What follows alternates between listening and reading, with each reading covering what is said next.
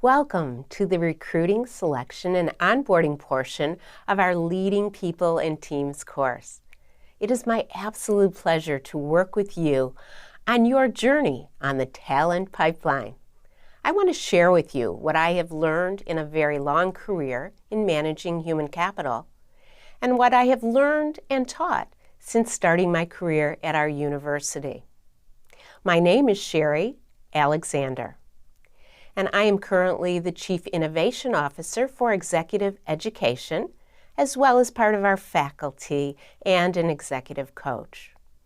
It is my hope for you that you will begin to understand what it takes to create, to build, and to foster a cadre of talented people to work on your team, or perhaps a region in your company, in your department, or in the company itself.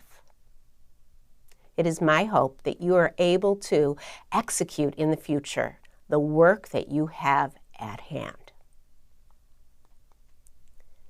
Now, I have a question for you. Of course I do. I'm a teacher. What keeps CEOs up at night? According to the Corporate Leadership Council, a survey that they have worked on and repeated over the last few years, they were able to probe deeply into the minds of an elite group of CEOs and find out what keeps them up, truly keeps them up at night. Now, I would guess that you are all guessing correctly because you know the course is about people. So you're guessing, well, it must be about the people.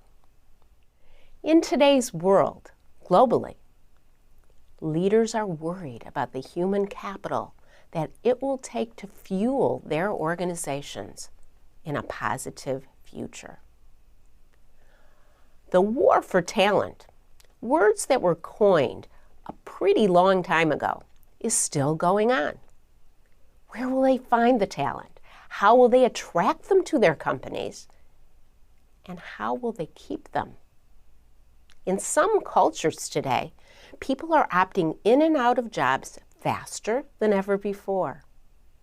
How will they grow talent to lead their companies? We hope to inspire you with a few very important concepts that can be applied to your teams, your departments, your regions, for your entire companies. Now, this is what I call the talent pipeline.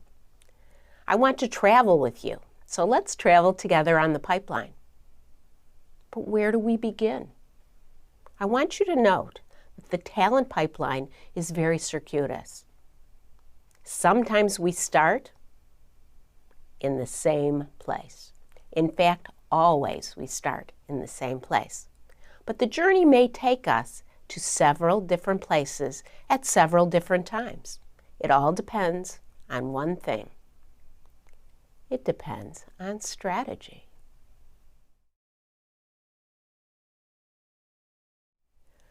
Where do we start on the talent pipeline? What I said was we start at strategy. We always start at strategy, but it may take us in many different places.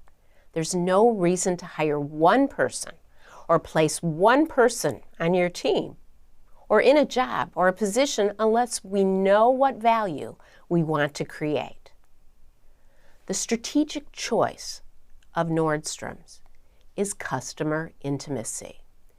They have determined that the role, the niche, the way that they will make money in the world is to retain their customers through customer intimacy. They want to get so close to their customers that the customers only will shop at Nordstrom's. Now, I heard about Nordstrom's in the 1980s. I was sitting outside the office of my boss, and he was the president of a portion of the company that I worked for. It was a division of about 35,000 people, and I was his HR leader at that time. But he was never late for a meeting, and there I sat, 10 minutes past the time that we were supposed to have started. Now, I looked at his secretary and I said, "Joanne, where's Don?" And she looked at me and she said, "Well, he's with his Nordstrom's lady."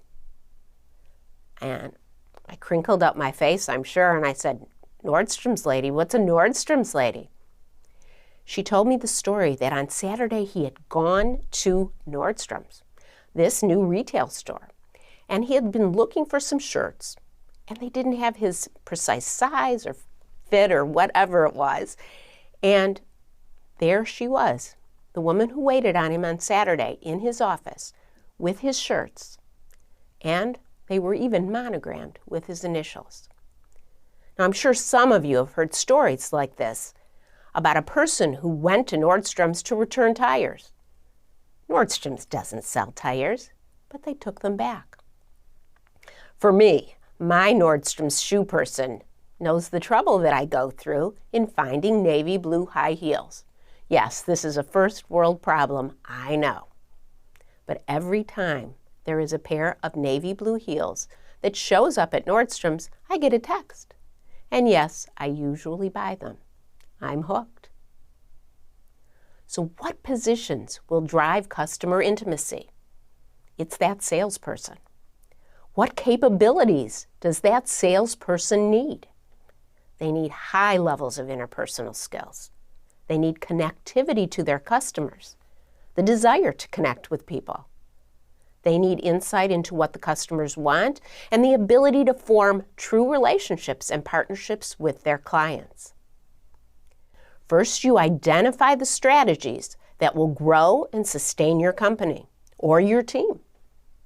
Then, it's critically important that you identify the positions that will create value in the company.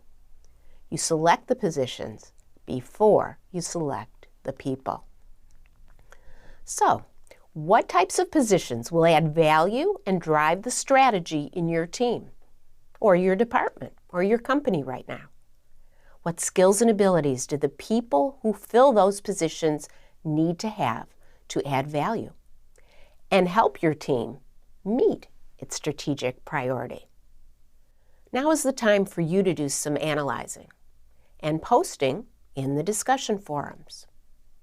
If I were to do this assignment, if I were to answer these questions, I would be thinking about a team that I led quite a long time ago.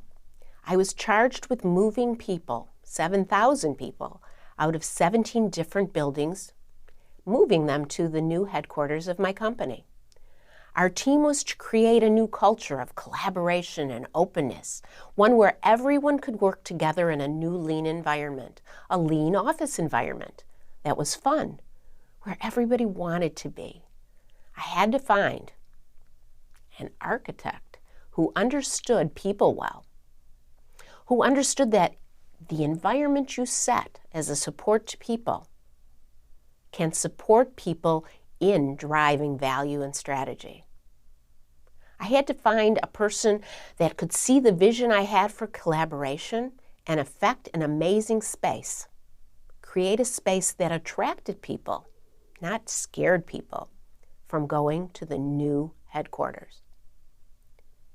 I really look forward to seeing what your posts look like, what strategies you are working on, what kinds of positions that will drive your strategy forward, as well as what capabilities your team members need to have to fill those positions.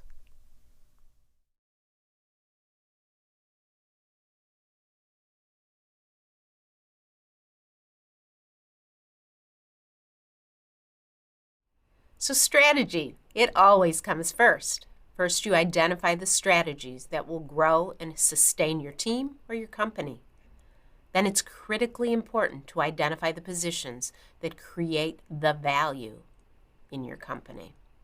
So selecting positions always before you select the people. Now, once you have your strategy nailed down, you have a plan for your process. HR planning is a complex process that starts with strategy, of course. It informs the people strategy that you now have to design. It informs the functions that you will need and the kind of positions that you will identify so that you can begin the attraction phase and get the people in the right places at the right time to affect your strategy. We could spend an entire course on this section of the pipeline, but suffice it to say, excellent HR resources are skilled at detailing the positions that will move your strategy forward. If you're leading a team, you now know what kind of person you need. As I mentioned in our last segment, I had to find designers of office environments for my new headquarters building. So on my team, I needed to have that architect or an interior designer who understood that the environment had to support a new culture for the new headquarters.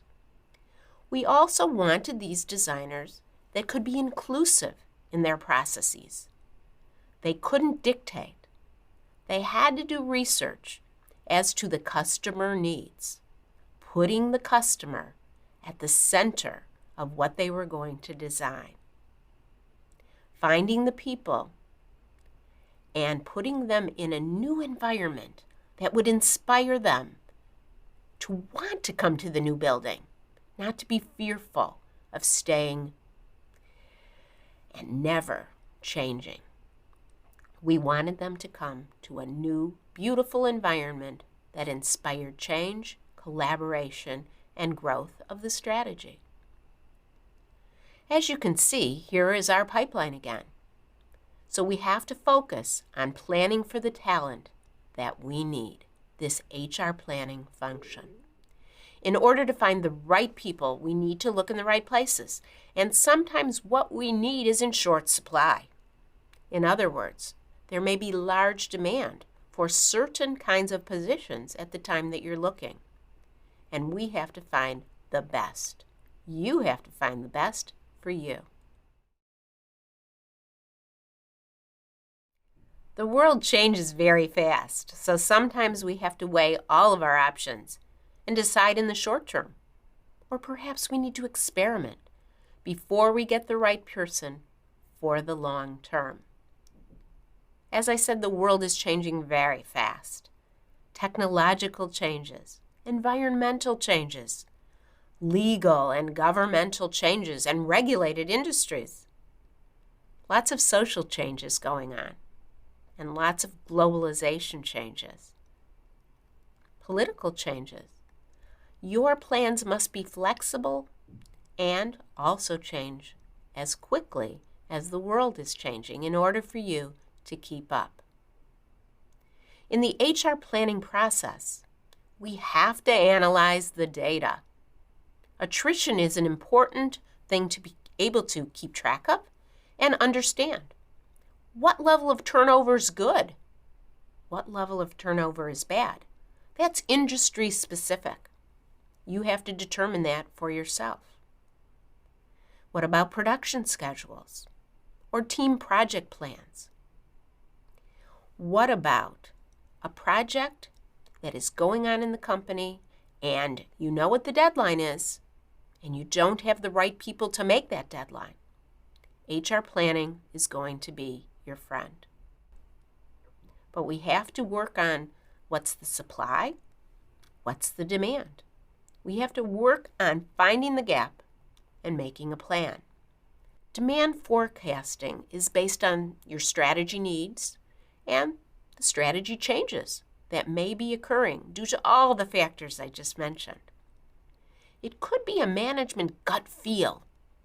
Sometimes people feel that something's going on in the industry, that they need to work very fast to get in front of the curve. It's kind of like using a sixth sense to determine what you need and when you need it. Some people are better at that than others. Technological changes may be the inspiration that inspire you to add talent, to manage new technology, and to integrate it into your execution of your strategy. Supply forecasting is understanding your internal supply as well as your external supply. Your internal supply is what's really known to you if you use analytical tools. Or if you are able to talk to your team members regularly, which is critically important. And I totally recommend this. Professor Kim Cameron, one of the fathers of positive leadership on our faculty, suggests that as leaders of teams, departments, leaders of corporations, all leaders, and we're all leaders, we must spend at least an hour a month talking to our team members about what it is that they want to talk about it. He calls this the PMI, the Personal Management Interview. It works. You get to know your people very well, and you get to know what they want, what their dreams are. And maybe you find out that the talent you need may be right in front of your face. Never let your internal supply go unknown. External, experienced people may be needed, of course. External people who are not experienced, perhaps, but have the talent or the education. Maybe they have the skills. But maybe it's most appropriate that you get somebody in and mold them, that you inculcate them with the culture and the values of your team or your company. Again, filling the gap is matching supply to demand. How many of these types do you need to affect your plan? So in my example of the interior designer needed to put on my team, I determined that I needed one great one, just one, that had experience in utilizing place, the environment around people to support a culture change. They needed to have some experience with this, or at least have been trained in psychology a bit, and have a passion for their art that would link with cultural change initiatives. Well, here's the square peg in the round hole. We don't want that, do we? I couldn't just hire an interior designer because that's what it said on their resume. I have to probe deeper for passion, for understanding of the environment and its connection to people and the people strategies. Very special requirements, indeed, in this case. Once you have identified the position, you have to articulate the skills, the knowledge, the capabilities that this person must have to add the kind of value that you will need in your team. There also may be other factors that need to be assessed and considered when filling a job. Once I was interviewing for leaders to go to China to build the first plant in China for my company. I knew what kind of talent I had to have. I knew the skills and the abilities. But moving to China with a family had other requirements. Such requirements were that they were able to move and able to move his or her family. But wait, what about dual career issues? What about special schools? Was there a school for a child with special needs? If not, a family with a child that had special needs couldn't go. There are many ancillary but critically important factors that must be assessed for certain positions. What about language skills? The example I talked about happened in the 90s, when English was hardly spoken in the area where the family would need to live, to shop, and to thrive. What about the job on an oil rig? Can you be away from your family for that long a time? You can't bring a spouse to an oil rig. HR planning is a very important part of the talent pipeline. And now with the technology of today, human capital management systems can help you. You have a great support in the data to help you find and place the right talent in the right place at the right time. For many years, I have referred to where we get our talent as the talent supply chain. And recently, while meeting with a leader in Kelly Services, she confirmed the word talent supply chain also. It's nice to find congruence in thinking in whatever you're doing. We need to be creative about finding talent, our talent supply solution. For instance, these two sisters worked on a family farm. This was a long, long time ago, before even I was born. But during World War II, when this picture was taken in 1942, They were also working in a factory. They shared a job. In addition to working on the farm, they worked in the factory together. Catalyzed by a big change in the world, and in this case, a world war, Evelyn and Lillian shared a job. The talent and skills needed for this job were hidden before this time, but they came to life. I tell you this because I want you to know that resources are all around you. Be creative and find those that may be able to grow and develop inside your company. The person you need may already work inside your company, and they want to try something new. They may have a passion for what you're trying to do, for the strategy you're trying to affect on your team. You'll only know this if you ask, or if you have a sophisticated human capital management system that details the skills and abilities that exist in your company already. Years ago, we had a rudimentary system of HR records in my company. I'm going all the way back to the 70s because when I hired in, I was asked what languages did I speak. Now, I never thought it would ever get used, but I told them. The company was able to search the files and find at a certain point in my life and in the company's life, they were looking for a person at a specific level who spoke French. Now, I happened to be at that time, in that rudimentary human capital management system, the only person who had the right level, the right skills, and who spoke French. After talking with me, they were lucky to find out that I was mobile and ready to move my French-speaking child to France. Also, they found out that my husband was adventurous and supportive with my career and that he was portable. Today's systems can keep track of a multitude of data and facts that support HR planning. Can your positions be filled with a temp, a consultant, a part-timer? Could people be sharing the position that you have? Since things are changing so fast, do we want to hire somebody full-time today with today's skills?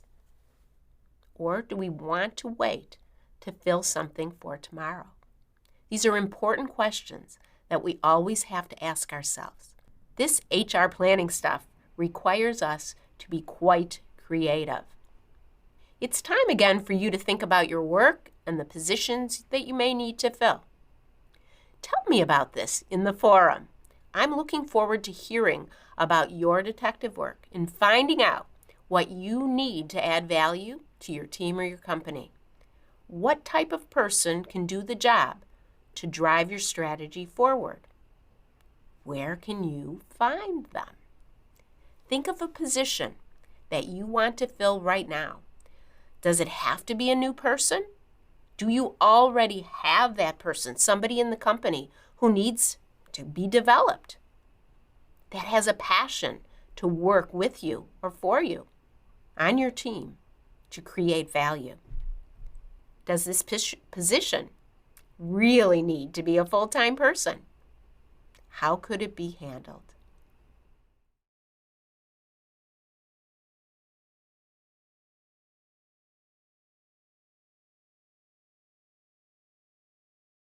Now we're going to talk about recruitment and your recruitment brand.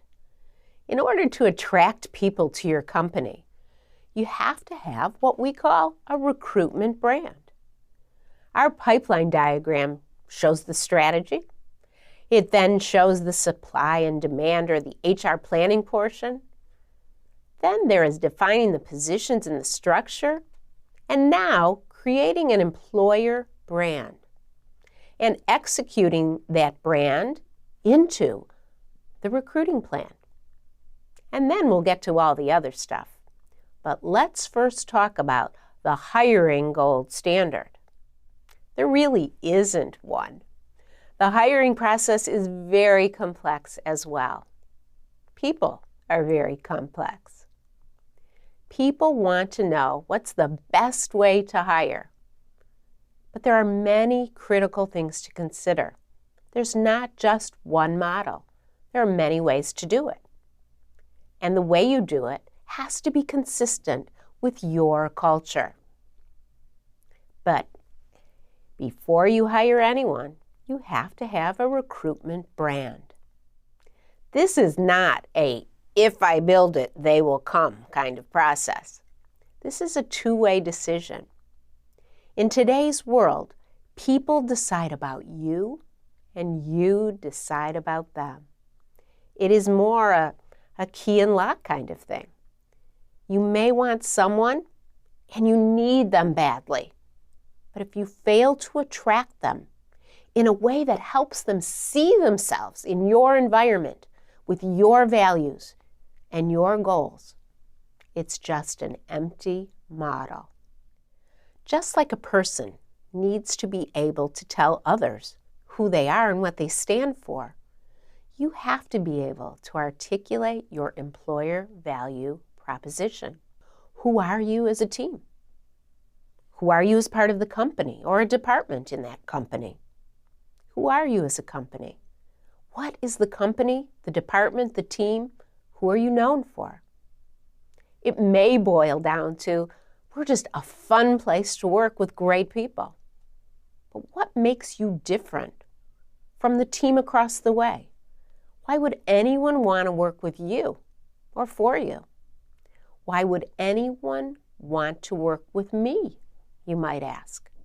And I would answer that my brand is one of coaching and helping people live their dreams. I'm at my best when I'm teaching. Just last week, I got an email from one of my students. She was in a panic about a job that she's going to be starting just next week, in fact. I gave her some options, and she took one of them. The option that she chose was to reach out to the recruiter who had recruited her and ask some clarifying questions. The recruiter wrote back immediately. That recruiter really knew their company and knew the answer to this young woman's question. My student wrote back to say that it all worked out. She felt better. She even said that her mother had suggested that it was appropriate that she reach out to me because my student knew my brand and she had talked to her mom about it.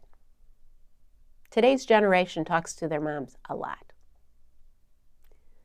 But my brand had been known to the student, and my brand was important because I played a role in the lives of others as a coach. Now that made my week. Little things like this make our lives well lived. Know what you want to bring to the world. Know your brand. And give the world your best. It will surprise you in many ways. But this also goes for your company. If you are going to attract people to your team, your department, your company, you have to be able to articulate what you bring to the world. Companies have brands, you know that. And you can see some of the brand logos on this slide. There's the Creation brand, GE. It's known as a CEO maker. There's Google. It has an environmental brand. It's a cool place to work. And then UNICEF. It makes the world a better place, what I call the legacy brand. And then Coach K at Duke. He has a leadership brand. He is a person who attracts great players to his basketball team. And he cares about them as if he were their father. Apple has an innovation brand. Walmart, it has a price brand. And Tiffany's, a prestige brand. My university also has a brand, and it's depicted here in our leadership brand statement. It highlights many things. It highlights our values. Its values are consistent with my values. Thus, I can work there because my values link to the values of my university. The heart of this model is making a positive difference in the world. I can buy into that. I can buy into all of it and relate to it. But what about you? Can others relate to your team? or to your company? If you're recruiting someone for a position, are you exemplifying the brand that they will select to be a part of if you select them? What about your recruiters? Do they support the brand image that you want to have? I recently was teaching a case study in an executive education class, and it was about Quicken Loans, the #1 mortgage lender in the U.S. for quality, as rated by J.D. Powers and Associates. Now, this woman in my class spoke up immediately to tell everyone in the class about her recent experience with Quicken Loans. And as many of you might know, it's the customers who really sell this company to others. They don't really need marketing and sales very much because this customer went on and on about the quality of service that she had received. Her Quicken Loans mortgage seller even showed up on the day that she moved into her new house, and she showed up with flowers. What does this tell you about the brand? So tell me about you. What is the company or department or team brand? I'd like you to describe it in a paragraph of about 50 words or less. Pretend you are the recruiter. Are you ready to attract talent to your company, your department, or your team? Prepare this document about why you are able to recruit for your company, or why not, using the brand that you wrote about. In preparation for our next lesson, what are the characteristics of a great recruiter? We heard some of them in the video we saw on Quicken Loans. I can't wait to see what you have come up with. Be creative. Use expressive and emotional words. Paint a picture in my mind of who you are as a team or a company. Attract me. Bring me in. Tell me why I'd like to be part of it.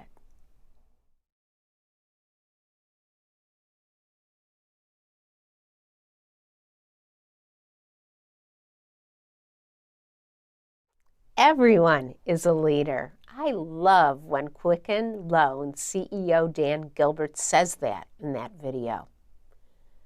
You know, psychological academic research tells us that first impressions matter. Judgments happen between 8 and 17 seconds of seeing me. What have you discovered? Others, like the popular author Malcolm Gladwell, wrote a whole book about it. Of course, we can change those first impressions, but those first impressions really matter. Great recruiting plans require us to articulate what the position will be, what it will need to create.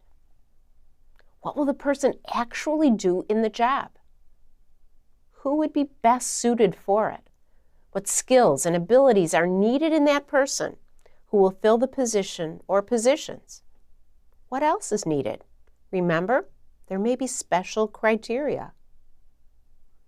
Are you or the recruiters able to first make a great first impression, draw the people into you, and then are you and the recruiters able to detail the position clearly enough to describe what a day in the life of this person would be if they came with you?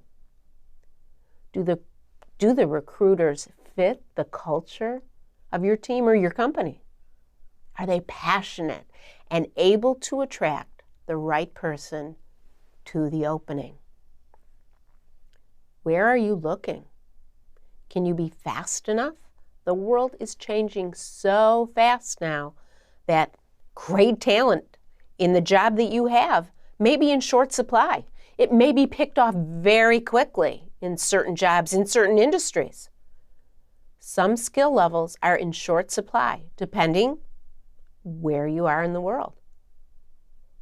And do you know who's going to make the decision? Is it you that's going to be the ultimate decision maker in whether or not the candidate is going to get the job. You have to be very, very clear about who that decision maker is. You know, a recent article that I read really caught my attention. Uber recently released its Uber Drive. Now, the company released a game in which players get to experience a day in the life of an Uber driver. What they do, picking up, dropping off these virtual customers on the road of a faithfully recreated digital version of San Francisco. Originally, they conceived this as a means of helping drivers become better acquainted with the cities that they were operating in. Now, that's a worthy example of using HR gamification. But the company can also use the game now to recruit new employees. In fact, it plans to send a message to the highest scoring players of their game, asking them if they would like to join the ranks of its drivers. Having more candidates is always better than less. Insiders and outsiders may be needed for the positions that are open, but you need a diverse source of candidates. And I recommend only put people who appear to meet the criteria for the job in that first talent pool. Now, unfortunately, we are predisposed to pick people who are most like us, but that's poor strategy. The large pool of fish that are seemingly the same are apt to think the same, to act the same, and only to react and work in what we call groupthink. They may all swim in the same direction. It may be the wrong direction. And you know what can happen if they swim right into the mouth of a waiting predator. We live in a diverse and changing world. We need to have robust pools of diverse candidates, those that can create a new and different future space, something wonderful that we can create in our company and in our world. Internal company teams, departments, or people, or external. How do you recruit? There are many ways.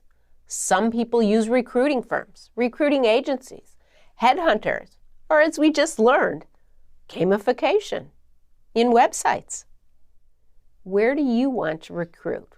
There are many, many sources of candidates. You have to decide where to look. Do you want to attract people to your website? Or do you want to use external job sites, university and colleges?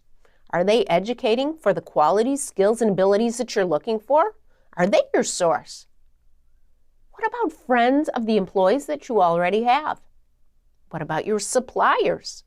They may have people who are already familiar with your company and its work. Perhaps a supplier to you is taking down some of the numbers of people in their company. They could be a really good source of people to bring to your company. Do you need to bring somebody back who retired from the company? Or somebody maybe that used to be on your team that you need back for a short period to train somebody else?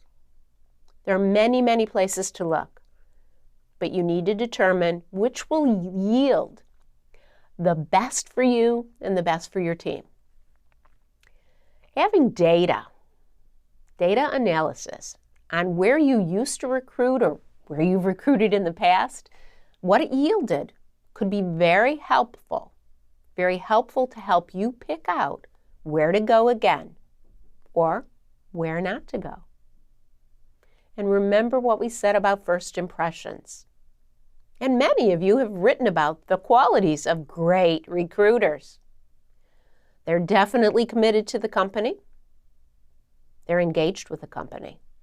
And engagement means they really live the brand and are extra productive because they're committed. They know the company. They know the company well, and they're able to sell the company They're able to use storytelling skills, what I call passion with a purpose. They're able to know the history of the company, and they fit the company. The candidate has an affinity with them as they begin to passionately talk about the brand that they're recruiting for. What I'd like you to do is create a 2-minute video utilizing the brand of your team or your department or your company. Create a 2-minute video and upload it. Now refer to the instruction page that is provided to you regarding uploading videos. Think of yourself. You are the recruiter for this person into your team or your company, using what you know about great recruiting processes and great recruiter qualities, and what you have articulated about your brand. Convince us. Why should we join you?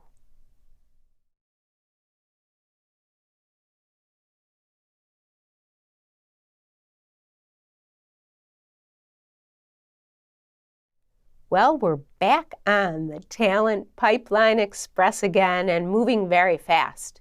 We're now able to begin selection of the talent that we need.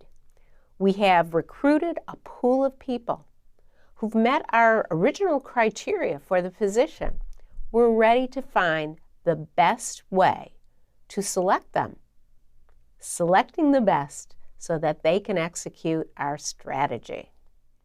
Now, these puppies may all look quite similar, but your role is to discover which sets them apart. What will determine which one is capable of adding the value that you need to your team? The one that's third from the left. This puppy may be the most skilled and most collaborative, and thus may be the best for you. But we must look deeply to be able to select the best.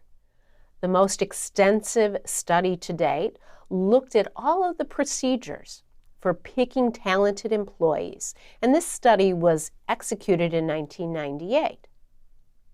It looked at many, many different methods, but it found, through all of the work that is being done in this area, ability tests and IQ tests predict high performance for the future.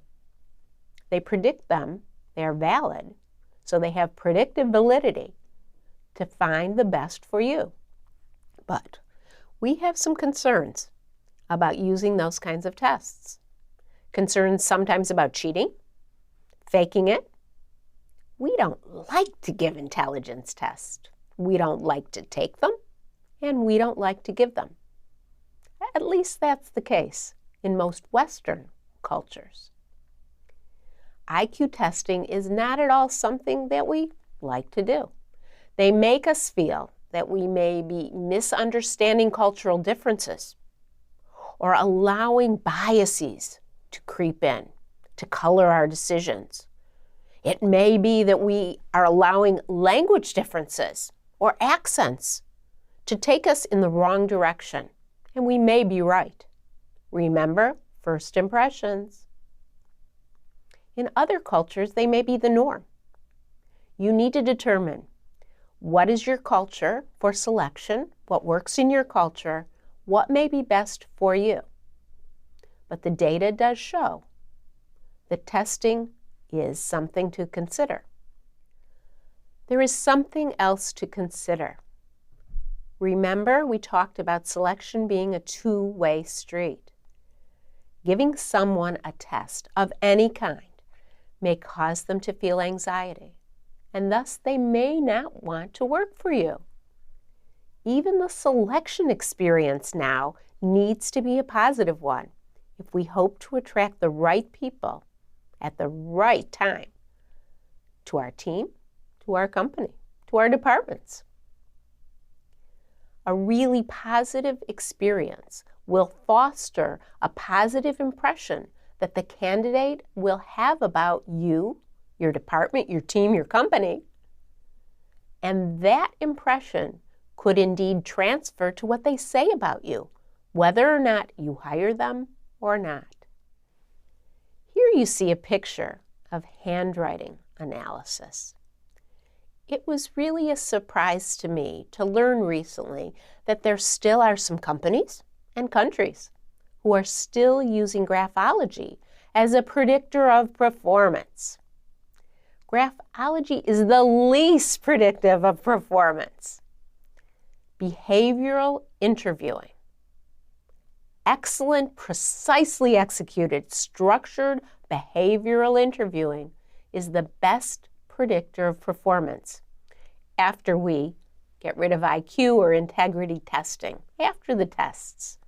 The next best thing is creating a structured behavioral interview. It is unfortunate that most leaders, and I'm calling all of us leaders here, most leaders don't interview very well at all. We talk too much. Sorry about that, but it's true. Once people get to the interview stage, they should know quite a bit about you, your company, or your team or department. You need to present a little, of course, to introduce yourself. But I mean just a little. If they don't know you by now, if they don't know your company and what it stands for by this time in an interview process, they probably shouldn't be considered. Interviewers need to follow my basic rule: 2 ears and 1 mouth. That is what we always should remember in the interview process. Use them proportionately. Again, 2 ears, 1 mouth. Even better, a rule of thumb is only 10 minutes out of each hour of an interview should be used by the interview to talk. 10 minutes out of an hour only.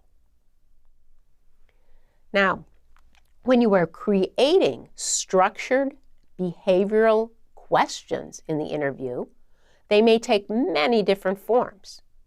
So if the role calls upon being a team player, that you really want somebody who's a collaborative team player, you should ask in the interview, give me an example of what has worked for you, what has worked well when you have operated in a team. What hasn't worked?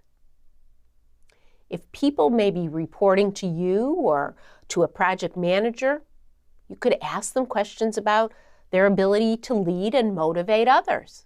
What do they do to motivate their teams? Have them give you an example of when they were able to take somebody who was not engaged at all and turn them into a productive and engaged employee. You are asking them to tell you stories, to be able to recall a time when they were able to do X, whatever X will be in your context. Some roles require a lot of interaction with clients or prospective customers.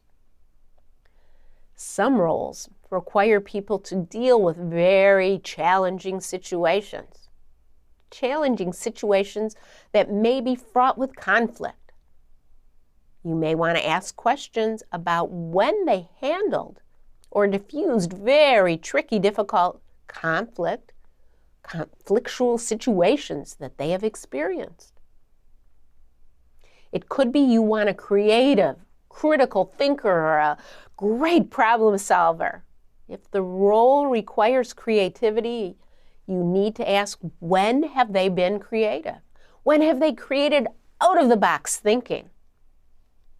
And always be looking for learning. Did they learn something about handling these difficult situations? Did they learn something that they've used subsequent to that, or that they will use in the future? More and more recruiters and hiring managers are asking failure questions, whether you like it or not. If you're being interviewed, you should be prepared to have a good answer to a question like, when have you failed? And when you're asking a question of somebody of when did they fail, you could ask, tell me about what you did to recover after failure? That's a very telling answer. Now this looks like a pretty good interview, maybe. Maybe it's just speed dating, I don't know. Why do you think I would say that this is not good at all? What do you think? For me, that picture was a picture of one person being interviewed by one person. Here's another picture, one that I think is much better. This is a picture of one person being interviewed by two people, and then the same person being interviewed by two different people. One-on-one is not good enough to get the right candidate. That is, if you do excellent behavioral interviewing, which is what I'm suggesting to you. This is a picture of the candidate, the woman at the top of the picture, being interviewed by two different teams. The two teams have met ahead of time, so they have assured that they've divided up those behavioral questions. They've decided who will ask who what, and they've created situations that the candidate can relate to and provide answers that show how they have handled things in the past or how they would approach things in the future. You might be looking, and I hope you will be looking, for their learning agility, which is a critical quality of talented people. People who are learning agile are able to do things they've never done before because they can integrate things that they have experienced, using them in a new way, using them to execute the task at hand. We'll discuss that more in a later segment, but it's an important thing that you want to look for as an interviewer. Now, after the interview teams have completed their interviews, the four of them will come together and they will discuss what they have seen and what they think, what they've heard, and what they think this candidate can do in the future. The best and most skilled at behavioral interviewing, this very structured behavioral interviewing, will use rating scales. They will create scales before they even start the process. And then they will connect the scales to the qualities, they will rate the candidates, then they will discuss their ratings clearly with each other and make decisions from the system that they have created. Now, some matches, some selections seem to be made in heaven. As the story goes, in a job interview that Steve Jobs did with John Sculley, and you'll note this is quite a while ago, he asked this very, very intimate question. Do you want to be known for selling sugar water, or do you want to change the world? Now, Sculley answered the question. He went on to say he wanted to change the world. And the question went on and on. How could they change the world together? But sometimes matches made in heaven have earthly concerns. Is the job in line with the candidate's expectations? Is it in line with the compensation that they expect? Is the compensation similar to similar jobs in your industry or your location? Does the candidate feel that you're honest and upfront with them? Do you feel they are? And as I look at this picture, I remember Sculley got rid of Jobs a little bit later. In the new world of technology, interviewing may be, more likely than not, be online. It is critical that the technology is robust and that you can actually see the person. We now know from a study that FutureStep did, Korn Ferry, it's one of their companies, and they took this poll and learned that, 3/4 of companies are using video platforms to interview. That's quite a lot. That video interview experience could be one of the most important factors in whether or not the person comes with you and or you choose them. I've mentioned this a couple of times before. You are just as much being selected as the candidate is. It's a two-way street. So, my rule of thumb here is communicate, communicate, communicate.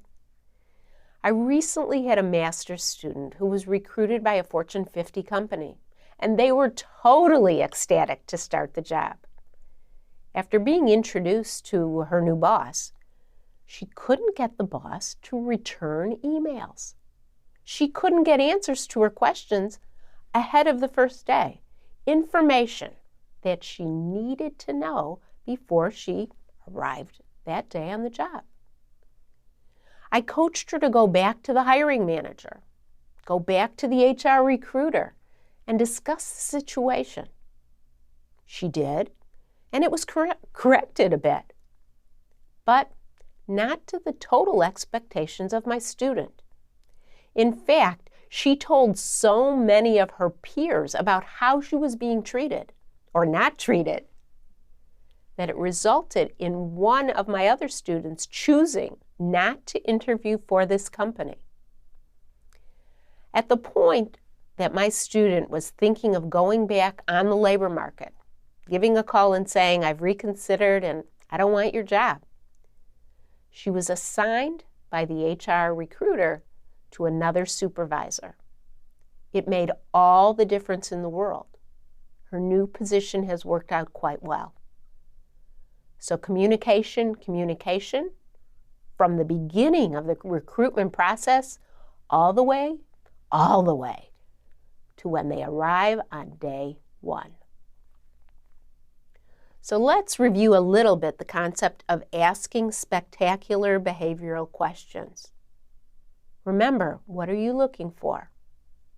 You're looking for the candidates, their ability to recall and create a story that will create for you in your mind how they've actually handled the situation. You have to remember to design the questions in line with the work that you want them to execute. Look for the stories that illustrate their ability to do things, their learning agility, their ability to do things they've never done before. Look for their aspiration. What do they want to do? How are they making meaning in their lives? And look for examples of how they have been engaged in work. What's their engagement in jobs that they've had before?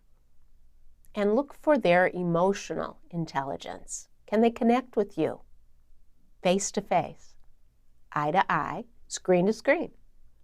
Look for stories of success and failure and what they have learned from their experiences. What I'd like you to do is create a list of 5 very structured behavioral questions. Create a list of these questions that could be used for a job interview, for your team, or for the company, for selecting a person for an important position that will create value in your team or your company.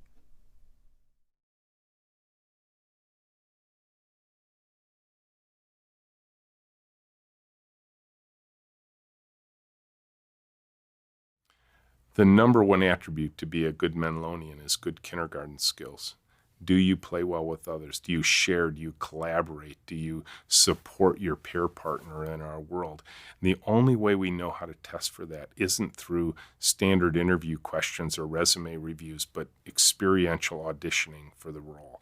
So when they come in and they interview, they're actually paired with another candidate. We give them one piece of paper, one pencil, and one task to work on together for 20 minutes while a Menlonian observes the pair working together. And we give them very explicit instructions. Your job is to get your pair partner a second interview. Your job is to support your pair partner. If they're struggling, help them out. If you have an answer, give it to them. Don't grab the pencil out of their hand. Share the tools with one another. Face each other. Smile. Show interest and engagement. Show some curiosity about the person you're paired with. We give these very explicit instructions during the interview. I remember one time my daughter asked me, she says, "Dad, Aren't you worried that people could fake collaboration and that sort of thing? My business partner, James, says if they can fake collaboration for 40 hours a week, that's awesome. But my daughter was stunned when she realized that we were actually trying to get people to succeed during the interview. I think a lot of interview processes are really trying to disqualify people. We're trying to give people a chance to win. And if you set clear goals and expectations, I think you have a chance that somebody might wake up and actually reinvent themselves right on the spot. And that's okay with us too.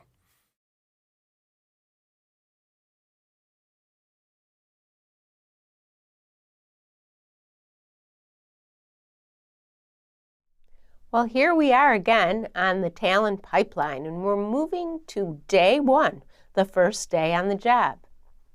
You have selected the best for your position now, and we want to assure that they get their right start, the right start even before day one.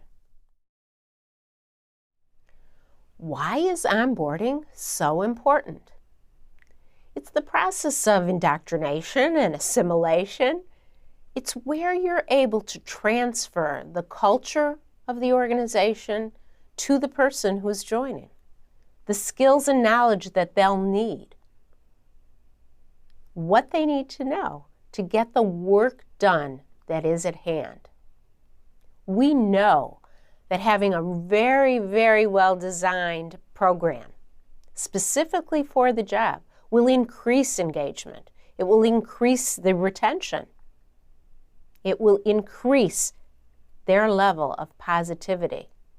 We don't want to return to that old school mentality of they're on board and they'll learn it, it's osmosis. We want to keep them there. We spent a lot of time and money getting them there. We want to engage them, and we want them to be productive on day one. The data is quite startling. It's almost shocking. The first day is critical. I still remember my job interview 40 years ago with my company. I'd interviewed with each of the big 3 automobile companies at that time, and I had 3 job offers. I only remember that 2 of them never showed me where I would be working or what I actually would be doing. I didn't know what the day in my life at work was going to look like. The one I went with, right after the face-to-face interview, handed me a hard hat and a pair of safety glasses and took me into their foundry. It was hot, it was dirty, it was dusty. It had molten iron pouring all around me. I think they were looking to see how I was going to react, just as much as I was looking to see what was work really going to be like.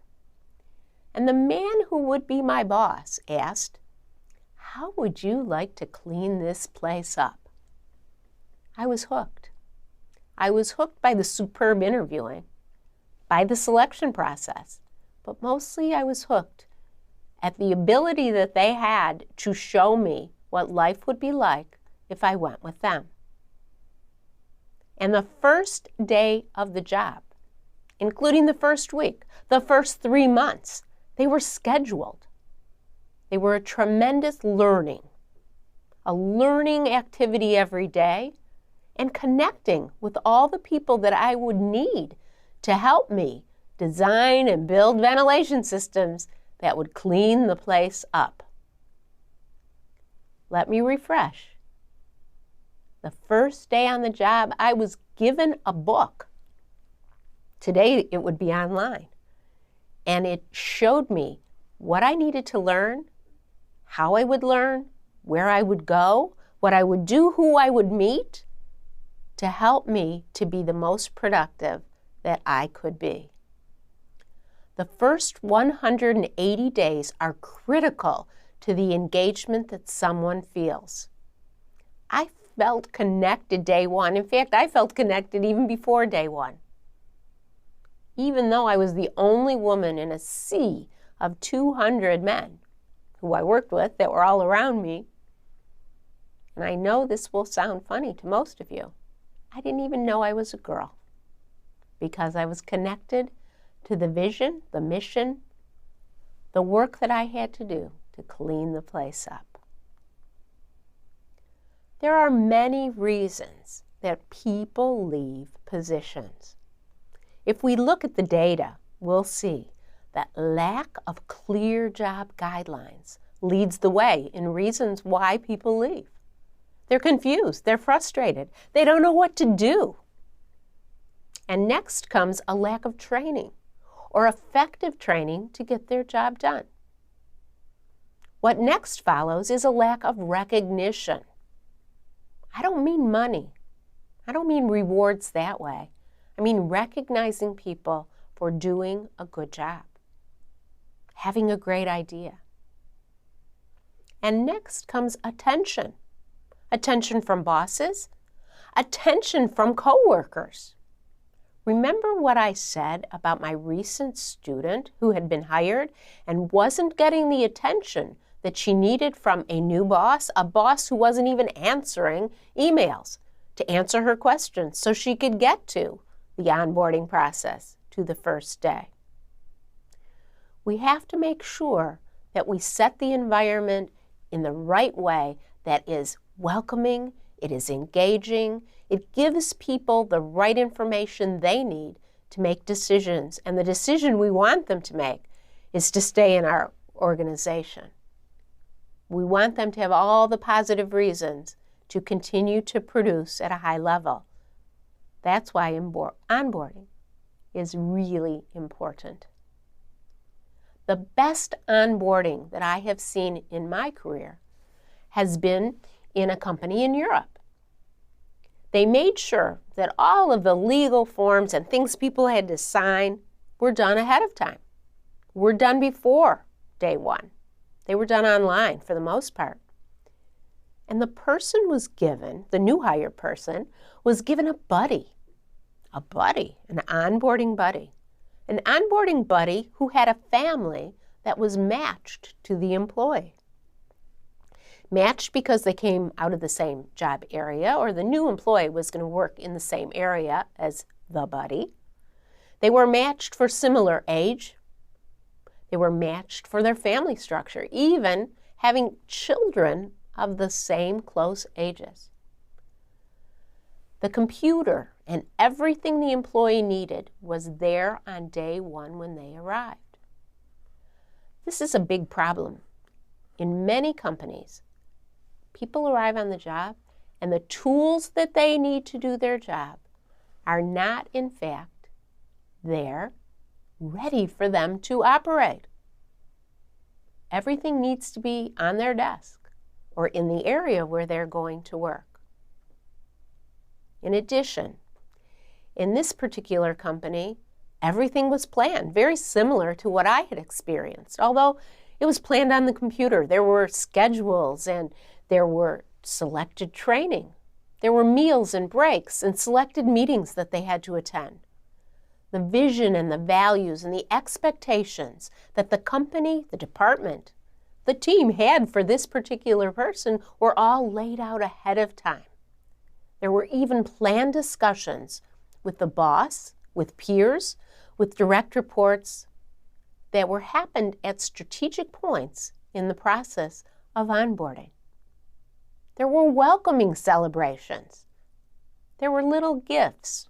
Every few days they got some new logo material, t-shirts, things that welcomed them in to be part of the team. And there was also reflection, tremendous reflection built into the planned onboarding. This is what I call full body onboarding. And it was very, very powerful. I would like you to tell us about how you were onboarded to your last position, your last job. What engaged you? Day 1, day 30, day 180? What frustrated you? What disappointed you? What training did you get? Create a story of that onboarding experience, maybe a paragraph or two. Put everything into it. What delighted you? What made you know you'd made the right choice? You were in the right place at the right time for you, or not. Create that story, write it down, then go back and reread it. How could you make that onboarding experience better in your team or your company? What actions could you take to improve what you lived through when you were last onboarded? Now, before I leave you, I want to recap a little bit about what we've learned in the recruiting, selection, and onboarding portions of the talent pipeline. Remember, strategy is always first. What result do you want to create? What will add value? What will move your company forward? Strategy, it's always first. And what are the positions that you'll need to have in your team or your company to move your strategy forward? What skills and abilities do the people who will fill those positions need to have? How are you going to get them there? How are you going to attract them to you? You have to determine your recruitment brand. And you have to plan the whole recruitment process to be able to create a robust pool of candidates. You have to know where to look to find the right candidates. You have to rely on the data, your HR planning data, as well as all of the different places that you can find or have found great employees in the past. And you have to create that structured behavioral interviewing plan. That will really inform how you select the most capable people likely to perform best for you in your culture. But don't forget, you got to start onboarding even before day one and onboard people using the best practices that we have talked about. Good luck. Keep on board the talent pipeline.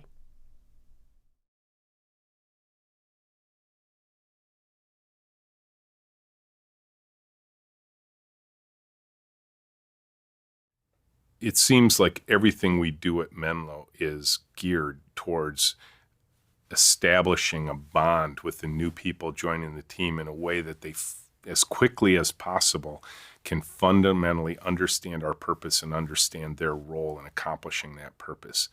And so it actually starts at their first touch point with Menlo, which is often one of those tours.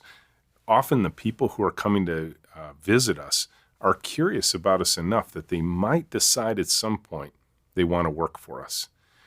One of my standard jokes at Menlo is that people regularly offer us their children. And what I mean by that is often the parents will be the ones that first come in. They see this space, they see this company, and they say, my kid would love to work at a place like this. And they tell their child to come visit us. Now, a lot of times the children are kind of skeptical. They're like, really, Mom and Dad, you found the place I want to work every day? But they come in, they see it, and it grabs them. So right at the first point of contact, long before we're actually recruiting them, long before we're pulling them through our weird interview process, we're communicating to them what our core values are in these tours. Now, if they decide to come in, the interview process drives the point home. Our entire interview process is experiential. It's all an audition. We start doing things in the manner by which we work. We work in pairs during the interview. We collaborate with other human beings. We communicate to the interviewee that your job is to get the person sitting next to you who's competing for the same position. Your job is to get them a second interview, to exercise good kindergarten skills, to share, to collaborate with another human being. While my team is watching you do this, they're deciding, is this the kind of person I want in here that I would pair with someday? And so by going through this kind of audition experience, people are figuring out right away, is this for me? Is this consistent with what I want in a workplace? The first day on the job is actually the second day of the interview process. The first day on the job is a one-day paid contract where they come in and work for us for pay for a single day in our space. So right away, we're immersing them in our culture. It's not the standard, what I call two people lying to each other type of interview. This is a serious audition where you get to come in and actually do work side by side with our team members. And again, in that moment, you're also learning our culture.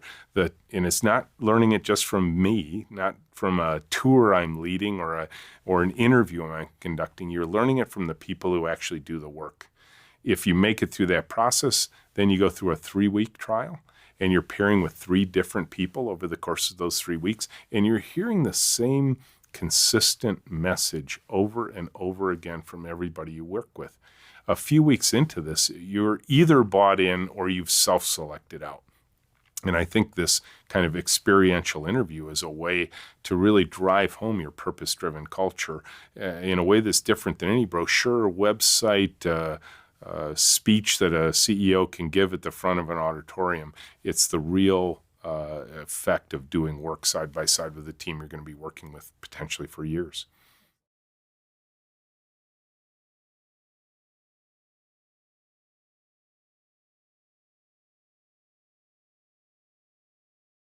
Hello, it's great to see you again. This week we're talking about managing performance, evaluation, and feedback.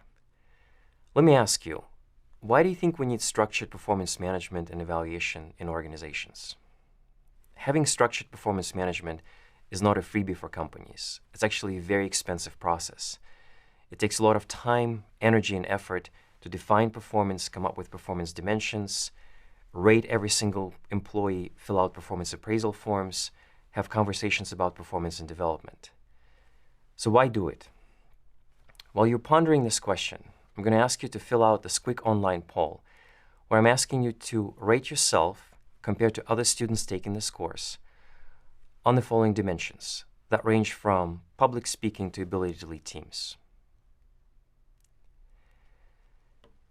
You can see your aggregate results, but here's what we know about our self-evaluations. First, we tend to have inflated perceptions of our skills and performance. We tend to be overly optimistic about how good we are.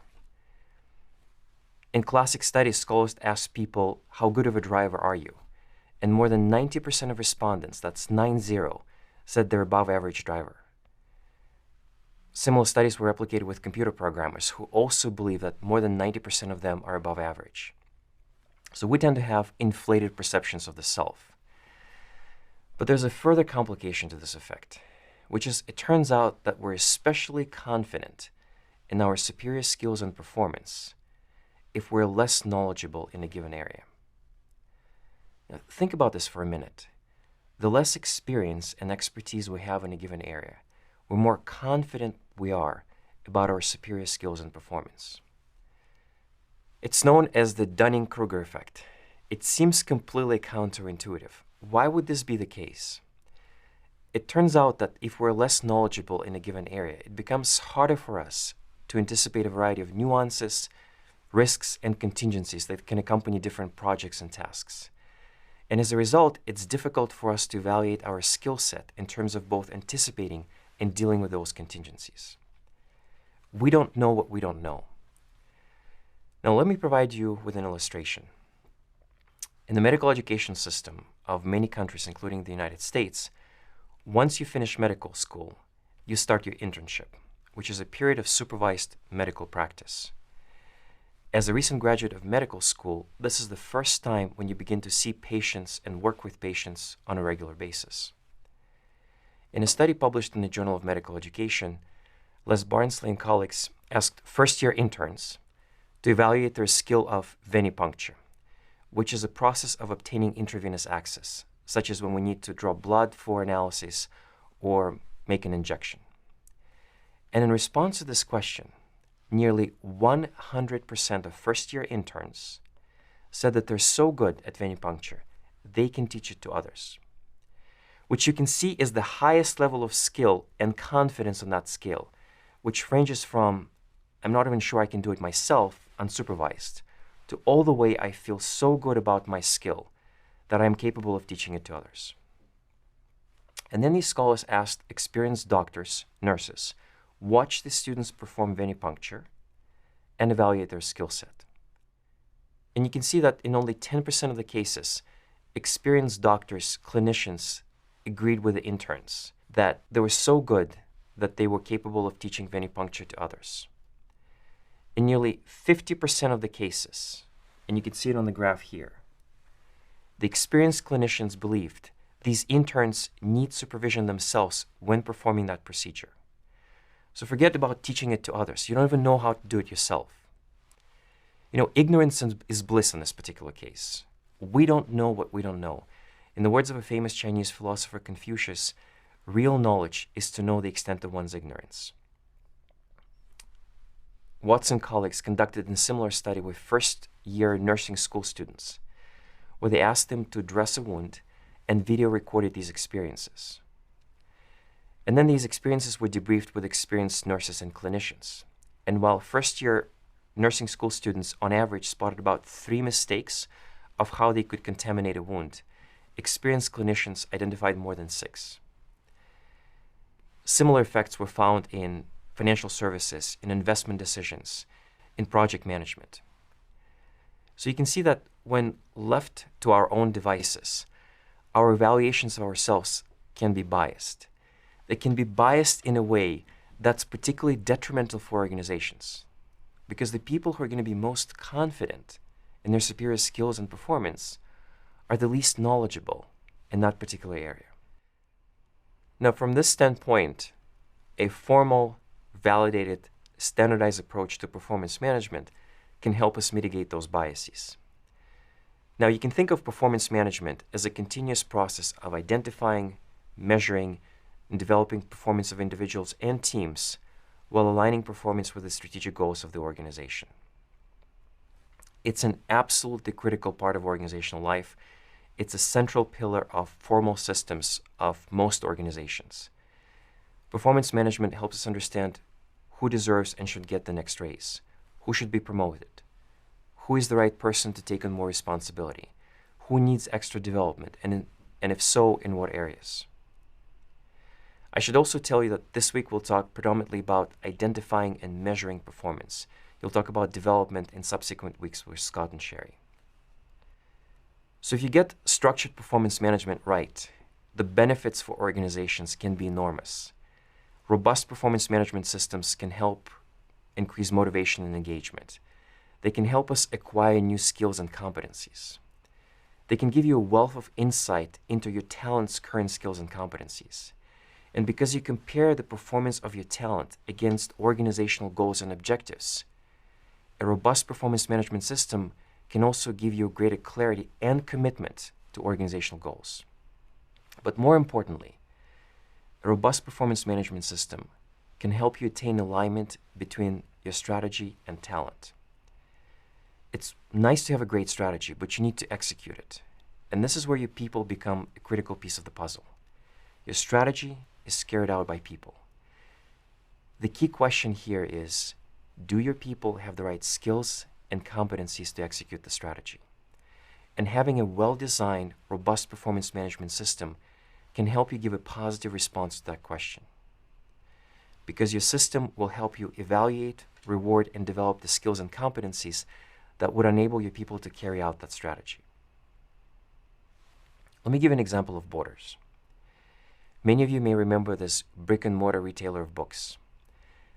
The company was headquartered in Ann Arbor, Michigan, right next to the University of Michigan. One of the Borders brothers went to the University of Michigan.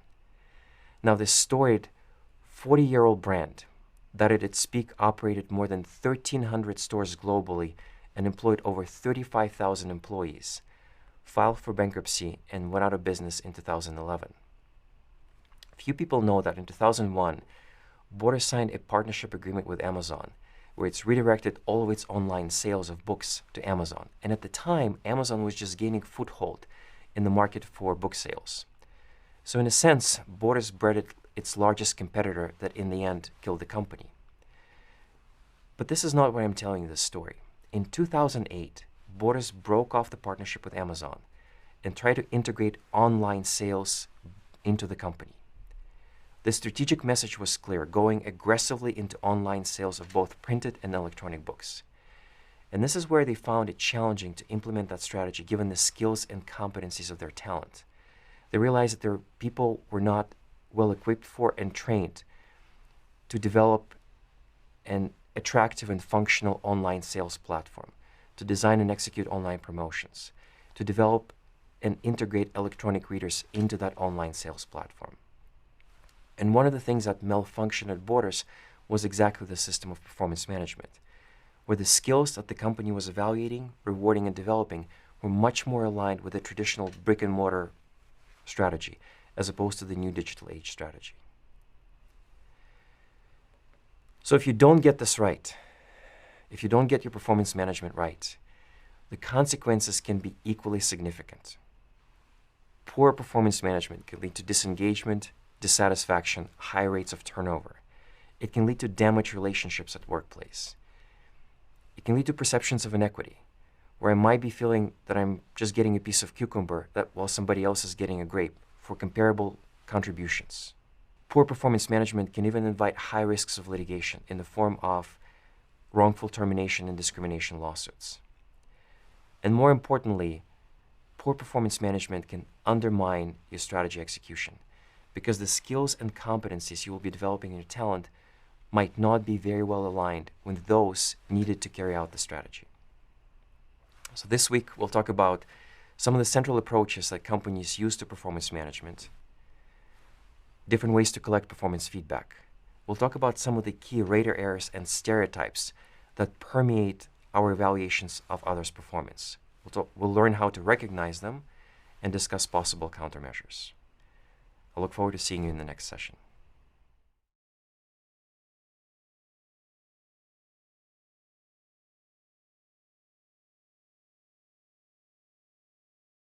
Recall that in Course 1, we talked about setting SMART goals and objectives. These goals and objectives have to be linked to the strategy and vision of the organization. That's an absolute first key step. It's very important. Then we need to measure people's performance and behaviors against those objectives. Now, some of these objectives will lend themselves to quantitative measurement. Others will not. For example, it might be easier for me to quantitatively evaluate your sales numbers or your cost-cutting numbers. But in addition to hitting those numbers, companies also care about you exhibiting certain behaviors, such as you hit those numbers in a way that supports and reinforces corporate culture, that you grow yourself as a leader and you develop others along the way. And ultimately, these dimensions of performance, competencies, and behaviors feed into your performance appraisal form.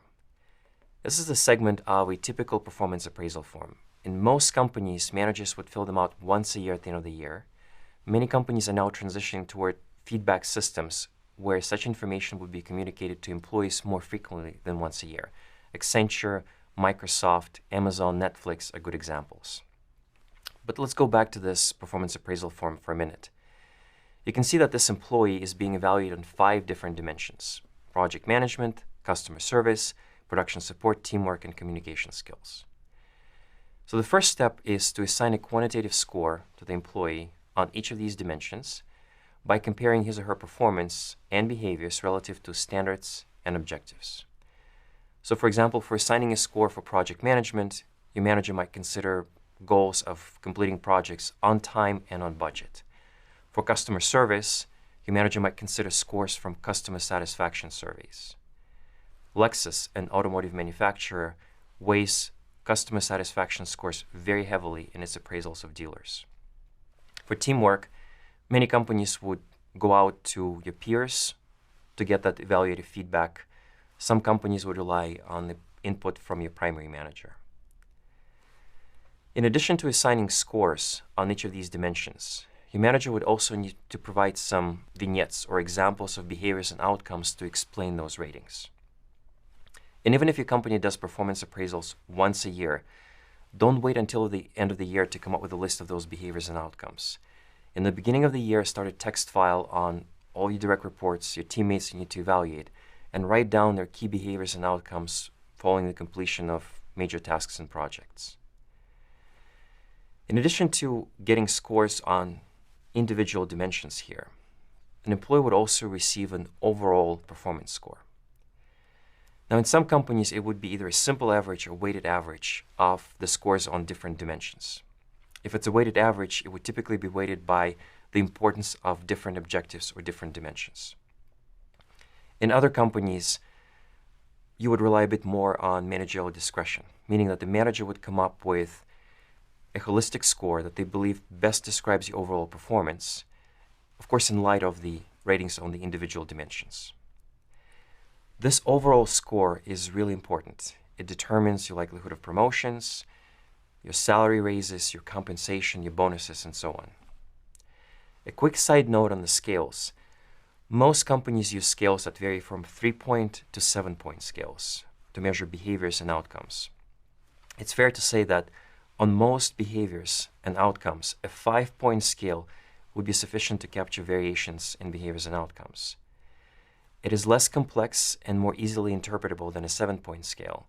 There's also research showing that 5-point scales can be more motivating than 3-point scales, because employees are more likely to believe that they can move up on a 5-point scale than on a 3-point scale. So at this point, I want us to pause and recognize that there are two fundamentally different approaches to assigning ratings to your employees. One is what we call an absolute rating system. What I mean by this is that when I evaluate a given employee, I don't compare that employee to other employees in the organization. I evaluate them independently. And the second approach is a comparative rating system, where I evaluate every employee by comparing him or her to their peers.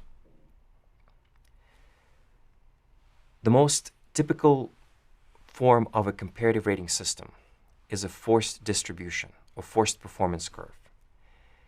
Recall that in school or college, you had some classes that were graded on a curve, where say no more than 15% of students could get an excellent score. A forced distribution approach is very much similar, where managers assign ratings to employees in accordance with pre-specified performance distribution percentages. So the classic example here is GE's forced distribution, which was used in the 80s and the 90s when Jack Welch ran the company. This curve required that no more than 20% of managers are assigned to exceeding expectations, the top bracket, 70% would be assigned to the middle bracket, meeting expectations, and 10% had to be assigned to the lowest bracket, not meeting expectations. Those would be employees that would be the first to leave the company if their performance does not improve. The top 20% would be in line for the biggest salary raises, the biggest bonuses. Jack Welch referred to it as the vitality curve, and he called it the kindest form of management, which is a very interesting statement when you think about this. Now, Jack Welch's logic was that very often we're fired from companies for inexplicable reasons. And this approach gives you a lot of useful information on your performance. It gives you an opportunity to change your behavior, and you get a head start on your job search if you don't improve.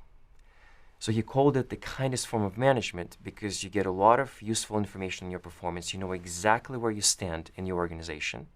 You know your prospects with the company, and you get a lot of that information well in advance of major decisions with respect to your career. You know, this approach to evaluating performance, forced distributions, was really popular in the 80s, 90s, and early 2000s when lots of companies rushed to emulate GE's approach.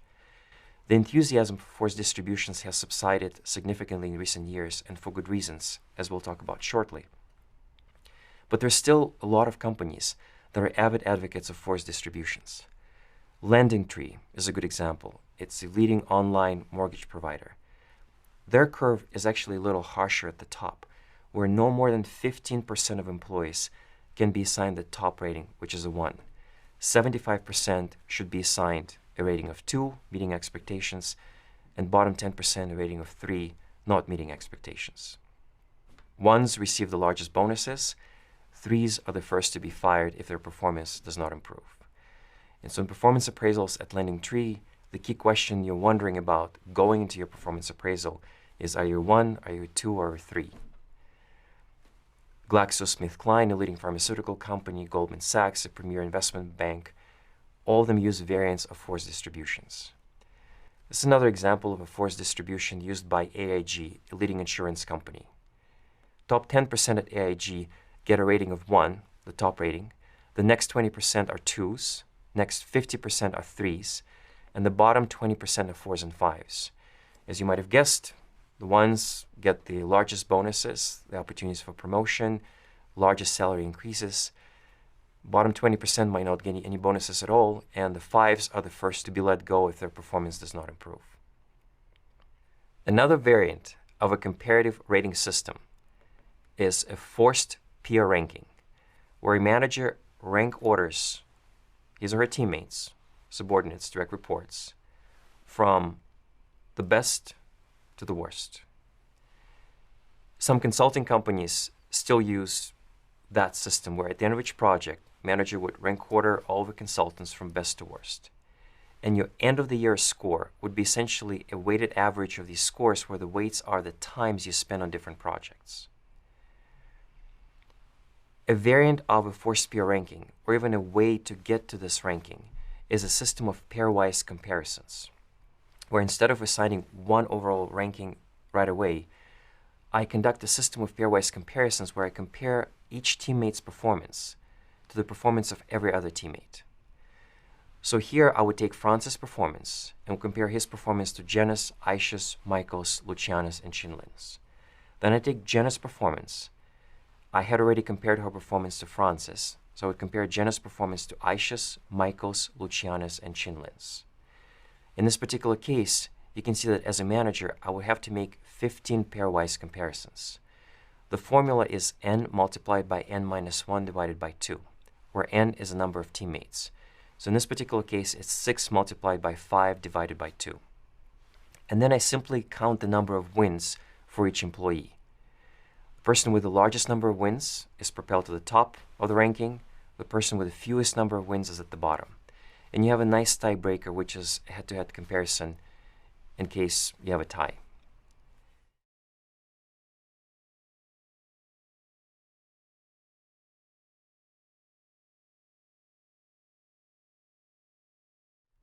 Evaluating someone's performance is a particular type of a cognitive process. And just like any cognitive process, it's often fraught with biases. And these biases often lead to rater errors. So I would like for us to discuss some of the most common, prevalent rater errors in performance evaluations, learn to recognize them, and talk about possible countermeasures. Have you ever thought of why so many of us are afraid of flying? If you tell me it's because it's dangerous, it's not a particularly defensible argument, because our odds of dying from falling or in a car accident are substantially higher. But even though plane crashes are rare events, they're so heavily broadcasted by the media that they're made very salient, very vivid in our memory. They're really stuck in our memory. And this helps us understand the availability error, where in making judgments, in making decisions, we tend to overemphasize information that is readily available, recently exposed, vivid, easily retrievable from memory. When applied to assigning performance ratings, what we tend to emphasize is most recent meetings, interactions, projects, and assignments. Or he really was a star in this last meeting with a customer. Or she really bombed that last presentation. We're particularly likely to fall prey to availability errors when we don't have a systematic record of employees' performance. So again, I know I've said that many times before, but open that text file on your teammates, on your direct reports you need to evaluate, and keep track of their performance throughout the entire year. You can also see that the change in performance appraisal systems at many companies nowadays, including Accenture, Microsoft, Netflix, where companies are striving for more continuous feedback, more frequent feedback than once a year, is driven in part by their desire to deal with the availability error. Leniency error is a situation when some raters have a tendency to inflate ratings. We want to be liked, and we're reluctant to deliver bad news. So I'm going to inflate everybody's ratings. I'm going to give everybody high scores because in this case, I'm happy. I don't have to deliver bad news. You're happy because you're receiving only good news. And we often have a very happy and a very dysfunctional team. Distributionally, you can see that in this case, ratings are skewed to the right. Another variant of a distributional error is the central tendency error, where we tend to rely on the middle range of the scale and avoid the extremes. we play it safe. As you can see that our scores cluster in the middle. One of the large companies I work with discovered that in their performance appraisals, 95% of their employees were rated between 2 and 4 on a 5-point scale. In one of the business units, out of 300 employees, only one person received a score of 5. There could be multiple reasons why managers are reluctant to give extreme scores. We might be reluctant to give really high scores because we might feel that that communicates implicit promises to the employee with respect to their future career progression. People can be reluctant to give really low scores because, again, that's delivering bad news. It also comes with extra paperwork, escalation of those cases, development plans, and so on. But you can see that both the central tendency error and leniency error are quite problematic because it makes comparisons among employees extremely difficult. And the consequence of that is that it creates perceptions of inequity where top performers don't feel adequately differentiated from low performers. By the way, you can also see that a lot of enthusiasm behind forced curves, forced peer rankings, stems from their ability to deal exactly with these two errors, central tendency and leniency. Attribution error. You may recall that we talked about this in course 1, where in evaluating others' performance, we tend to attribute employees' poor performance to his or her internal characteristics. You fail because you're lazy, incompetent, not skilled. So we underestimate the effect of situational constraints. And that creates at least two problems. One is that we can assign needlessly stringent ratings to employees. And secondly, our intervention efforts can fail because we're not addressing the root cause of the problem. We're not addressing the situational constraints. Lack of resources, support from your manager, support from your teammates. Sample size error, or what I like to call the faith in small samples. What I would like for us to recognize is that when we're trying to compare an employee with 3 years of experience at our company to somebody else with 3 months of experience at our company, these are not exactly comparable cases. Small sample sizes in terms of performance data can lead us to make mistakes on the side of the extremes. Larger sample sizes, in contrast, enable us to get closer to that true mean. So as an example, somebody may seem like a star based on their first 3 months on the job and just a few data points, but they might be more of an average employee when we look at their performance over the course of the entire year.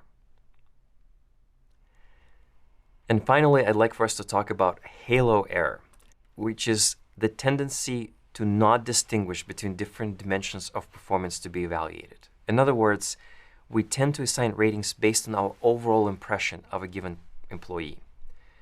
I'm giving you an example here that if an employee has a perfect attendance record, the rater might also give her high ratings for productivity and efficiency. Or if you're really good at your presentation skills and quick on your feet, I might also assume that you're good at developing others.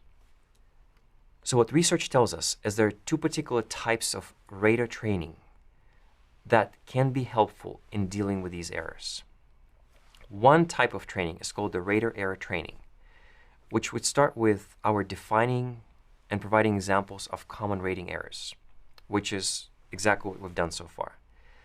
Then we would show video cases or discuss printed cases, vignettes, that are designed to elicit rating errors. They would be fictitious performance scenarios. You do brief examples of these common rating errors led by an experienced facilitator, and you go through the cycle multiple times, where the facilitator helps understand the differences between the trainee scores and the true scores for these fictitious vignettes. Another type of rater training is the frame of reference training. Process-wise, it is very similar to rater error training. We use written and videotape examples to practice performance evaluation repeatedly. But the goal of this training is to provide raters with an appropriate common evaluative standard for performance dimensions to be rated.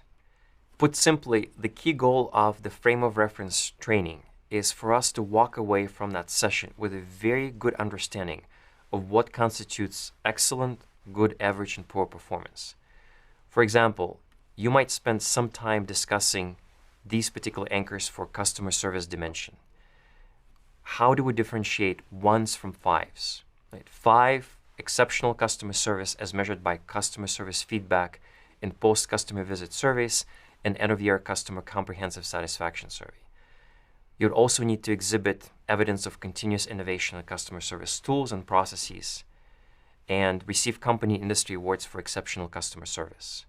Ones, on the other hand, substandard customer service feedback and post-customer visit surveys and end-of-the-year customer comprehensive satisfaction survey, lack of innovative activity. I'm giving you here as a reference tool of a step-by-step process of how to think about designing frame of reference training. This approach was provided by and designed by Herman Agenius. What I would like for you to see here is the results of a meta-analysis that evaluates the effects of rater training on rating accuracy. Now, meta-analysis, as you may know already, is a type of analysis that aggregates results from a number of empirical studies and reports the average aggregate effect. And you can see here that rater error training was found to be effective in reducing halo error, leniency error, and increasing rating accuracy. Frame of reference training increased overall rating accuracy and increased observational accuracy, or the accuracy with which we record behaviors and performance outcomes. So it may be tempting for us to rush to address some of these rater errors with really radical, very invasive procedures, such as installing a forced curve or a forced peer ranking. But before we go there, consider these much softer and less invasive interventions, which are much less costly and much less risky for organizations than those alternative measures.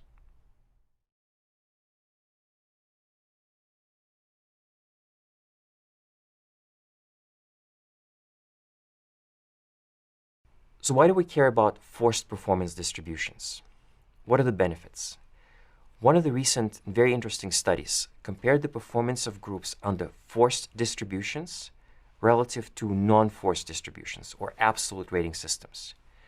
And one of the key findings in that study was that groups working under forced performance distribution, under a forced curve, registered on average 8% productivity gains. So basically, when we know we're going to be compared to others, we work harder, in part because incentives are clearer and more crisply defined. In the absence of a forced performance distribution, managers assign more lenient and less differentiated ratings. And as a result, top performers are not so clearly differentiated from not so top performers. On the forced curve, in contrast, the ratings are more clearly differentiated and the differences in rewards are clear. And that's what drives our performance and motivation. But the study had another really interesting and important caveat, which is it turns out we don't fare very well in switching to a forced performance distribution. In other words, it might be problematic to install a forced curve in an organization, in a team, if your employees are used to a more liberal, lenient system. For those employees that were switching to forced distribution, initial increase in performance was followed by a sharp decline in performance. And that decline was so precipitous that performance levels dropped well below those that the team had prior to the introduction of forced performance distribution. What happens here is that initially we recognize that we need to work harder under a forced curve, but we soon get demotivated because we cannot quite get the same ratings and rewards we used to get. Now, there are other problems permeating forced peer rankings and comparative systems in general. In the forced peer ranking system, we're hoping essentially for the effect of a running pack, where we push each other's performance. We strive to keep up and beat the best. But in reality, we might get something like this, where there are two ways to the top. One is to improve my own performance, and the other is to drag others down. And the resulting behaviors can range from reduced collaboration all the way to outright sabotage. Many years ago, a PhD program at an elite university had a system that was similar to GE's, where they ranked ordered their PhD students, and the bottom 20% of the first-year class would be asked to leave the program no matter what the average performance of the class was. that university had to abandon this practice because their library was suffering too much. Students would go in the library and rip out the chapters assigned for seminars so that they would be the only ones prepared for class. So there are significant disadvantages of comparative rating systems and forced distributions in particular. Those range from outright sabotage to cheating to creative accounting and other forms of unethical behavior. Employees are more likely to take extreme risks under forced curves and forced distributions in peer ranking systems, especially if rewards are heavily skewed to the top and we feel like we're falling behind. Forced distributions can result in perceptions of inequity and low morale.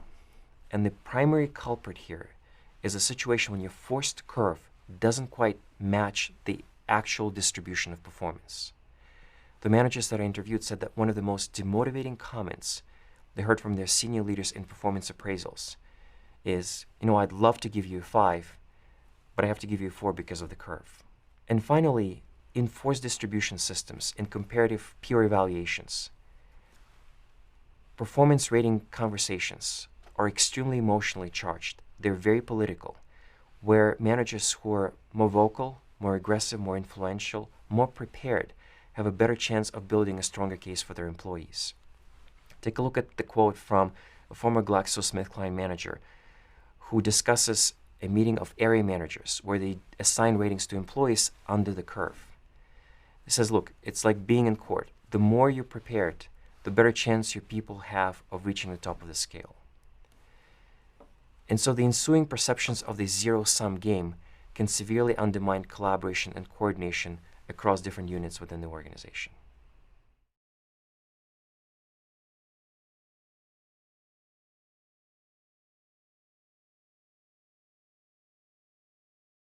In addition to rater errors, stereotypes can significantly affect the accuracy with which we evaluate others' performance. And I'm not talking here about deliberate, willful discrimination. I'm talking about much more subtle and yet very pervasive and potent effects that often operate at a subconscious level. So the goal of this discussion would be to show you some data on how powerful these effects can be, learn to recognize those effects, and perhaps make us pause and think about their impact on performance evaluations. What I'm showing you here is results of a meta-analysis that compares women's performance ratings relative to men's. A meta-analysis is a type of study, again, that aggregates results across a range of empirical studies. So it's a combined effect across many, many different samples. It further breaks down the results by the percentage of female membership in the group. The D-score, the difference score, is women's performance ratings minus men's performance ratings. So you can see that negative scores indicate that women receive lower ratings than men. That difference is further divided by a group standard deviation.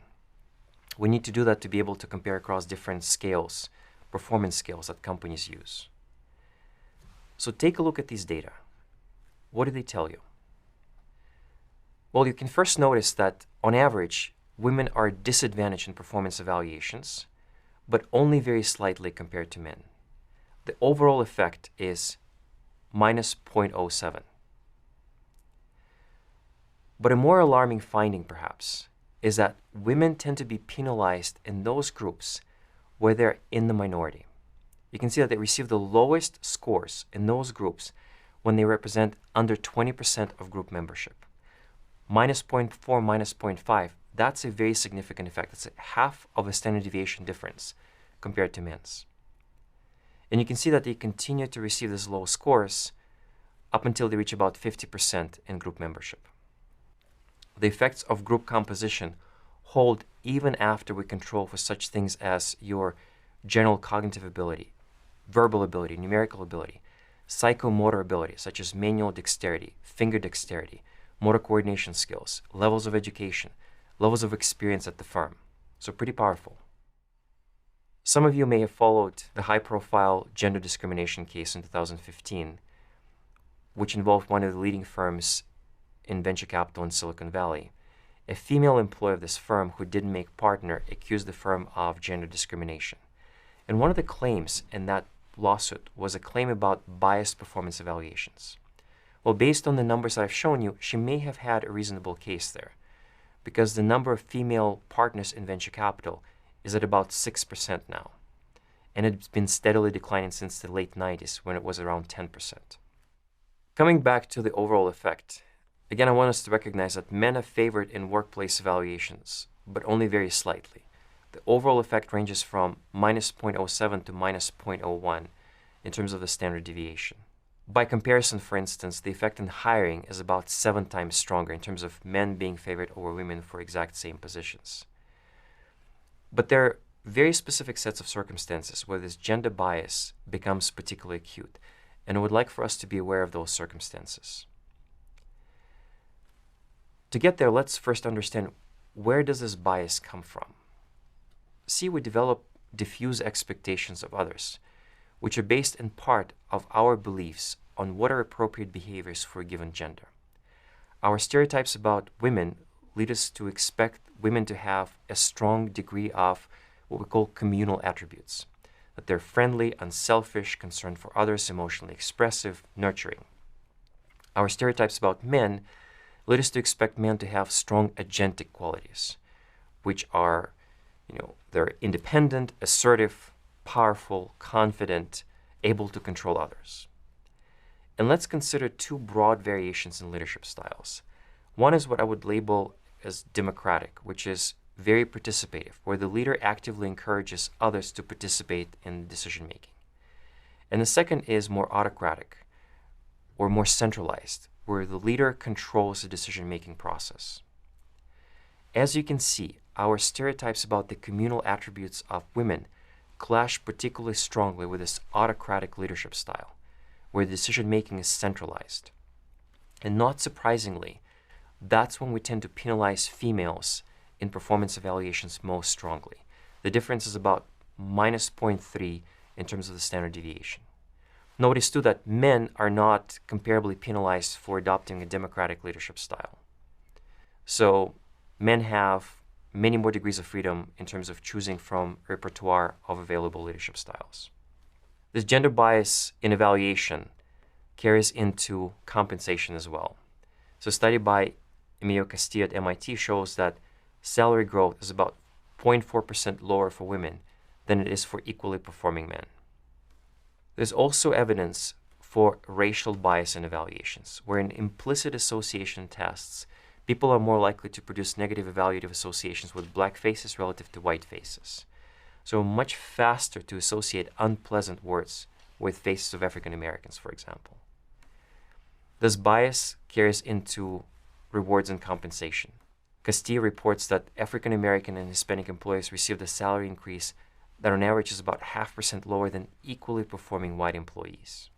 When you decide to raise the subject of equality in workplace, research by Brown, Lowry, and colleagues out of Stanford suggests that there are 2 ways you can frame this conversation. And it may be beneficial to frame the conversation not just in terms of one group's disadvantage, but also the other group's advantage. So for example, one way to frame this conversation is to say that Group X, say women, are disadvantaged in the workplace when they happen to be in the minority. But another way to frame that conversation is to say that Group Y, men, enjoy unfair advantage in the workplace when they happen to be in the majority. And what their research shows is that the second type of framing of a conversation that elicits a particularly positive, productive response by the advantaged group, because it makes the costs and burdens of this undeserved status more salient.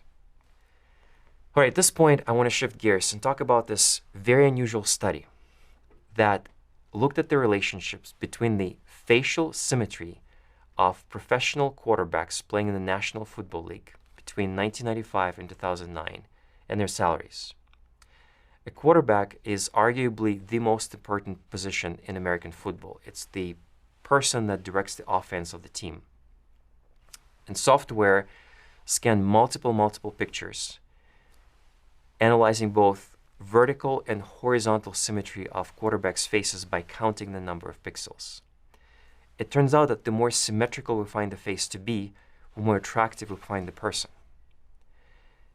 The finding of this paper was that a change in facial symmetry of a quarterback from 1 standard deviation below the mean to 1 standard deviation above the mean resulted in a salary increase of about 11.8%. These effects are not limited to sports, of course. a study by Christian Pfeiffer shows that workers who get 1 point higher physical attractiveness rating, in this case on an 11-point scale, earn on average 3% more in monthly income. For seeing one of your questions, the average of physical attractiveness in the sample was 8 with a standard deviation of 1.7, so a pretty attractive group overall. But these two studies that I mentioned are just some of the examples in a very vibrant line of work on beauty is good bias. It shows that physically attractive people are strongly favored in evaluations and rewards. And you can see that the overall effect ranges from 0.49 to 0.61 in terms of standard deviations. It's about an order of magnitude higher than the comparable gender bias effect.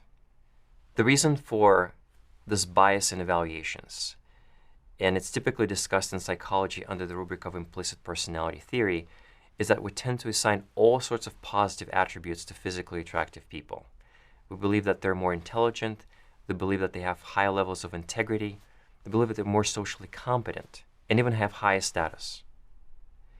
And you can see that those attributions translate into biased evaluations and bias in rewards.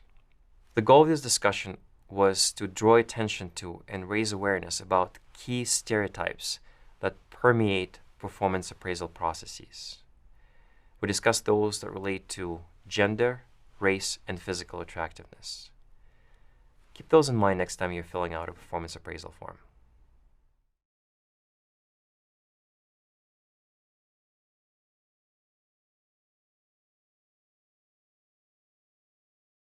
I think you can make an argument on either side of the forced ranking and no ranking. And today, as you all probably know and you see in the news, there's lots of companies that are completely going away from ranking. The problem with no ranking system, in my mind, is that talent analytics don't mean anything if they're not in context. So if we want to talk about turnover in a business, talking about turnover broadly and saying, okay, we got 15% turnover versus understanding that, we've got 15% turnover, but 80% of that 15% is our bottom 20% who we've managed out. Those are two really different discussions. So if you come to me and say, I've got a problem in my business, I need more money, I need more people, look at my turnover number, it doesn't say anything. So without some sort of relative ranking, I don't know how to really understand what's going on in the organization. And it's everything. It's pay, it's promotion. It is when you look to downsize, understanding who those right people are. I had one of my new senior HR leaders, we had this debate just this week, and he said to me, so we let go our bottom 10%. So are you still going to force me to identify my bottom 10%? Because I don't have a bottom 10% now. And I said to him, I go, first of all, relax, okay? But you always have a bottom 10%. Bottom 10% doesn't mean not performing. And so when you put the question together, you kind of talked about numbers and you talked about words. And to me, that's really the challenge for an organization to get right, which is, does the deciles you use, do they easily translate to words? And how do the words affect behavior, right? So if you have a ranking system with 3 different levels, and the second one is good good? Or is good not good? Because everybody wants to be very good. And so my experience has been the words are what really get people kind of crazy because everyone wants to be better than the words might suggest. For us at Morgan Stanley, the way I think about it really, really broadly is that at the corporate level, I always want to understand who the really top people are, and I want to understand who the really bottom people are. And so when we distribute pay, when we promote people, we can see and understand if there's a correlation between outstanding performance and those things. I think for the chunk of people in between, I've kind of created a system that gives independence to each business. So if you're running a technology business with 15,000 people globally, or an operations organization more specifically, where you've got more administrative type work, and a 1 to 5 system really matters, right? Because you're basically going to take the salary increase system and you're going to take the average and you're going to apply it to a numeric rating and come out with an increase. If you need to do that for your business because that's what your workforce suggests, then you should do it. But I think I think having leaders have the independence to move within a broader system is really helpful. Enables us to share with the board and external shareholders the sort of broader thinking about our talent, and then it enables business people to make good decisions. So this is one of these where I don't actually believe there's a right or wrong answer. It's what's the tool you need at the time.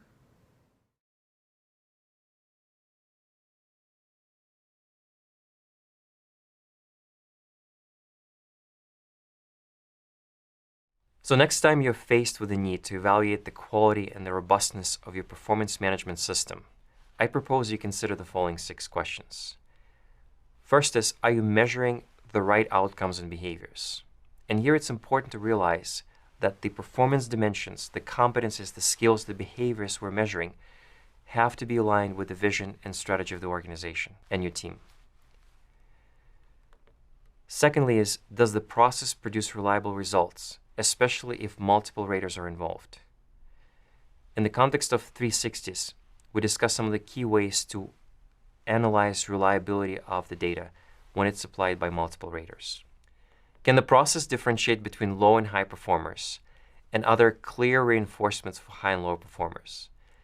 Keep in mind here the central tendency error and the leniency error, which often prevent us from differentiating top performers from not so top performers.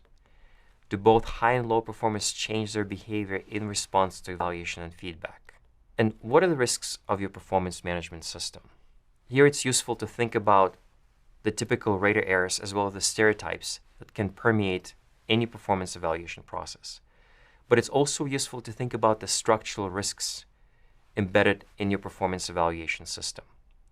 So for example, to deal with central tendency and leniency errors, it is tempting for us to jump to these very radical solutions in terms of implementing a forced curve or a forced peer ranking, to double down on that blue segment to get those evasive performance gains. But recognize that installing a comparative rating system can significantly compromise your ability to foster teamwork in your organization and your ability of employees to build positive, productive working relationships. Thanks so much for staying with us. I look forward to seeing you in the next course.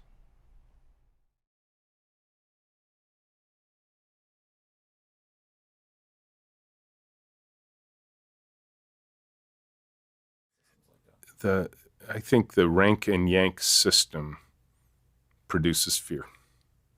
I think it sets everybody at odds with one another in the company.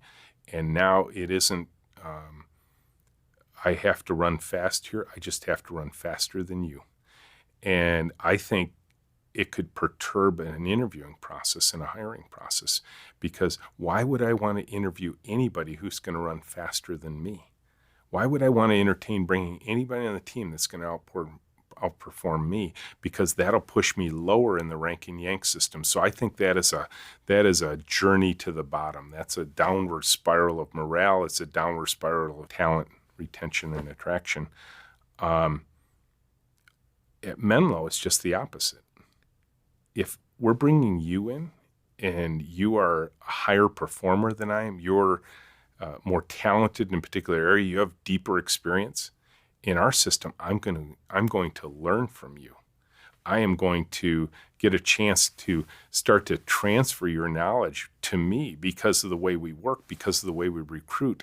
That your job is to be my teacher in those moments, and my job is to be as good a student as possible. So by the end of the week, I've gotten a little bit better because we've worked so closely together. But quite frankly, so have you. Because as anybody knows who's ever been in a teaching position, the teacher always learns something from their students.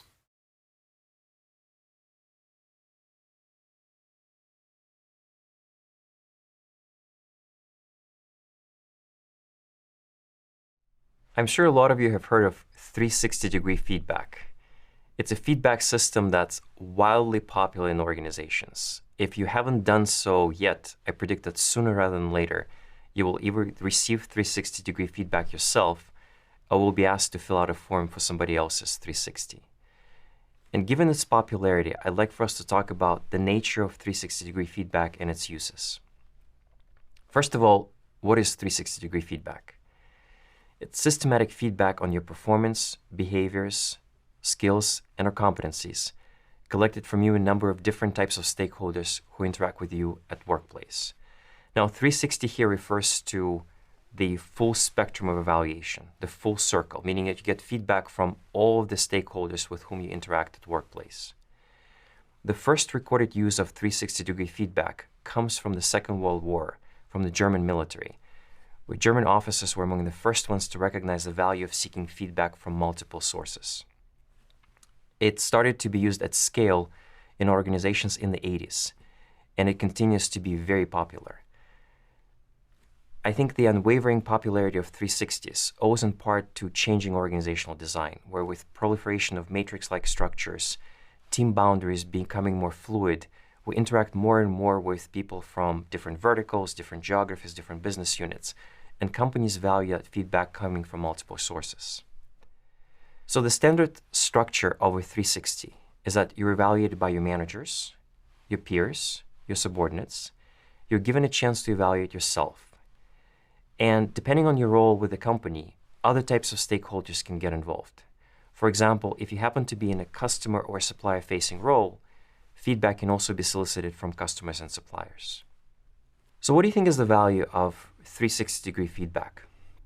In other words, how could you benefit from 360 in a way that you wouldn't from a more traditional form of feedback, which predominantly relies on your primary manager's input? Think about it for some time. Now, the key purposes and the motivations behind 360s is that it offers new, diverse perspectives on one's skills, behaviors, and performance. For example, as your primary manager, I might not always see you in a developmental role with your peers and your subordinates. And as a result, I may not be in the best position to give you feedback on how good you are at developing others. 360s provide a greater number of feedback data points, which can increase the accuracy of feedback. 360s offer feedback that might not be typically shared. And here I want to emphasize that protecting confidentiality of respondents, of raters, is a critical premise for successful 360s. And finally, and to me this is the most important feature of 360s, the critical value they provide, is that they can help illuminate hidden strengths and developmental opportunities, give you insight into strengths and developmental opportunities you were not aware of. The way 360 feedback works is pretty straightforward.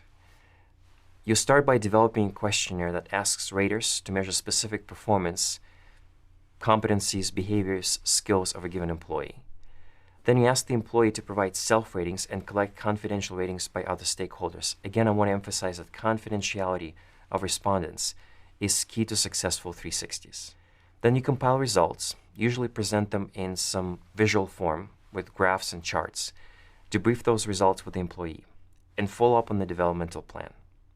When you receive your 360-degree feedback report, it may look something like this, where on the left-hand side, you can see the different dimensions on which you're evaluated. In this particular case, they're centered around competencies.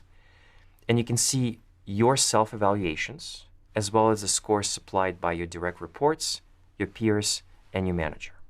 To analyze your 360-degree feedback data, it may be useful to categorize those results in terms of expected and unexpected results, developmental areas, and strengths. By this categorization, some of these results will be expected, meaning the feedback from your manager, from your peers, from your direct reports will confirm your own expectations about your strengths and developmental areas. It's validation. The second set of results would be unexpected, which is your blind spots and your hidden strengths, your developmental areas and your strengths that you were not aware of prior to taking 360. To me, this is the critical value of 360s. The percentages that I'm showing you refer to the actual distribution of feedback in a typical 360. They come from the study by David Antonini. And I'm really excited to share these numbers with you because they tell us that about half, 45% of 360-degree feedback is unexpected and hence particularly valuable. So let's come back to this 360-degree feedback report. In light of our discussion so far, take a stab at analyzing these data.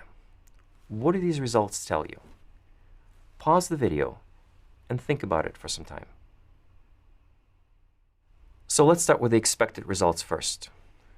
Communication emerges as a confirmed strength, although it might make sense to look at what's going on with the relatively low lateral scores and peer-to-peer communication.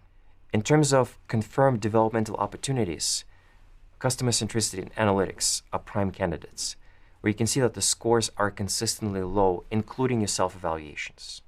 Turning to unexpected results, I think this 360-degree feedback report can be a useful reality check for this employee, where you can see that her scores on many dimensions are substantially higher than the scores provided by peers, direct reports, and her manager. More concretely, influencing without authority emerges as a key blind spot.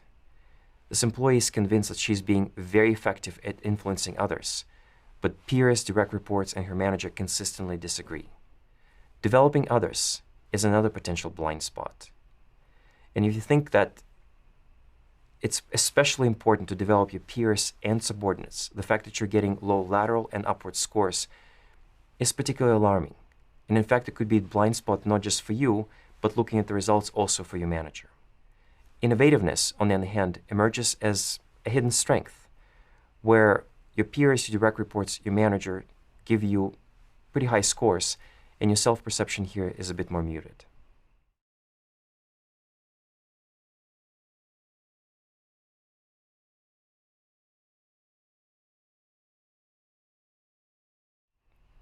So at this point, I would like for us to pause and reflect on the two central ways in which companies can use 360s.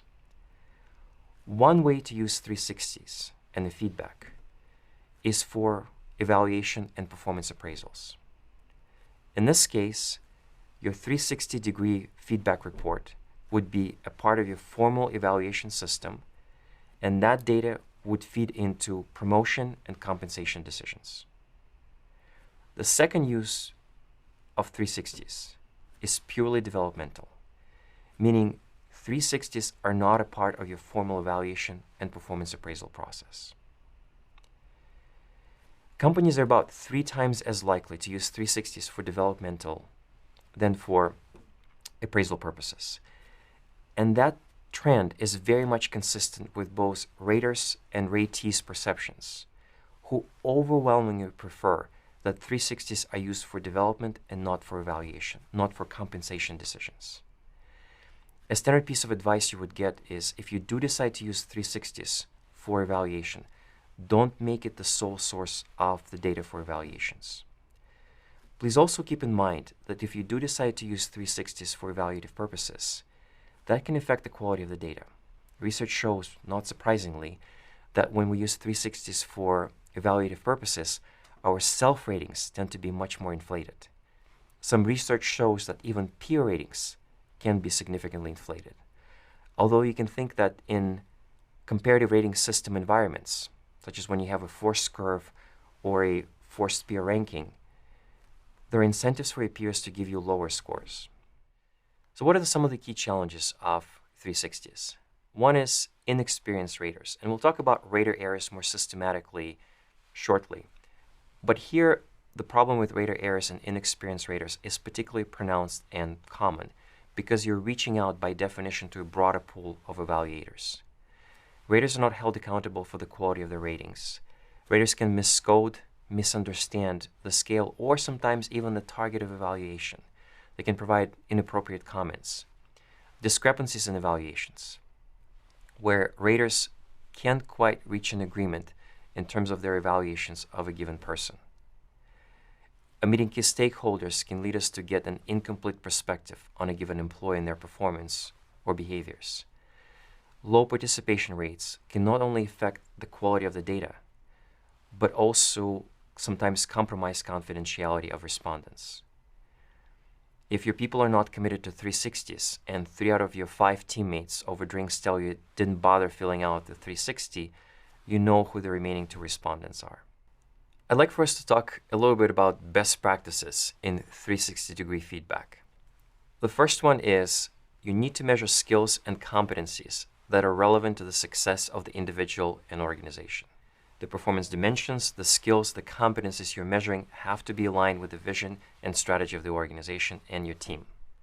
Continuity is really important. You need to collect feedback continuously and not once a year. The best approach here is to collect that feedback from various stakeholders upon the completion of major tasks and projects, then aggregate the data and present that feedback to the employee. This is very important because we're notoriously inaccurate in our evaluations after time delays, especially when we have to evaluate others' behaviors. And as you can see, evaluating employees' behaviors is an absolute key component of 360s. Validate and carefully select your scales. Pilot them. Don't use standardized cookie-cutter solutions in 360s. For example, in evaluating behaviors, I often see companies use frequency scales. Do I exhibit supportive behaviors? And the scale would range from not very frequently to very frequently. Well, one of the problems with the scale is that it conflates evaluation with opportunities for observation. So I could say that you're not exhibiting supportive behaviors very frequently, not because that's really true, but because I don't interact with you very frequently at workplace. And the final piece is make sure that your feedback data are reliable. And by that I mean that your multiple raters have to reach some degree of agreement in their evaluation of a particular employee, their skills and competencies. Research suggests that groups of 9 subordinates, 8 peers, and 4 managers produce pretty good reliabilities on a 5-point scale. Now, these are pretty sizable groups. In most companies, we don't quite reach those numbers. So you have to be very careful as far as the quality of 360 data are concerned. Take a look at these 2 pieces of feedback for Lisa and Oscar. Which feedback would you consider more reliable? Even a cursory look at the data reveals that Oscar's feedback is substantially more reliable than Lisa's because Lisa's raters have a really hard time reaching agreement in their evaluation of Lisa's competencies and behaviors. Let's take, for example, developing others. Oscar's raters reach a pretty good agreement around 4 and 5, giving him very high scores. Lisa's raters, half of them are really enthusiastic about Lisa's skills at developing others, giving her very high scores, 5s, and half of them are not enthusiastic at all, giving her very low scores of 2. Take ability to influence others. Again, Oscar's raters reach a significant degree of consistency with a mean of around 4. Lisa's raters, in contrast, use up the entire scale. You see 1s, 2s, 3s, 4s, and 5s. And so next time you get your 360-degree feedback, evaluate the quality of the data. Be ready to raise concerns if you feel like feedback is too inconsistent. If your sample size allows, meaning if you have large groups of raters evaluating you, you can try to use the Olympic rating system, wherein you dismiss the highest and the lowest rating on each scale, on each dimension. That can improve the consistency of the data. If you're more of a quantitative geek like I am, and you want to have a hard statistical threshold for evaluating reliability of feedback, most statistical packages out there and some open source software allow you to calculate the inter-class correlation coefficient, which is a measure of inter-rater reliability. And for this kind of feedback, your inter-class correlation should be at least 0.48, 0.49, and higher. By this metric, by the way, Oscar's feedback comfortably passes the reliability threshold, and Lisa's feedback is so bad, it's so unreliable that it's actually unusable. Research documents some significant positive effects of using 360s. They contribute to improvement in how we see ourselves and how others see us. Now, critically though, these effects depend on engagement in post-360 development. So in addition to filling out the 360 forms and having conversations about results, set up a development plan and follow through.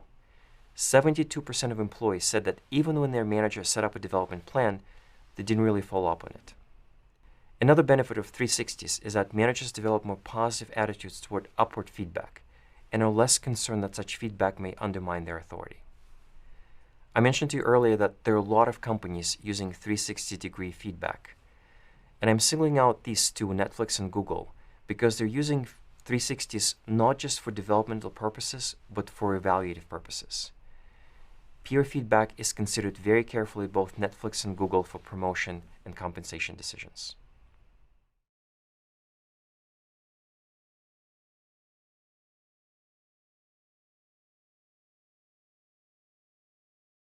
For me, and the people that work for me know it, and I think the average tenure of my direct reports is probably 15 to 16 years. So I hope I'm getting it right. But to me, a performance evaluation is just a restatement of feedback you've received all year long. A performance feedback, a conversation once or twice a year should not be when you learn if you're doing something well or not. I give people real feedback all the time, good and bad. And so you have to be a little bit thick-skinned for that because you know you're always going to get a real reaction. On the other hand, if you come out of a business situation or a meeting or a presentation and it was great, you want to feel great about it. And as a manager, if you feel like we could have done something better, if I tell you about that in 3 months, it's not going to mean anything. If we kind of hit the nail on the head right there, it really changes behavior. And so to me, I'm definitely personally in the camp of do away with all the formal mechanisms. Now, some firms have actually, particularly in the technology sector, they've gone to these feedback mechanisms where you can come out of a meeting and you can request 3 or 4 people that were in the meeting to give you that feedback. And we are frankly going to develop an app similar to that. And I think that will be fantastic for people because it won't be that their manager's getting this feedback on them. It will be for pure self-development. The challenge in our culture is that everyone wants to do really well, not unlike, the Michigan culture a little bit. And so they want to hear they did good, but then they really want to talk about what it is they didn't do so well. So interestingly, share with you a story. We wanted to do something different for our operating committee that would be more directed and pointed at giving people really meaningful feedback. And so we went out and we said to the operating committee, you need to submit 5 adjectives about each of your colleagues on the operating committee. And then tell us one thing you think they do great and one thing you'd like them to change. And so all of a sudden we had 70, 80 adjectives on each person. And it was really, really powerful. And in one word, when you ask somebody to describe someone's behavior, there's not a lot of movement for interpretation. And so James, as our CEO, he sat down with everyone individually and he talked to them about it. I remember getting mine, and there were, lots of great words, and someone used the word passive. And I became obsessed with it because, anyone that knows me would not describe me as passive. And I thought, how could anybody think I was passive? And he just looked at me and he said, you're doing what everybody else just did. I just read you 79 great words. And there's one word that you can't connect with. And that, to me, that's really the thing in all cultures, right? Like, how do you give people feedback that is really coming from a place that's meant to make people better versus feedback that is gotcha, or feedback that is misunderstood. I'll share another story with you. I had an employee come see me, and he came in my office and he sat down. He said, I need to talk to you. I have a problem. And I said, okay. Am I the head of HR or you want me to be your mentor? And I always say that to the people that work for me all the time. Tell me when you're walking in my office if you're coming to me as your boss or you're coming to me as somebody you want to vent. Because if you're coming to me as your boss, initially my inclination is going to be I have to help you. If you want me to listen and give you advice but not get involved, that's a different thing. So he said, I'm coming to you as a mentor. He said, my boss gave me feedback. She said I'm failing. I said, okay, I know who your boss is. What are you doing wrong? He said, I have no idea.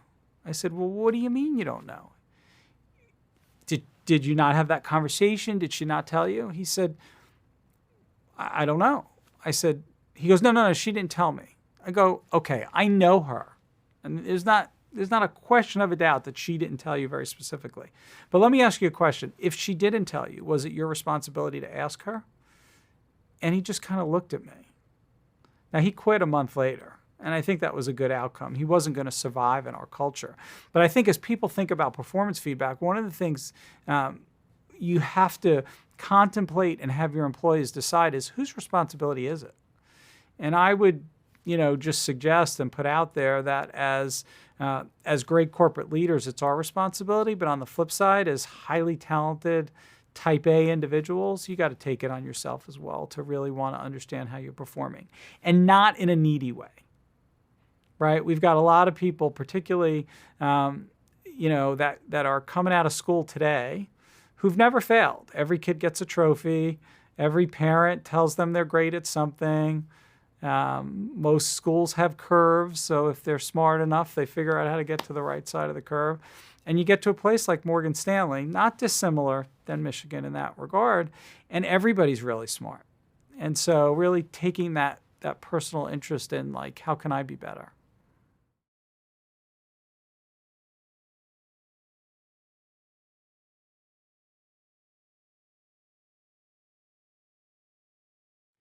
Welcome. In this session, we're going to talk about your role as a teacher, your role as a coach. One of your most important responsibilities as a leader in your team is to develop and coach your team. In today's fast-paced, dynamic market, where teamwork is essential for success, this leader as teacher, leader as coach, and developing your team is one of your most important responsibilities. There will come a time when you are not around, where your team has to perform without you being present. And it's your responsibility to ready them, to coach them, to develop them, to make sure that they are able to be successful on their own without you having to be there every step of the way.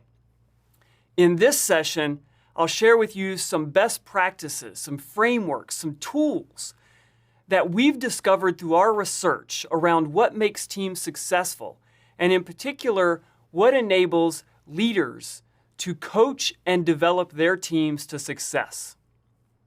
I want to start by having you reflect on your own development, your most developmental experience.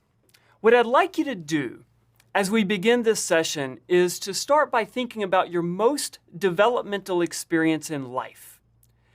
It could be from childhood, it could be from adulthood, it could be personal, it could be at work. I want you to think about and imagine that experience, this experience that pushed you, that challenged you in different ways and enabled you to grow and develop. I want you to ask yourself, what was the experience? What was it about the experience that made it so developmental, that enabled you to grow? Why was it so developmental? What was it about the experience? How it challenged you? Who was involved? What skills it focused on? How did the experience challenge or stretch you? Where were you in your own skill set when you began the experience? And then what was the stretch? How did it challenge you as you engaged in this experience? Who was involved? How did they contribute to your growth and development? Were these mentors that enabled you to learn from the experience? Were these people who presented a challenge that you had to overcome? Who was involved and how did they contribute? Before we jump in, I want you to think about this experience. I want you to imagine it. I want you to put yourself back into that experience, understand why it was so developmental, how it challenged and stretched you, and who was involved that enabled this experience to be so developmental for you in your life.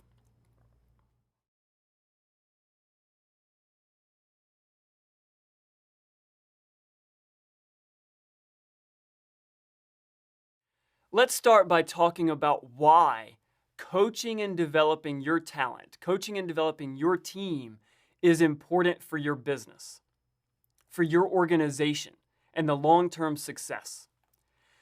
I want to start by sharing with you a survey that was done recently where they asked over 1,000 CEOs around the world what were the major challenges that they faced in their business. They could choose from any challenges that they wanted.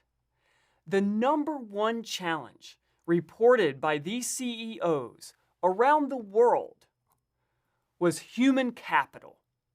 Human capital, having the talent in the organization that is needed to execute on the business strategy. The number one challenge wasn't macro global economics. It wasn't coming up with the best business strategy. It was having the people with the mindset and the skill set necessary to execute on those strategies and deliver results for the organization. Ideas or topics that these CEOs reported. We need to be able to provide employee training and development. We need to more effectively raise employee engagement. We need to improve our performance management systems. We need to increase efforts to retain our best talent. And finally, we need to improve our leadership development programs because our bench strength, the talent pipeline, is not deep enough with the leadership talent that is going to take this organization to the next level.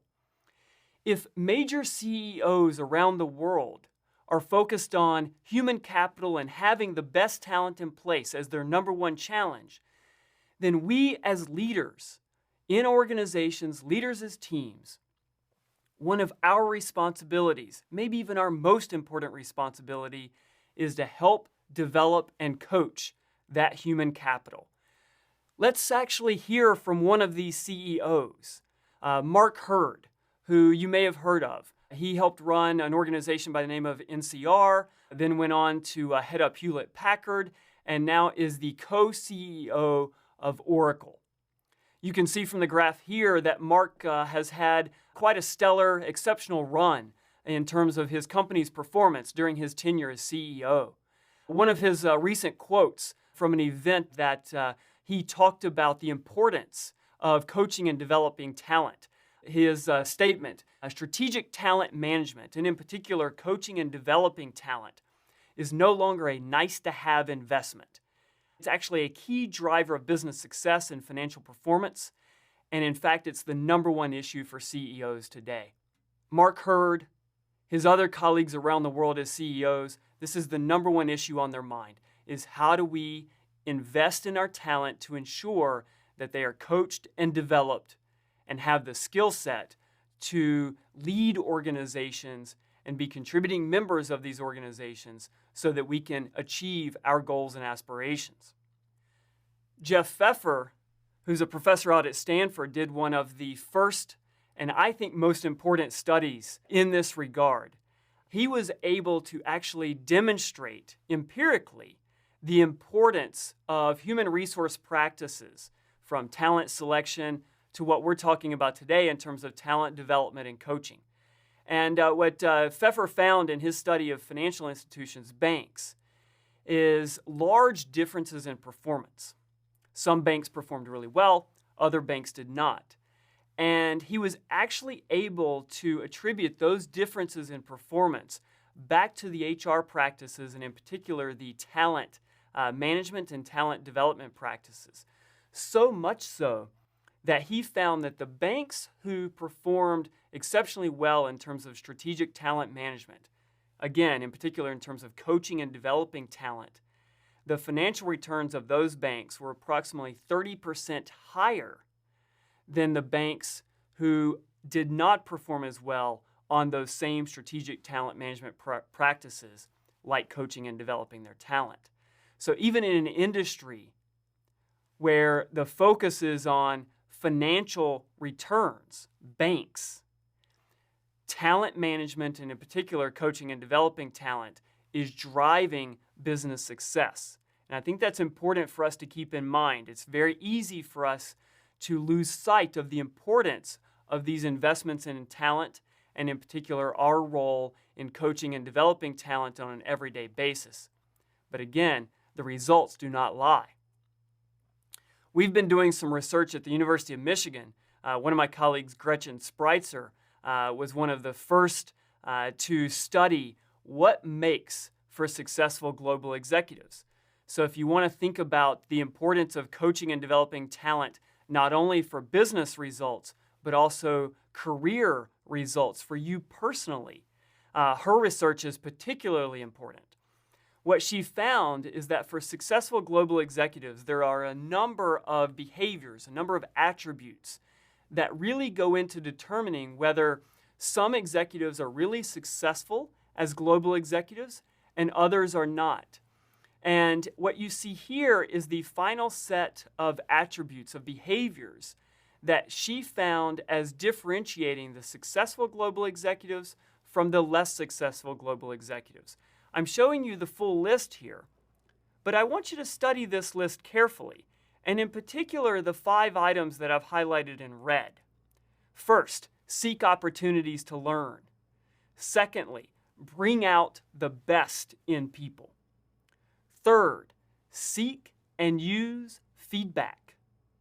Fourth, learn from mistakes. And fifth and finally, being open to criticism.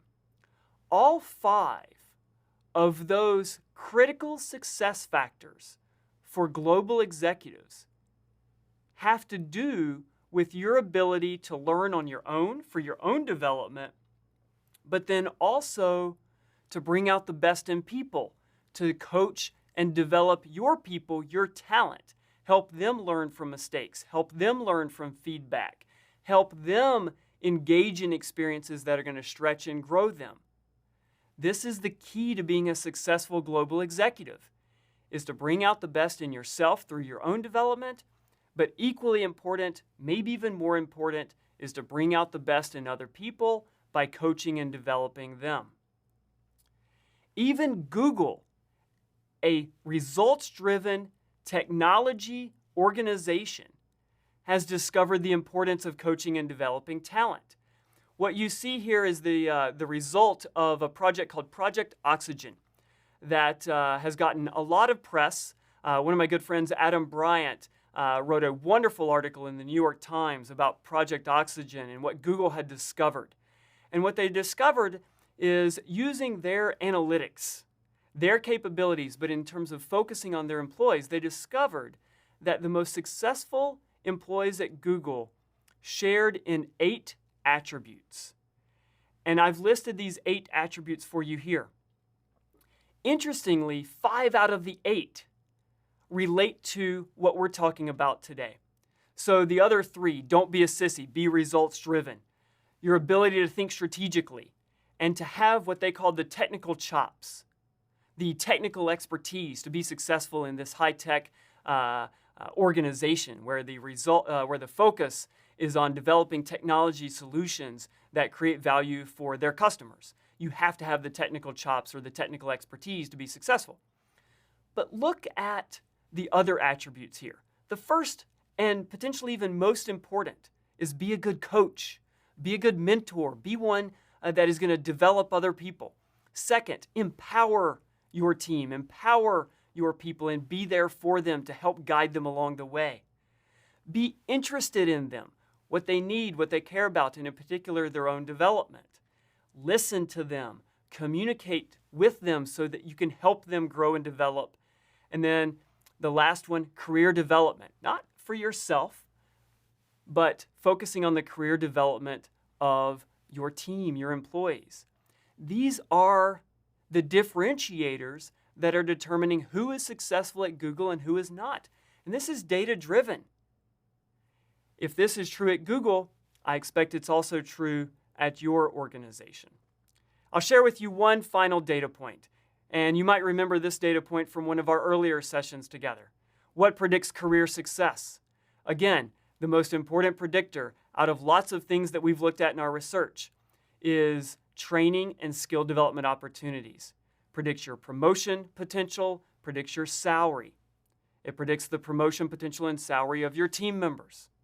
And so the question for you as a leader is, are you coaching and developing, helping train and upskill your team members so that they are ready for that next promotion, so that they are achieving higher salary levels, which will help you retain them? This is one of your most important responsibilities as a leader. It drives business results and it drives career success for you and your team members.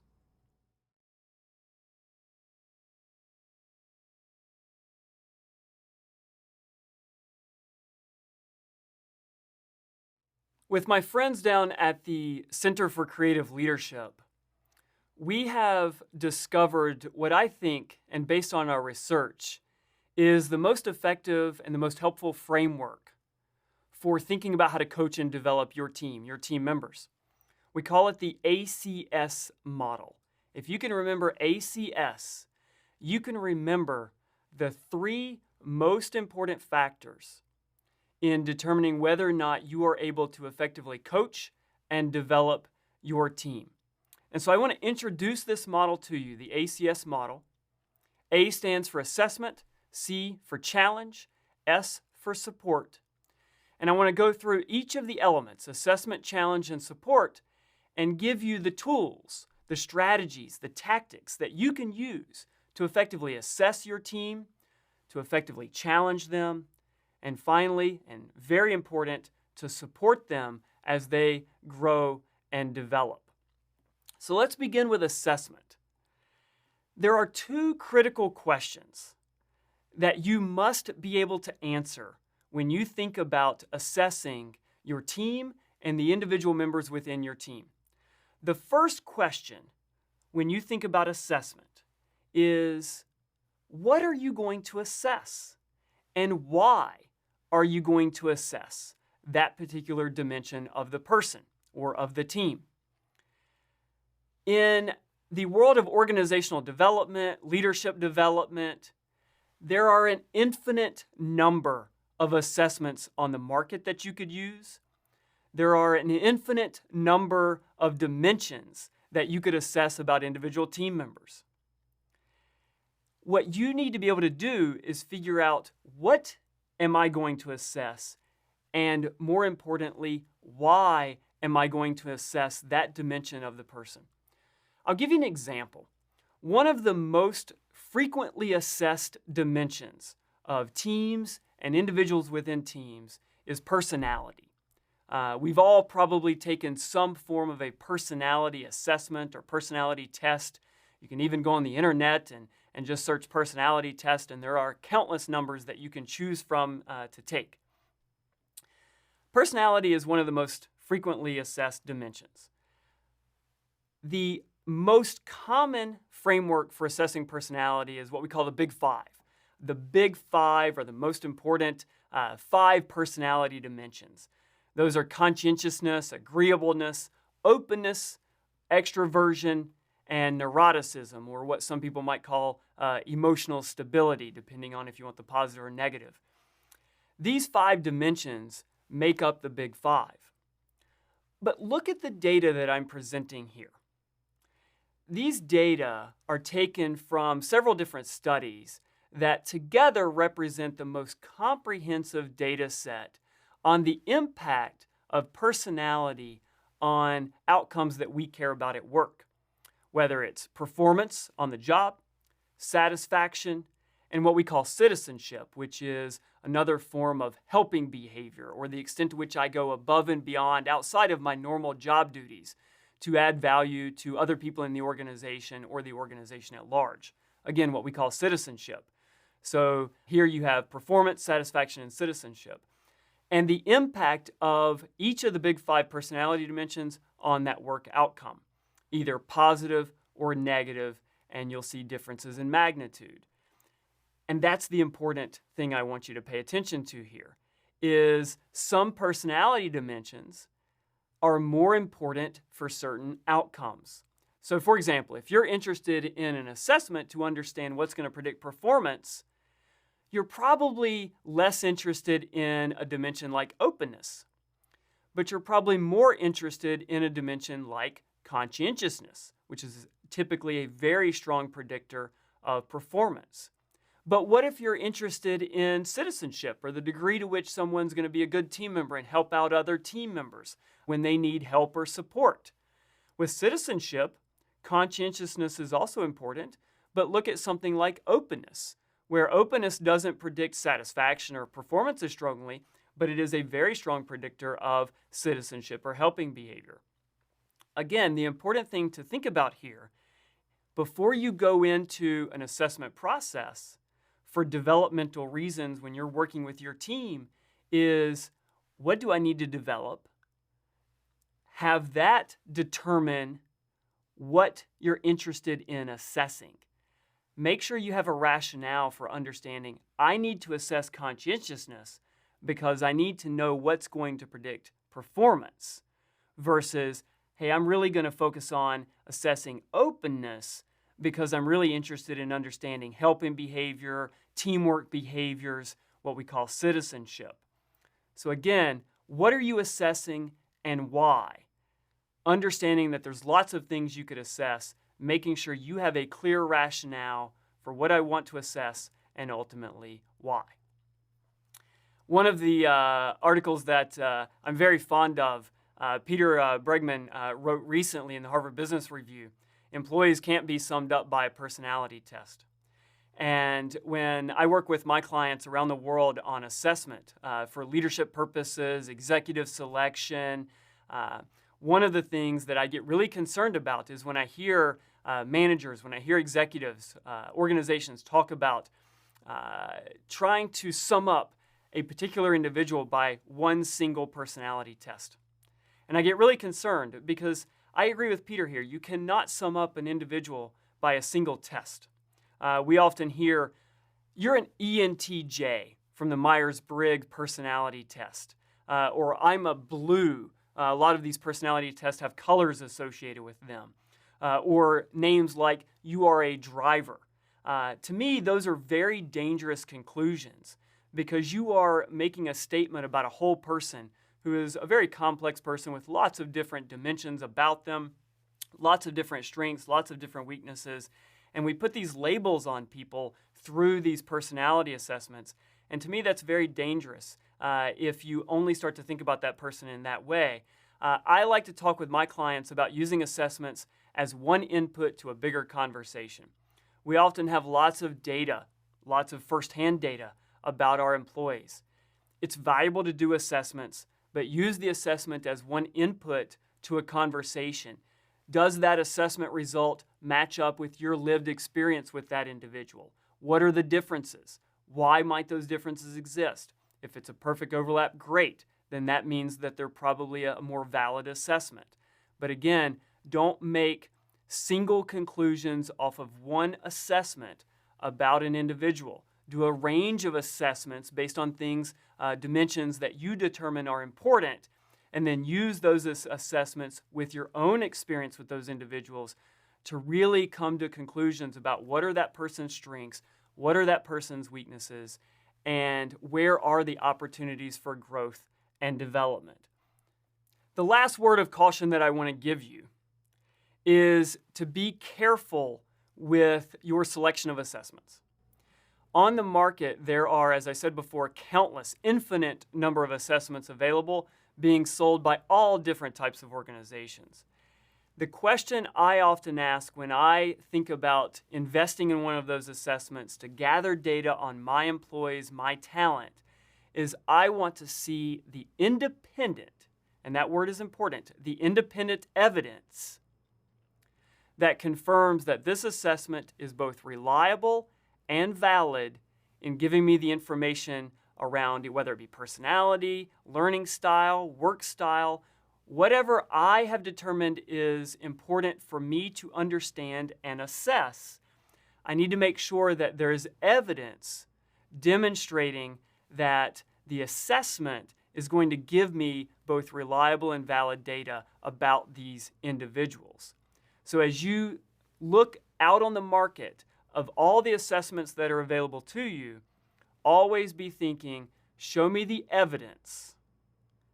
Where's the independent evidence confirming that this is a reliable and valid assessment of this dimension that I care about? Always ask that question.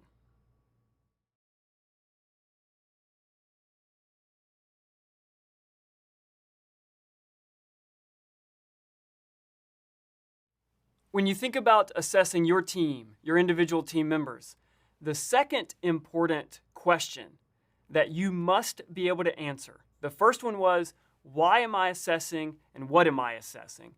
The second important question that you must be able to answer is, am I going to focus on weaknesses or strengths or both?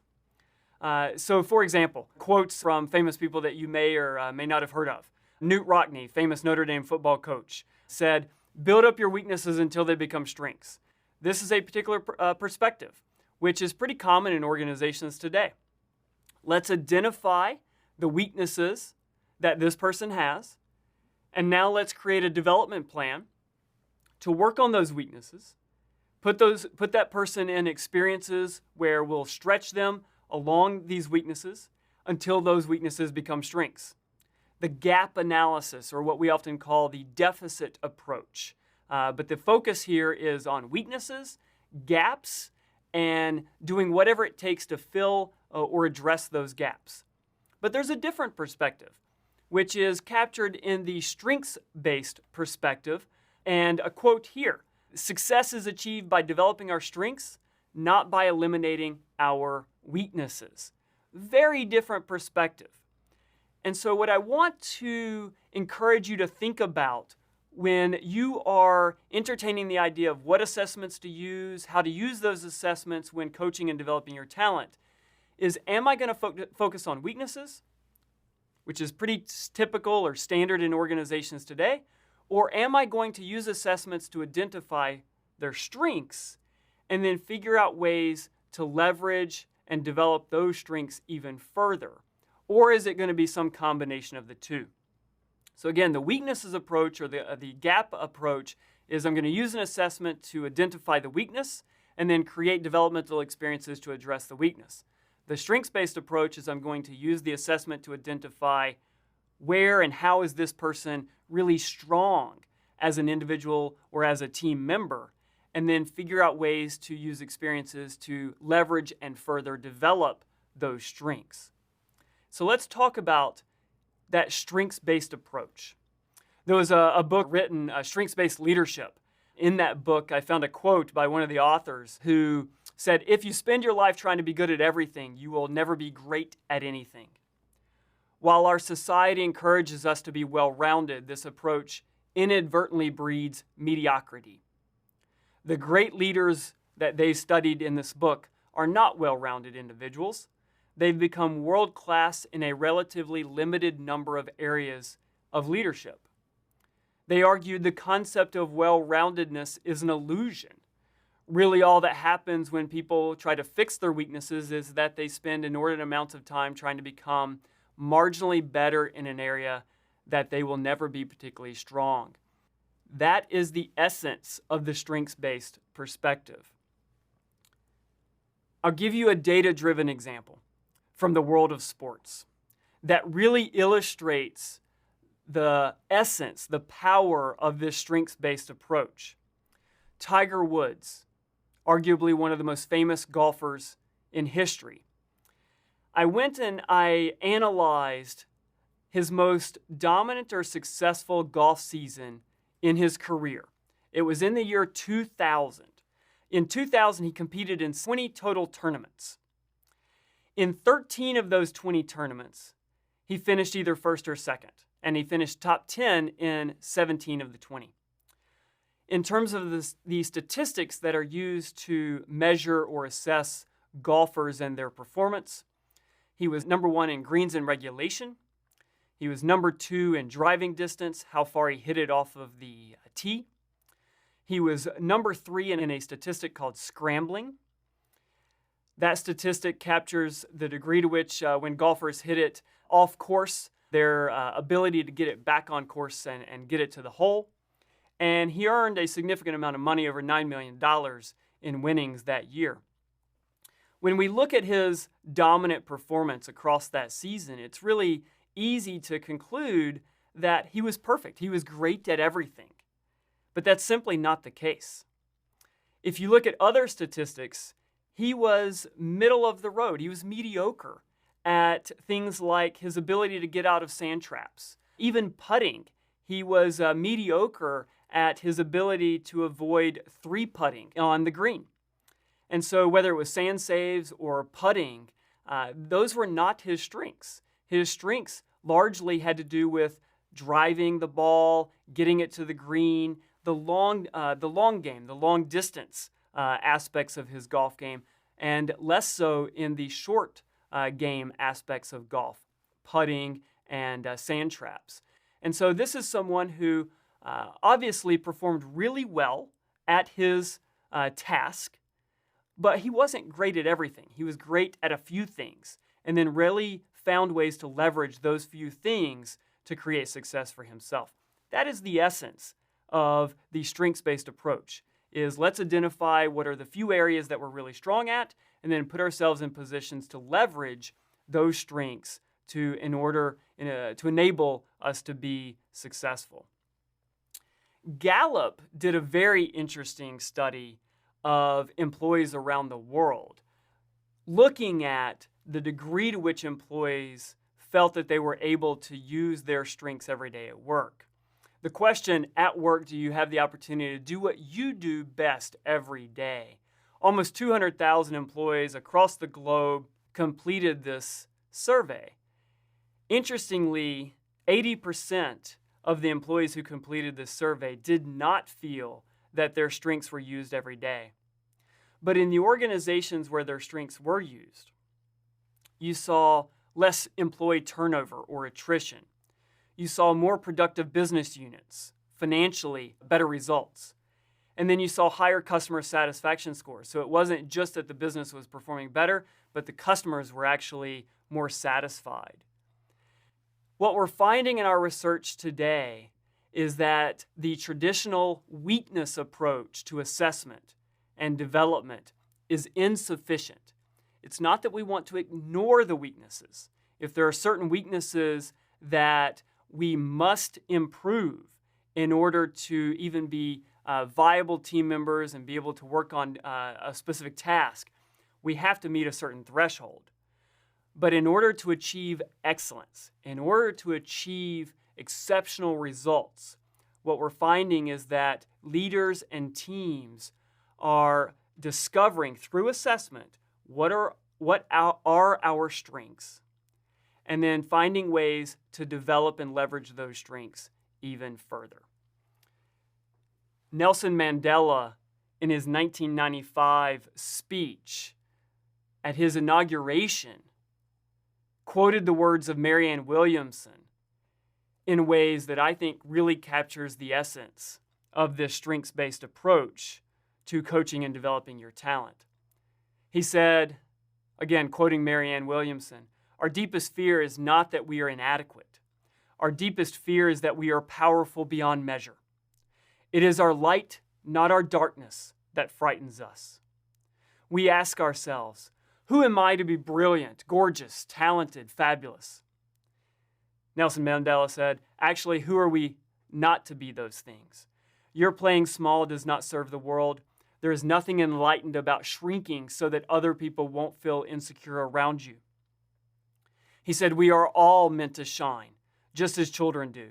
It is not just in some of us, it is in every one of us. So again, as you think about assessment, think about not only assessing what are people weak at, but also what are they exceptional at.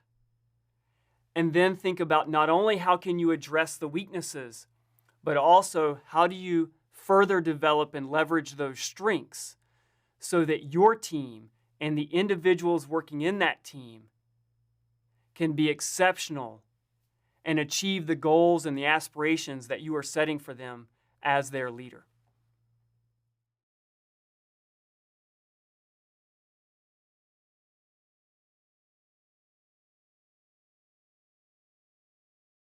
We started with the ACS model. We've covered the assessment component of that model. Now I want to transition to the challenge component, the C in the ACS model. In our research, we found that challenging your team members, stretching them in ways that get them out of their comfort zone, is an essential ingredient to their growth and the development of your team. I want to share with you some of the latest research that we've been conducting on how to design effective, challenging experiences for people that will enable them to grow and develop. These insights from the research and the best practices, the strategies that I will share with you, are helpful not only as you think about coaching and developing your team, but also for yourself as you think about your own growth, your own development in your career, and how you want to challenge yourself. So think about it in both respects. The first thing you need to understand is what makes for a developmental, challenging experience. I've been doing research over the last 7-8 years, trying to really understand what are the attributes, what are the features of on-the-job experiences that make these experiences developmental. And so think back to the experience that we started the session with, your most developmental experience in life. Think about the characteristics or the attributes of that experience. I bet they share many of the features that I will expose to you here. The first is it novel? And you can use these questions to diagnose the developmental potential of any given experience. The first question, is it novel? We do a lot of things in life that are routine. Every day or every week, we engage in different activities or different experiences. Those are routine. What we're finding in our research is that for development, for personal and professional growth to happen, we have to get out of that routine, out of our comfort zone. And that requires an experience to be novel, new in some way for us. Importantly, what's novel for me may be very routine for you. As a leader of your team, when you think about all the individuals in that team, you have to, this is where the assessment part comes in, is what's going to be novel to each of these individuals is going to differ. And so you have to ask this question for each of your individual team members and think about what are the experiences that are going to be novel and get each of these individuals outside of his or her comfort zone. The second question that you need to ask is the outcome of the experience what I call high stakes? For example, is success or failure very visible to senior management? Or is success or failure very known to other people? Or is it very visible to other people, for example? How important is the outcome? What we're finding in our research is the degree to which the outcome, success or failure, the degree to which that outcome is more important or more visible, the more developmental that experience is. And so you can design ways, design experiences where the outcome is high stakes, where it is visible, where it is important, as a way to really push and help grow and help develop your team members. The third question that you have to be able to ask when thinking about challenging developmental experiences is, does this experience involve significant change? Again, if it's routine, something we're accustomed to, it's going to be less developmental. But if the experience requires us to lead change, to facilitate or foster change, whether that change be an individual who needs to change his or her behavior, whether it's a group or an organization going through change, the degree to which this experience requires us to engage in significant change, the more developmental that experience is. Fourth, to what extent do you have to work across organizational boundaries? What do I mean by organizational boundaries? What we're finding in our research is the more an experience requires you to work with or influence people in the organization or outside the organization where you do not have authority over those individuals, the more developmental that experience is. Or the more the experience requires you to work across boundaries with different stakeholders, the government, customers, outside of your organization, again, where you do not have authority or any real formal influence over these individuals, the more developmental that experience is.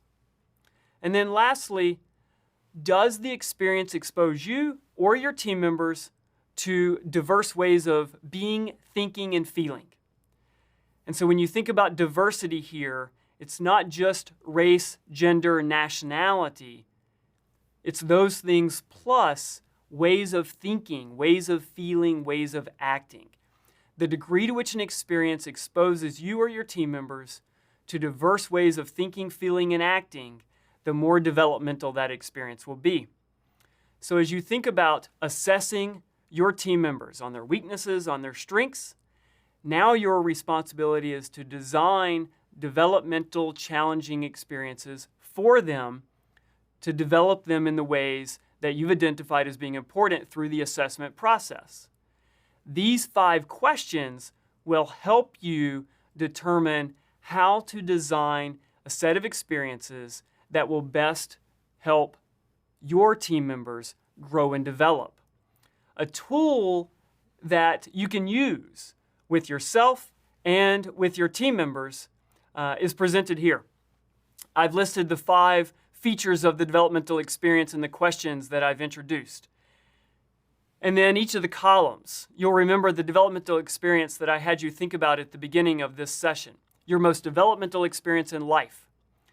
I imagine that if you were to rate that experience on these 5 dimensions, you would rate that experience highly on most, if not all, of these dimensions. Then what you can do, if you're doing it for yourself or if you're doing it for each of your team members, is you can assess the extent to which your current job or the current job or responsibilities of your individual team members meets these same dimensions. The degree to which there is a difference there represents an opportunity to further grow and develop your team by introducing some of these other aspects: more novelty, higher stakes, greater change, more opportunities to work across boundaries, or more opportunities to work with people who embody diverse ways of thinking, feeling, and acting. And so the degree to which there's a difference there, you can think about ways in which to further grow and develop yourself or your team by increasing the degree to which the job, the responsibilities, the roles within the team have these attributes or these features as part of them.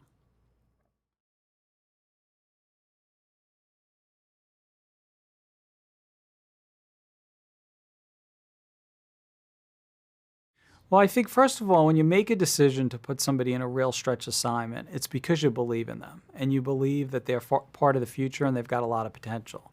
And so you have to sign up for supporting that stretch assignment. You can't just put somebody in the role and sort of, you throw it to the wall and see if it sticks. For Morgan Stanley, we, I'd say in the last 12 months, have had some very public senior mobility, taking really senior people from one part of the business and moving them to another part. It's fair to say it's something I've spent a lot of time on. The easy part might have been actually deciding who was moving where. The hard part was working with each of those individuals to help them understand why they've been chosen and the cycle. It's a life cycle, right? The first time you get moved to a different job that you don't want, you're in mourning.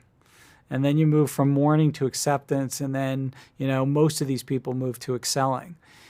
For me, the way I like to describe it to people is you can't think about your career ever as an upward trajectory. You got to think about your career as a spiral. And so as you get new assignments and stretch assignments, you have to think about what skills will I develop. And I use a very specific example. One of my senior people that ran HR for one of our largest businesses needed a number 2. And I asked somebody to take that role. And she turned it down. She didn't want to work for the guy. She felt he was her peer. So she turned the job down. 8 months later, he got promoted into the business as the chief operating officer for the business. She would have gotten that job. She would have had the number 1 job. Instead, we took somebody out of a completely different area, completely, different set of skills, put him in a real stretch role, and now he's got the top job. So, if you want to be really successful in a big corporation, ego's got to get checked at the door. Teamwork's got to come first. If you stay focused on what's best for the client, how am I going to take control and responsibility for my own career? We could have a whole conversation about sponsors and mentors because you need those to be successful. You just stay focused on that. I'm definitely a believer good things happen to those that, are willing to do what it takes to be successful, not those that are predisposed to what that looks like.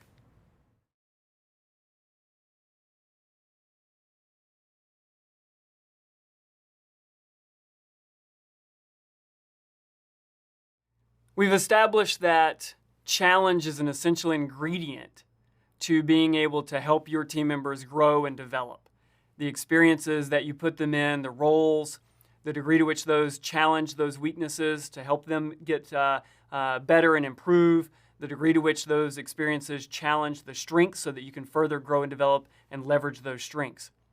Challenge is an essential ingredient, but it also requires yourself and each and every one of your team members to be what I call an active learner. My colleague and I, Sue Ashford, and I have been doing a lot of research over the last several years on a concept that we call mindful engagement. And what we're finding is that you can put two people, two team members, in the exact same experience, the same amount of challenge. They can go through this experience and learn fundamentally different amounts and learn fundamentally different things. And so there's something about the person and how they are coming to the experience, how they're going through the experience, and ultimately how they're reflecting on that experience that is determining the degree to which your challenge actually results in growth and development. And so I want to share with you some of the best practices, the strategies that we've learned through our research, our writing. We've written articles recently around how do people take responsibility over their own development by becoming active learners, mindfully engaged. We wrote a book, Experience-Driven Leader Development, that outlines a lot of these practices and strategies for both individuals, teams, and organizations.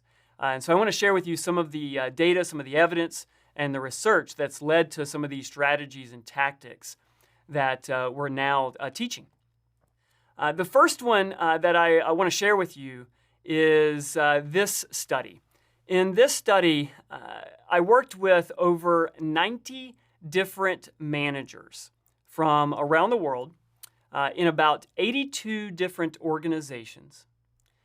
And we studied over 220 experiences, projects, assignments that these managers went through over the course of a year.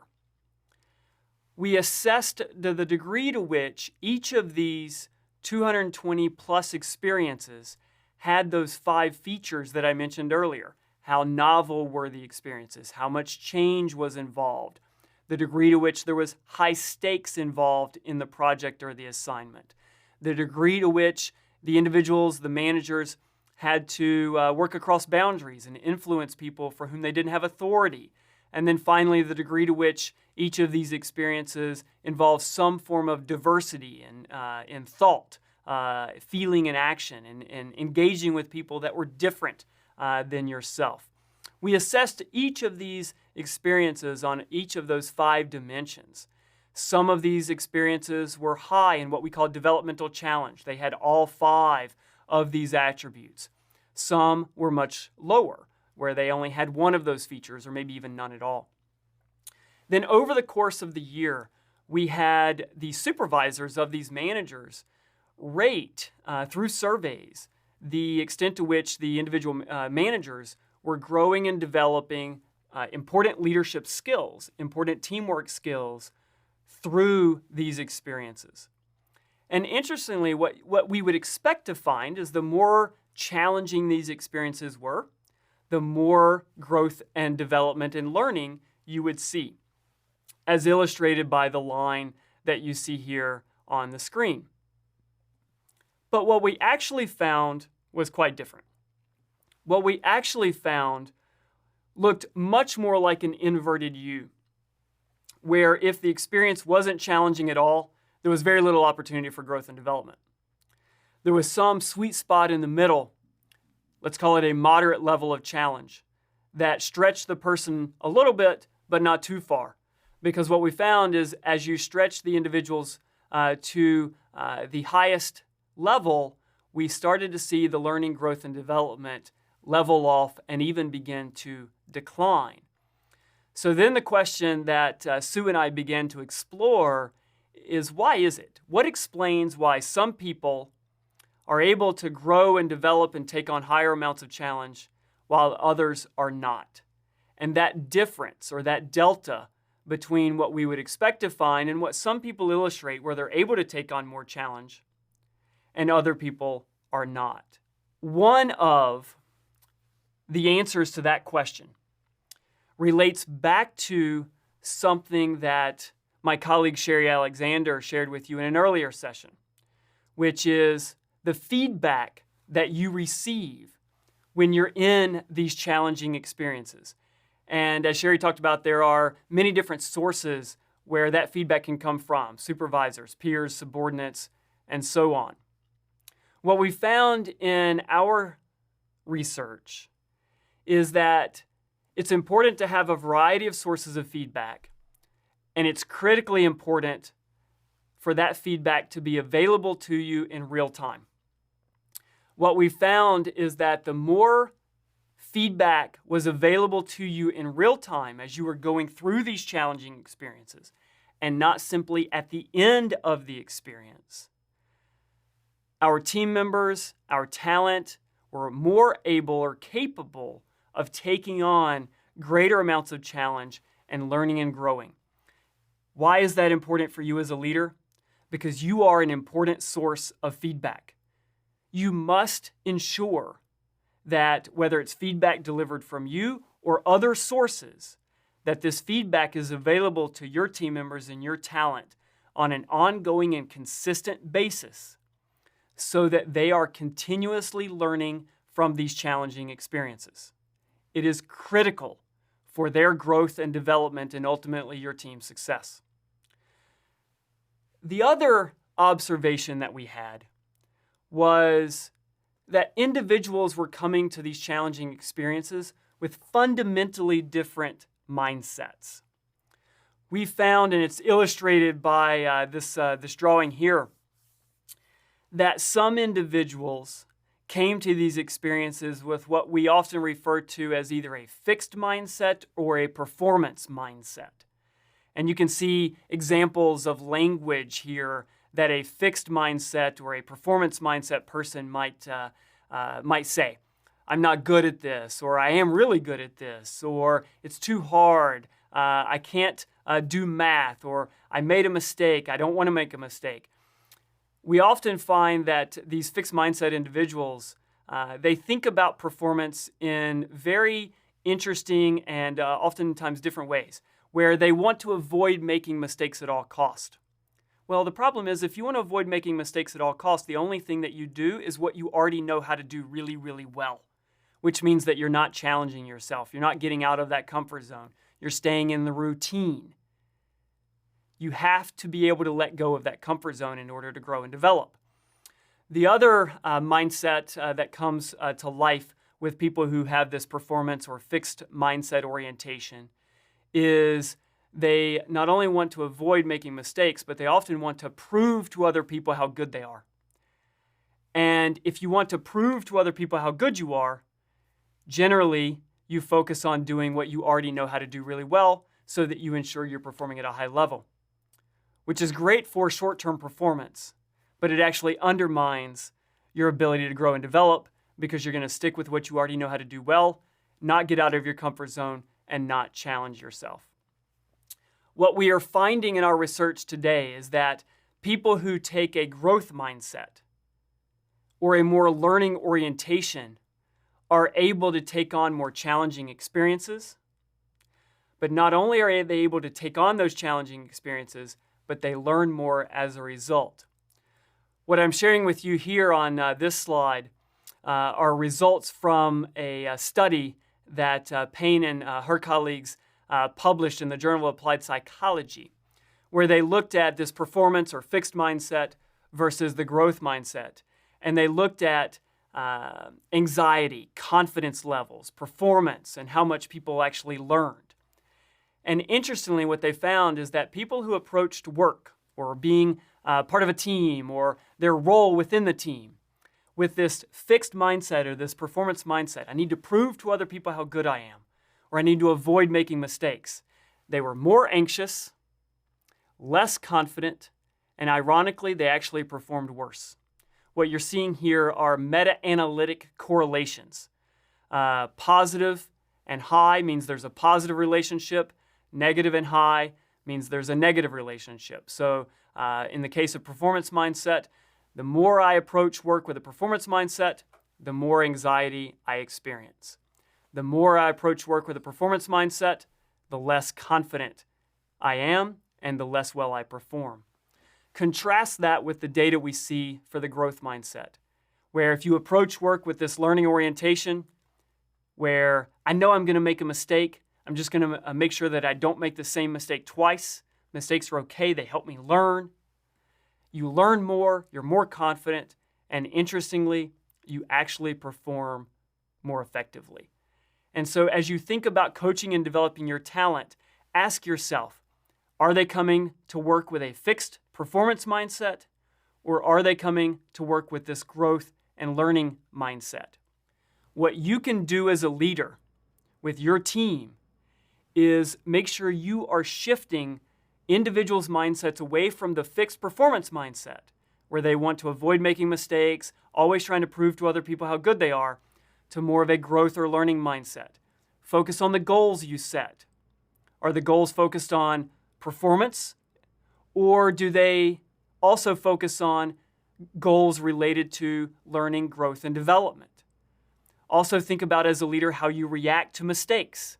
When somebody makes a mistake, do you reprimand them for that mistake, or do you use that as a teaching moment, an opportunity for learning? Now, obviously, your team members, your employees, cannot consistently and continuously make mistakes. There has to be accountability. But you have an opportunity as a leader in your team to leverage mistakes as teaching moments. And using those mistakes as teaching, learning moments reinforces this growth mindset. And so I take this moment to emphasize the importance of that growth mindset and what you can do as a leader to reinforce that growth mindset in your team.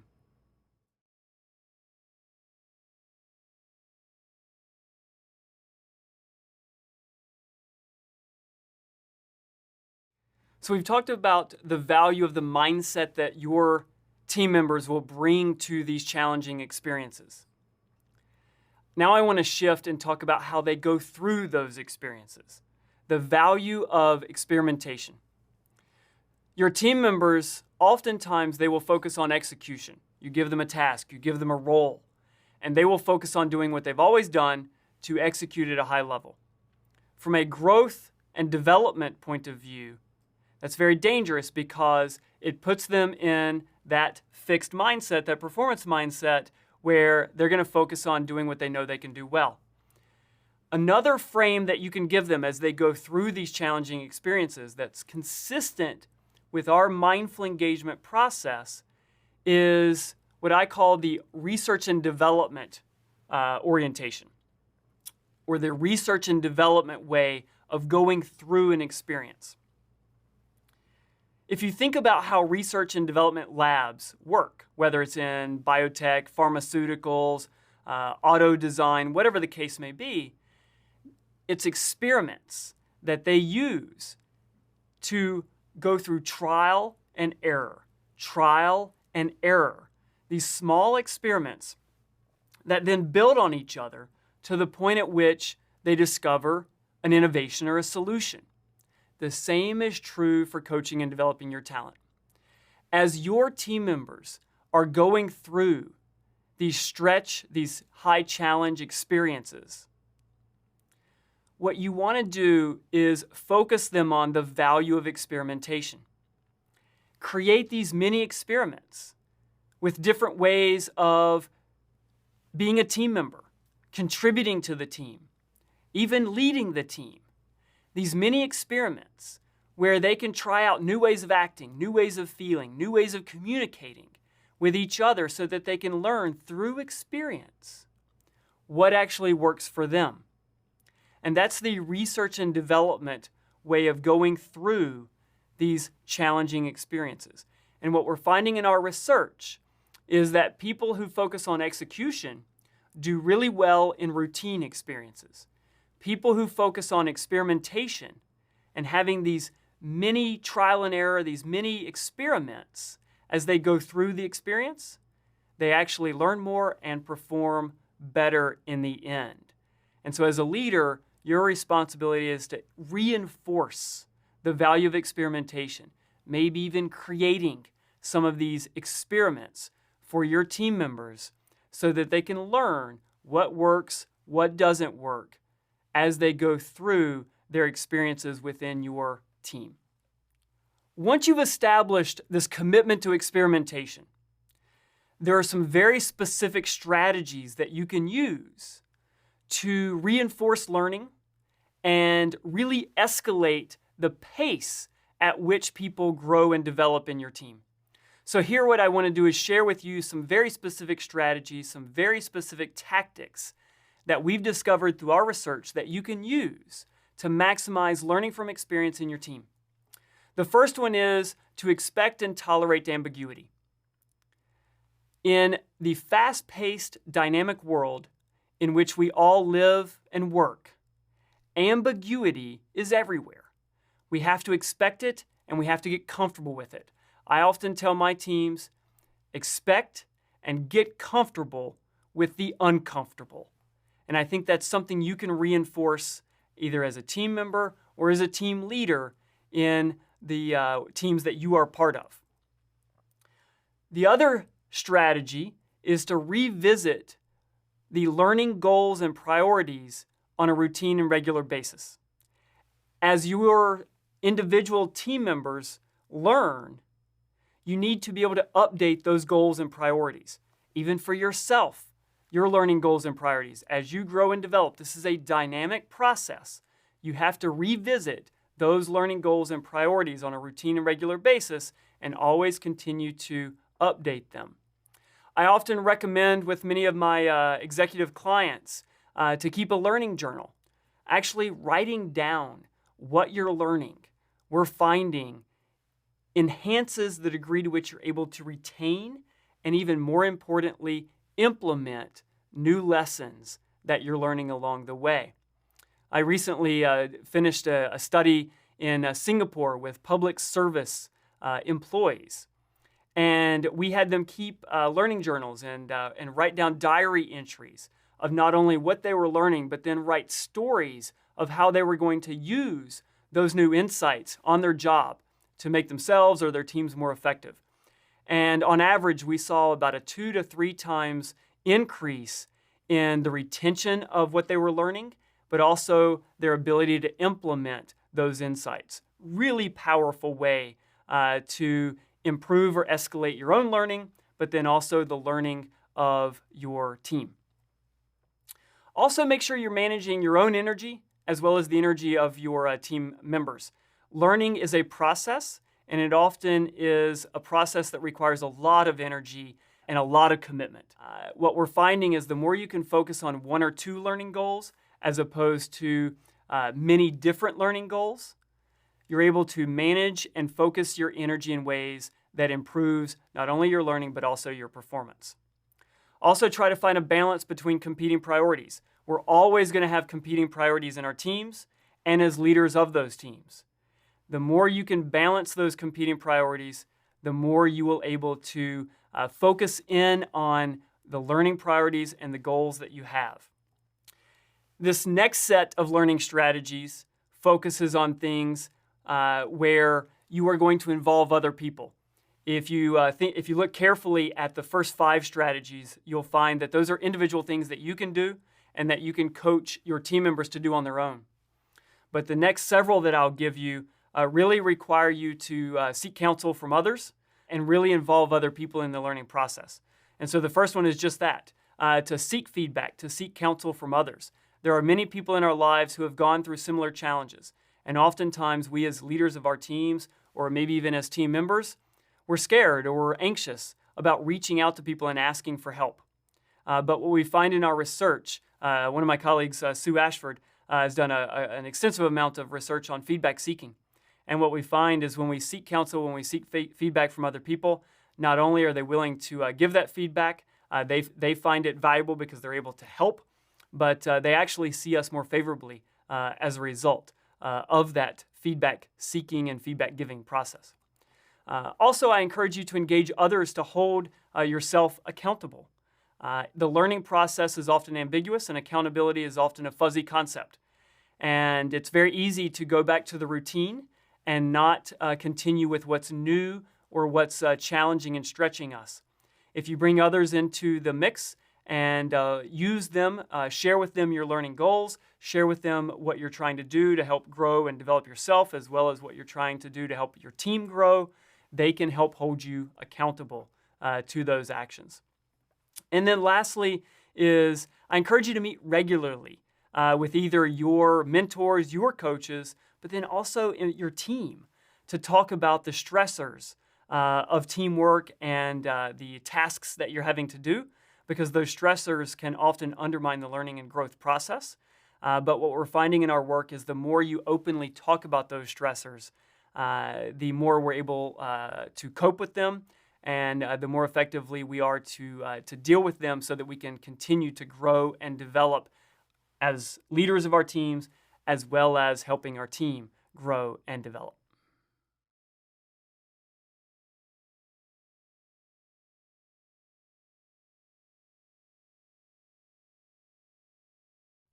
The main way we develop talent at Menlo is to try and keep people roughly outside of their area of deep expertise, which is an interesting strategy. Most companies want to hire you and have you hit the ground running, and you should have these perfect skills for exactly what we're looking for, so we don't have to invest a dime in you and we can just take advantage of everything you've learned in the past. We take exactly the opposite strategy. We're willing to place bets on people that they can learn new things. If you have a deep talent, we will pair you with somebody else who needs your deep talent. So your deep talent isn't to take advantage of it and just exploit it. Your deep talent is to teach it to somebody else so that both of you grow just a little bit. But by having you operate outside of your area of expertise to pair with other experts and learn from them, you get to develop your own talent. So after a few weeks of pairing and repairing and all of these different combinations in the team, the entire team grows by an inch every week. And this is a fascinating experiment in sort of human learning systems, because now we're not just simply glomming onto people for what they have learned in the past, what they've experienced in the past, but now it can be aspirational. What kind of things do I want to learn? What kind of things do I want to grow into? What experiments do I want to run with me? What areas can I delve into? And so what you'll see at Menlo is people volunteering to move into areas that they have very little experience in, because they know there will be a willing teacher there to pull them along.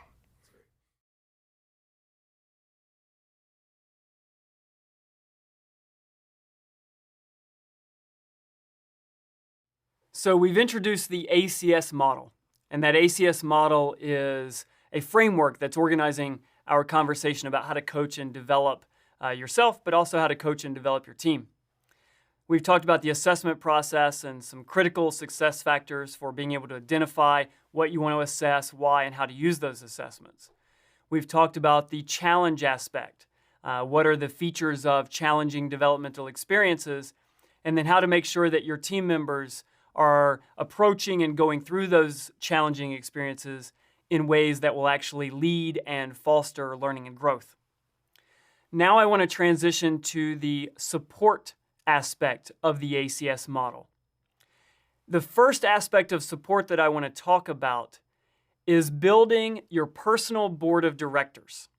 Again, you can think about this for developing yourself, but then also how you can help coach and develop your team members by helping them develop their personal board of directors. So what do I mean by your personal board of directors? As we know, companies, since the founding of companies, have had boards of directors to advise them on everything from management to business strategy to operations, the entire running of the organization. The board of directors is there to serve in an advisory capacity. The same is true with your personal board of directors or board of advisors. I want you to think for a moment. Who in your life would you put on your board of directors? And why would you put them on the board? Do they provide mentorship or coaching? Do they provide support? I want you to imagine the people that you would put on your own personal board of directors. Now I want you to imagine, whose board are you on? When you think about your team members, if they were here and I asked them the same question, who's on their personal board of directors? Would you be a person they mentioned? And what role would you play on that board of directors? This is a very important point for you to really think about carefully. Because if you are not providing your team members with the support that they need to learn from their roles, responsibilities, their experiences working in your team, then you are not fulfilling one of your most important roles and responsibilities as a leader. And this is where you can really help your team to grow and develop and ultimately achieve its potential by making sure that each and every single one of your individual team members has thought about and fully developed and cultivated their own personal board of directors. Why is it so important? Let me share with you some, for me, one of the most enlightening studies that I've seen and found on the impact of your board of director, your network, on career success. So for example, if we just look at your network and who is in that network, think about that as your board of directors, your board of advisors, all the people that you have connections with. The degree to which that network consists of people who are in functions other than the one that you're in. So if you work in finance, there are people who are in marketing, sales, strategy, operations in your network, or different industries, for example. But contacts that represent diversity in different ways of thinking about diversity in business, functions, industries, and so on. As well as the degree to which you have contacts at a higher level. So making sure that not everybody in your board of directors is a peer or subordinate or somebody outside of your domain of work. But having contacts that represent diverse functions, diverse industries, and also at a higher level where they have the experience and the wisdom to help coach and guide you. The degree to which your network consists of people that represent other functions and higher levels, we find that you have greater access to information, which means greater access to opportunities, greater access to resources, whether they be financial resources or expertise or different forms of value, resources that you can leverage to get your job done at a really high level. And thirdly, the degree to which you have access to career sponsorship.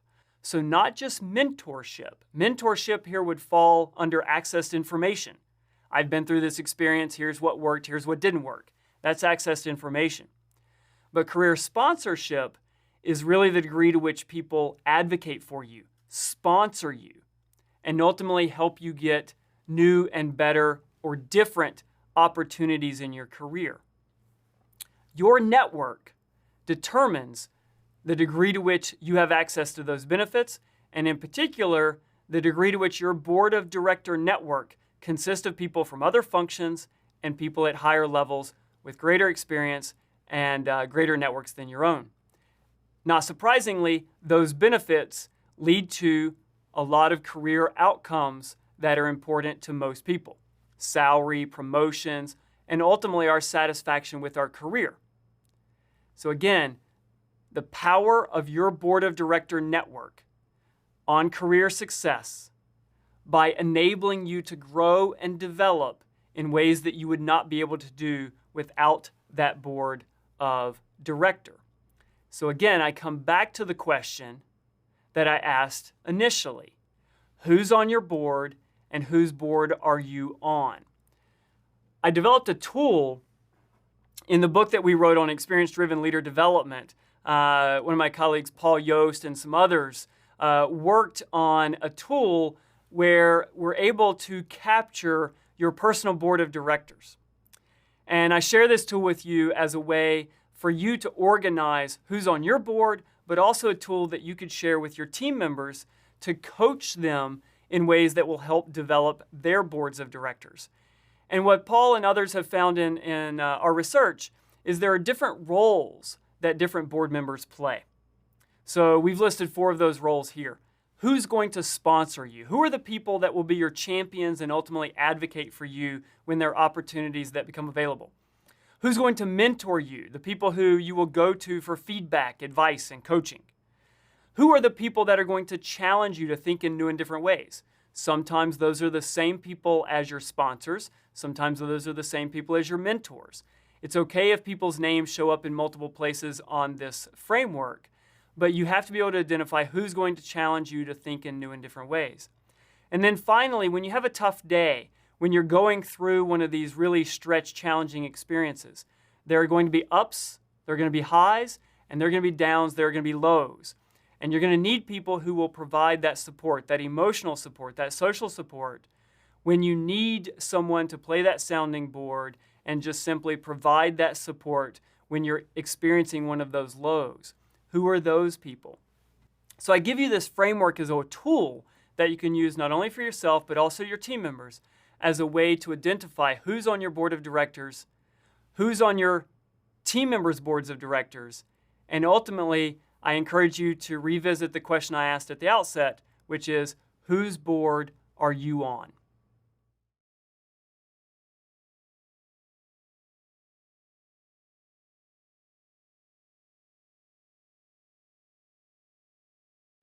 So look, I probably mentor 50 to 70 people, and I would say, maybe 10 years ago, we put a formal mentorship program in place in my department, and people got to pick their mentors. And 2 gentlemen picked me to mentor them. And it was really interesting because both of them were underperforming. And I knew they thought that if they latched onto me, that would be their key. And I found it extremely irritating, actually. Neither of them are here anymore. That's not because they chose me as their mentor, but they did underperform. I think apprenticeship leads to mentorship, right? So if you start with the mindset that you want to help groups of people be successful, there are connections that are formed. And they're normally formed out of either a work bond or a non-work bond, but something of common interest. And they just grow over time. And you realize that you've got these people that are really critical for you in terms of having someone to go to get advice about your career. Now, I contrast that to sponsors because sponsors are not necessarily the people that you're going to go to get advice on how to do your job. But everybody needs sponsors. People need someone or someones, and I like it to be more than one person because if your sponsor is an individual and poof, your sponsor's gone, then you don't have a sponsor anymore. But sponsors are people that really engage and have a vested interest in your success and growth because they recognize your talent. And I think you need both to be successful.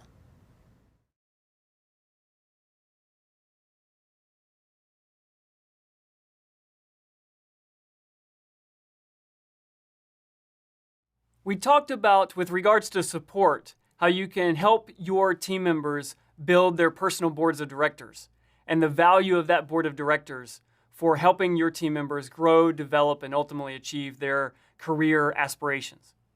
There's another form of support that I want to share with you, some specific strategies that you can use to really help your team members learn from their experiences. And that form of support is ultimately reflection. And reflecting backwards to make sure that we learn going forward. One of your roles as a team leader is to make sure that at pivotal moments in the team process, and this is not just at the end of a project or at the conclusion of your team being a team, but more consistently, more continuously, throughout your projects, throughout your assignments, at key points, making sure that you stop, you take a step back, and you reflect on what's working, what's not working, so that you can ensure that your team as a whole, as well as the individual team members, are learning from their experiences. Let me show you some data that illustrates just why this reflection is so important. This is a study that I did with 173 MBAs. These 173 MBAs were all going through the same 5 developmental experiences. And these experiences were designed to stretch and challenge these students in ways that would help them grow and develop important teamwork and leadership skills. And I followed them over about a 1-year process. I randomly assigned these students to one of 2 conditions. In one condition, what I call here the unstructured reflection condition, is after each of these 5 developmental experiences, I had them meet with a trained coach, a facilitator, who asked them 3 simple questions. What happened in the experience, what worked, and what didn't work? That's a pretty common, standard way of facilitating a reflection.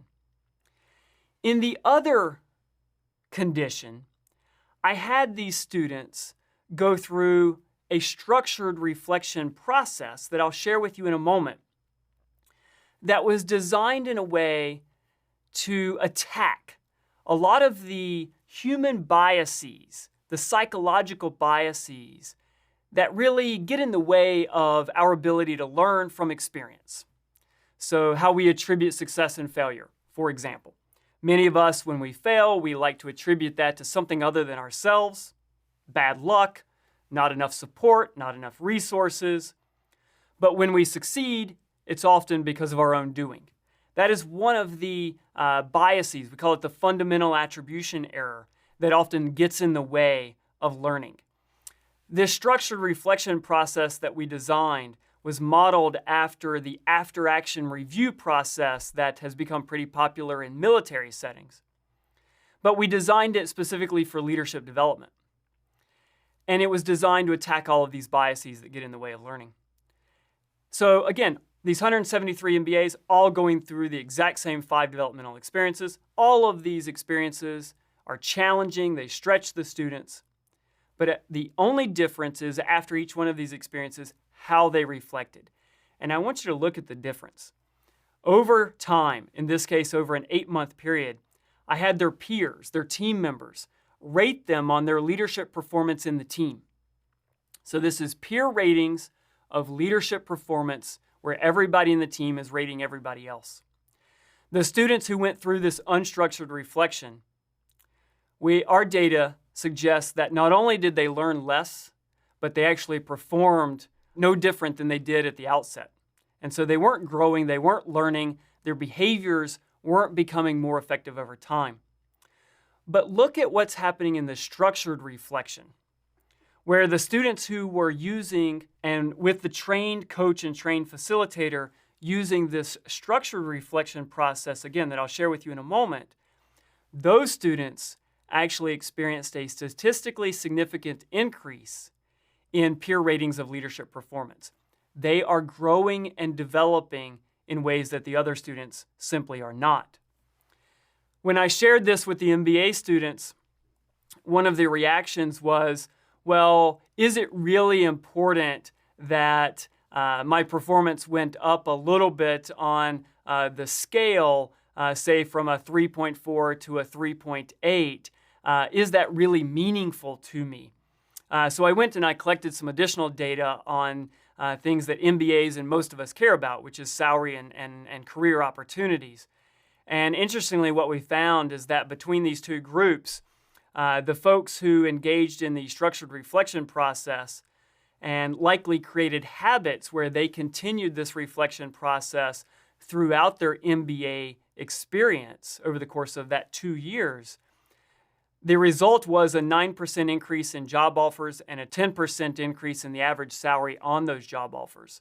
And so yes, it is meaningful, because if you compound that salary difference over the course of a 20 or 30-year career, we're talking about a big difference in terms of dollars earned over the course of one's career simply by developing habits around how we reflect to make sure that the biases are not getting in the way of learning. And you as a team leader can use this structured reflection process to ensure that your team members are not falling trapped to those biases and making sure that they are maximizing the learning as a team and as individuals from their experiences. So let me share with you some of the principles of that structured reflection process. 5 steps. The first step, make sure that you are reflecting as close to the event as possible. You don't want to wait 6 months, 12 months to reflect on what happened 6 to 12 months ago. You want to do it in real time. You want to make it a routine, a norm, a habit to reflect in real time on the events that are happening in your team. Second, you want to have a structured plan. When you go into that reflection, you want to have a structured set of questions. A lot of those questions I outline in the article that we wrote that focused on this study in the Journal of Applied Psychology, which you can find online. But many of those questions are captured here, which is use what-if scenarios for the road not taken. For example, one of the questions I have in the structured plan is when you ask an individual to describe what happened and what worked and what didn't work. What you then follow up with is what-if scenarios, which is what if you had done something different? How do you think the scenario or the situation would have played out? What if you had done something different? What if you had done something different than that? And making your team members articulate their assumptions for what if they had done X, Y, or Z? What are their assumptions about how it would have played out? And then testing why they think those assumptions and why they have those scenarios in mind for what would have happened. That conversation is extremely powerful as a way to reflect not only on what did occur, but what might have occurred had we behaved differently. Then from that, as part of your structured plan, you develop what I call if-then implications. If I had performed this way, then this would have happened. If I had performed this way, then this something else would have happened. Those if-then statements with your team members will force them to think very carefully about, well, if I had performed in one way, this would have happened. If I had performed in a different way, this would have happened. That process in the structured reflection is critical. And our data suggests is the big difference between the unstructured reflection and the structured reflection. And then lastly is establish public accountability for change. One of your roles as a team leader is to establish the system of accountability. It is very easy for us to commit to behavior change, but we all know behavior change is really hard. The only way behavior change happens is if we are accountable to that or for that change. One thing you can do as a team leader is to set up regular meetings where you are meeting with your individual team members and asking them about the behavior changes they've committed to. Another strategy you can use is the team. Engage the team in helping each other. Share the goals, the learning goals, what behavior changes people want to engage in. That gives your team an opportunity to give each other feedback in a very open and transparent way, and ultimately to hold each other accountable for those changes. Very powerful. Our data, our research suggests that if you can follow these 5 steps to reflection, the learning, the development, the growth in your team, as well as for you as a team leader, is much, much greater.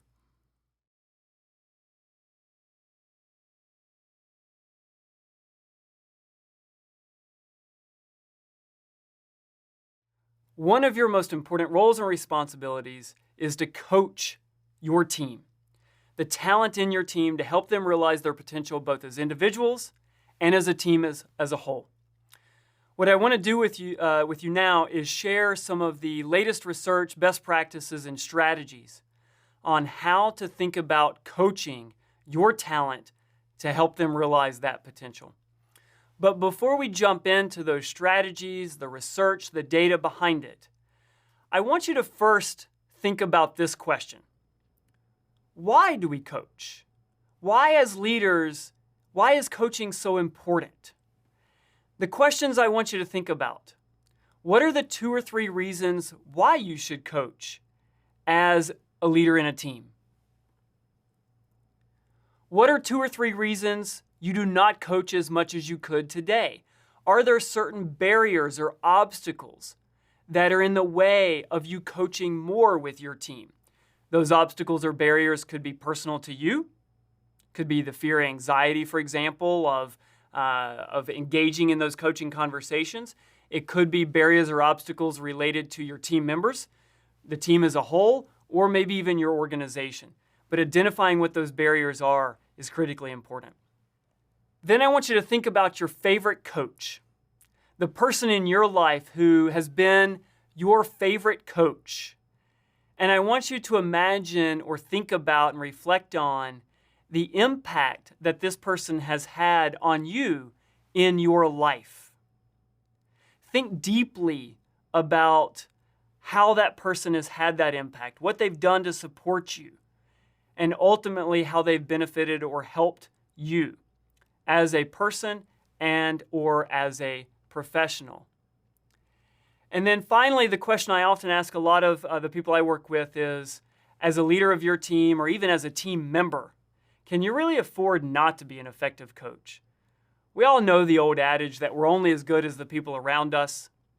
I've shown you very compelling evidence that your talent and your ability to coach and grow and develop that talent drives results in business, drives financial results, all the way down to customer satisfaction, all the way down to employee retention and satisfaction. And so ultimately the question is, can you afford not to take the time and invest in being an effective coach? Before we go forward, I want you to entertain all 4 of these questions and really think deeply about why you should be coaching, why you might not be coaching as much as you could, what the impact of coaches have been on your life, and then ultimately, can you really afford not to be an effective coach? Think about those questions, and then we'll continue.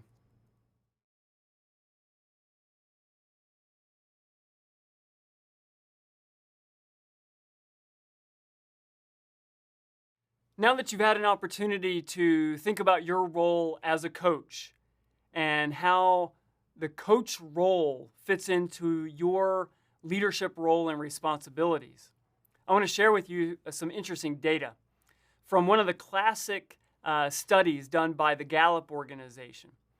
I'll share with you some questions or some statements from that poll, and I want you to estimate what you think the response was from the participants in this poll. The poll was from people from all different industries, all different organizations, employees of a range of different companies from around the globe. The first is, what do you think the percent of employees is who would state they have a clear understanding of what the organization is trying to achieve and why they're trying to achieve it beyond the next quarter? So if you think about organizations being quarterly driven and quarterly focused, what do you think the percent of employees is that have a clear understanding of what the organization is trying to achieve long term and why they're trying to achieve it beyond simply the next quarter? What do you guess is the percent? Next is the percent of employees who said their teams had clear and measurable goals. What percent of employees do you think said their teams had clear and measurable goals? Write down your best estimate. Thirdly, the percent of employees who said they had a clear, what they called line of sight between their task and their team's and organization's goals. So the degree to which they have a line of sight between the relevance of what they're working on and how what they're working on is relevant to and helps the team and or the organization achieve its goals. What percent of employees said they had that clear line of sight? Fourth, what percent of employees do you estimate said they are enthusiastic about their team and the organization's goals? Enthusiastic about their team and organization's goals. And last, the percent of employees who said they felt their organizations held people accountable for results. Take a guess at the percent of employees for each of these 5. Now let me give you the answers. Number 1, 37% of employees said they had a clear understanding of what the organization was trying to achieve and why long term. 9%, only 9% of employees said their teams had clear and measurable goals. Only 20% of employees said they had a clear line of sight between their tasks and the goals of the team or the organization. Likewise, only 20% of employees said they were actually enthusiastic about the team or the organization's goals. And then finally, only 10% of employees said they felt their organizations held people accountable for results. Now think about your organization or teams that you've worked in and how you think employees in those teams or those organizations would complete these statements. And now think about your role as a leader. Our role is to make sure that they see the connection between what they're working on and the organization's long-term goals, that we have clear and measurable goals, that they're enthusiastic about those goals, and that ultimately people are held accountable. That is our responsibility as a team leader. And these data would suggest that most of us as leaders are not fulfilling that role and responsibility to the level that we need. Which reminds me of my colleague Noel Tichy, who wrote a famous book called The Leadership Engine, great book, where he said the ultimate test for a leader is not whether he or she makes smart decisions, takes decisive action, but whether he or she teaches others to be leaders and builds an organization that can sustain its success even when he or she is not around. And that is the essence of our role as a coach when we think about leadership in our teams. And so I want to give you a coaching process, a framework that you can use.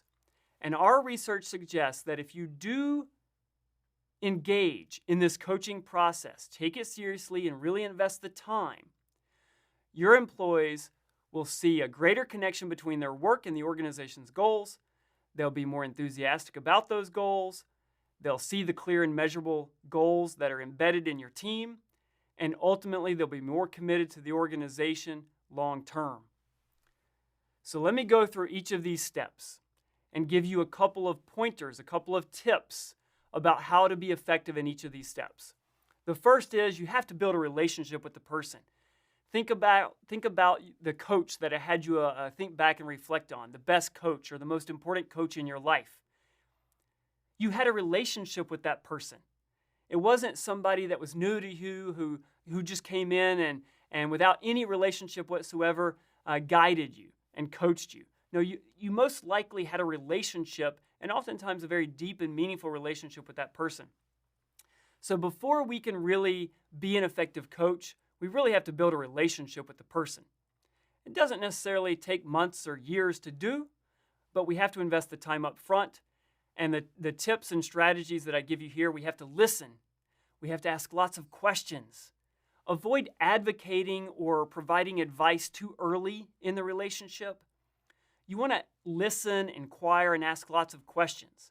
What we find in our research is the more questions you ask, the more you listen, the more the person perceives and understands that you actually care about them as a person, as well as a professional and their career. So first, you have to build the relationship. Second, you have to assess the need.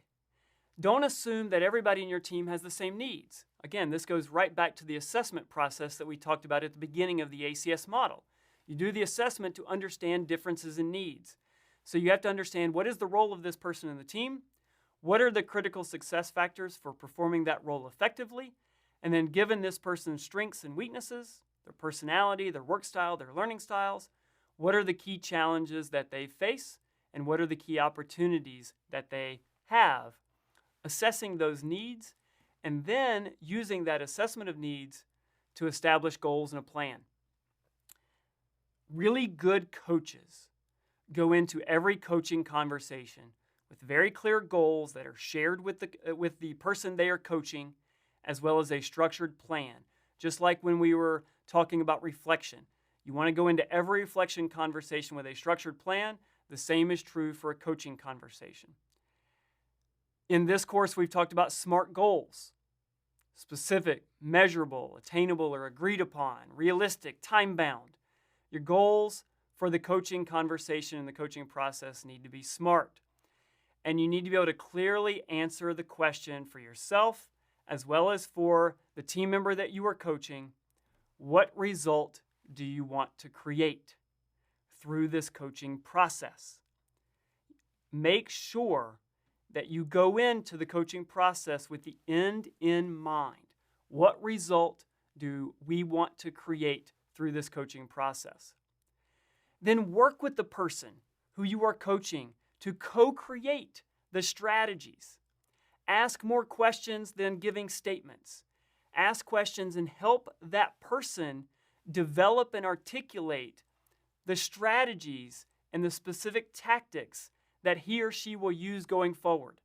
What we find in our research is the degree to which the person you are coaching owns and develops the strategies and tactics for how they're going to go forward, the more committed they are to actually executing and implementing those strategies. The implication for you as a leader: you are not advocating or specifying you must do this or you must do that. You're not advocating this strategy over that strategy. You're asking questions to help the coachee, the person, arrive at the most effective strategies and tactics for that given situation. Then, once you have the strategies, now we have to take action. So you work with the person to agree on an action plan. Make sure that there are small wins, some focus, and then a commitment to implementation. But you can't stop there. Simply having a plan is not enough. Again, we know how hard behavior change is. And so once you have that plan in place, once there's a focus on small wins and the experimentation along the way, and once there's a shared commitment for implementation, now you're engaging in the reflection process. Again, what we call these after-action reviews, and reinforcing the personal accountability. You have this coaching process, and you have some very specific tactics and strategies that you can use. I encourage you to implement this both for yourself, but also for people in your team who you are coaching, whether they are your peers, whether they are reporting to you. This coaching process is shown to work across all different types of coaching relationships, and the strategies that I'm sharing with you here and the specific tactics have evidence and data behind each and every one of them to show that they actually work, and it will help you facilitate learning and growth, whether it be for yourself and the people that you are coaching. But one final important point that I want to make before moving on. This coaching process is continuous, it's cyclical, and iterative, meaning that the relationship is not something you build and then ignore. Relationships must be consistently and continuously maintained, reinforced. The goals will change over time. The needs will change over time. Therefore, so will the strategies and the actions. You have to think about this as a cyclical or circular process, and it's continuous. Make sure that you are consistently revisiting and reinforcing each step along and throughout this coaching process.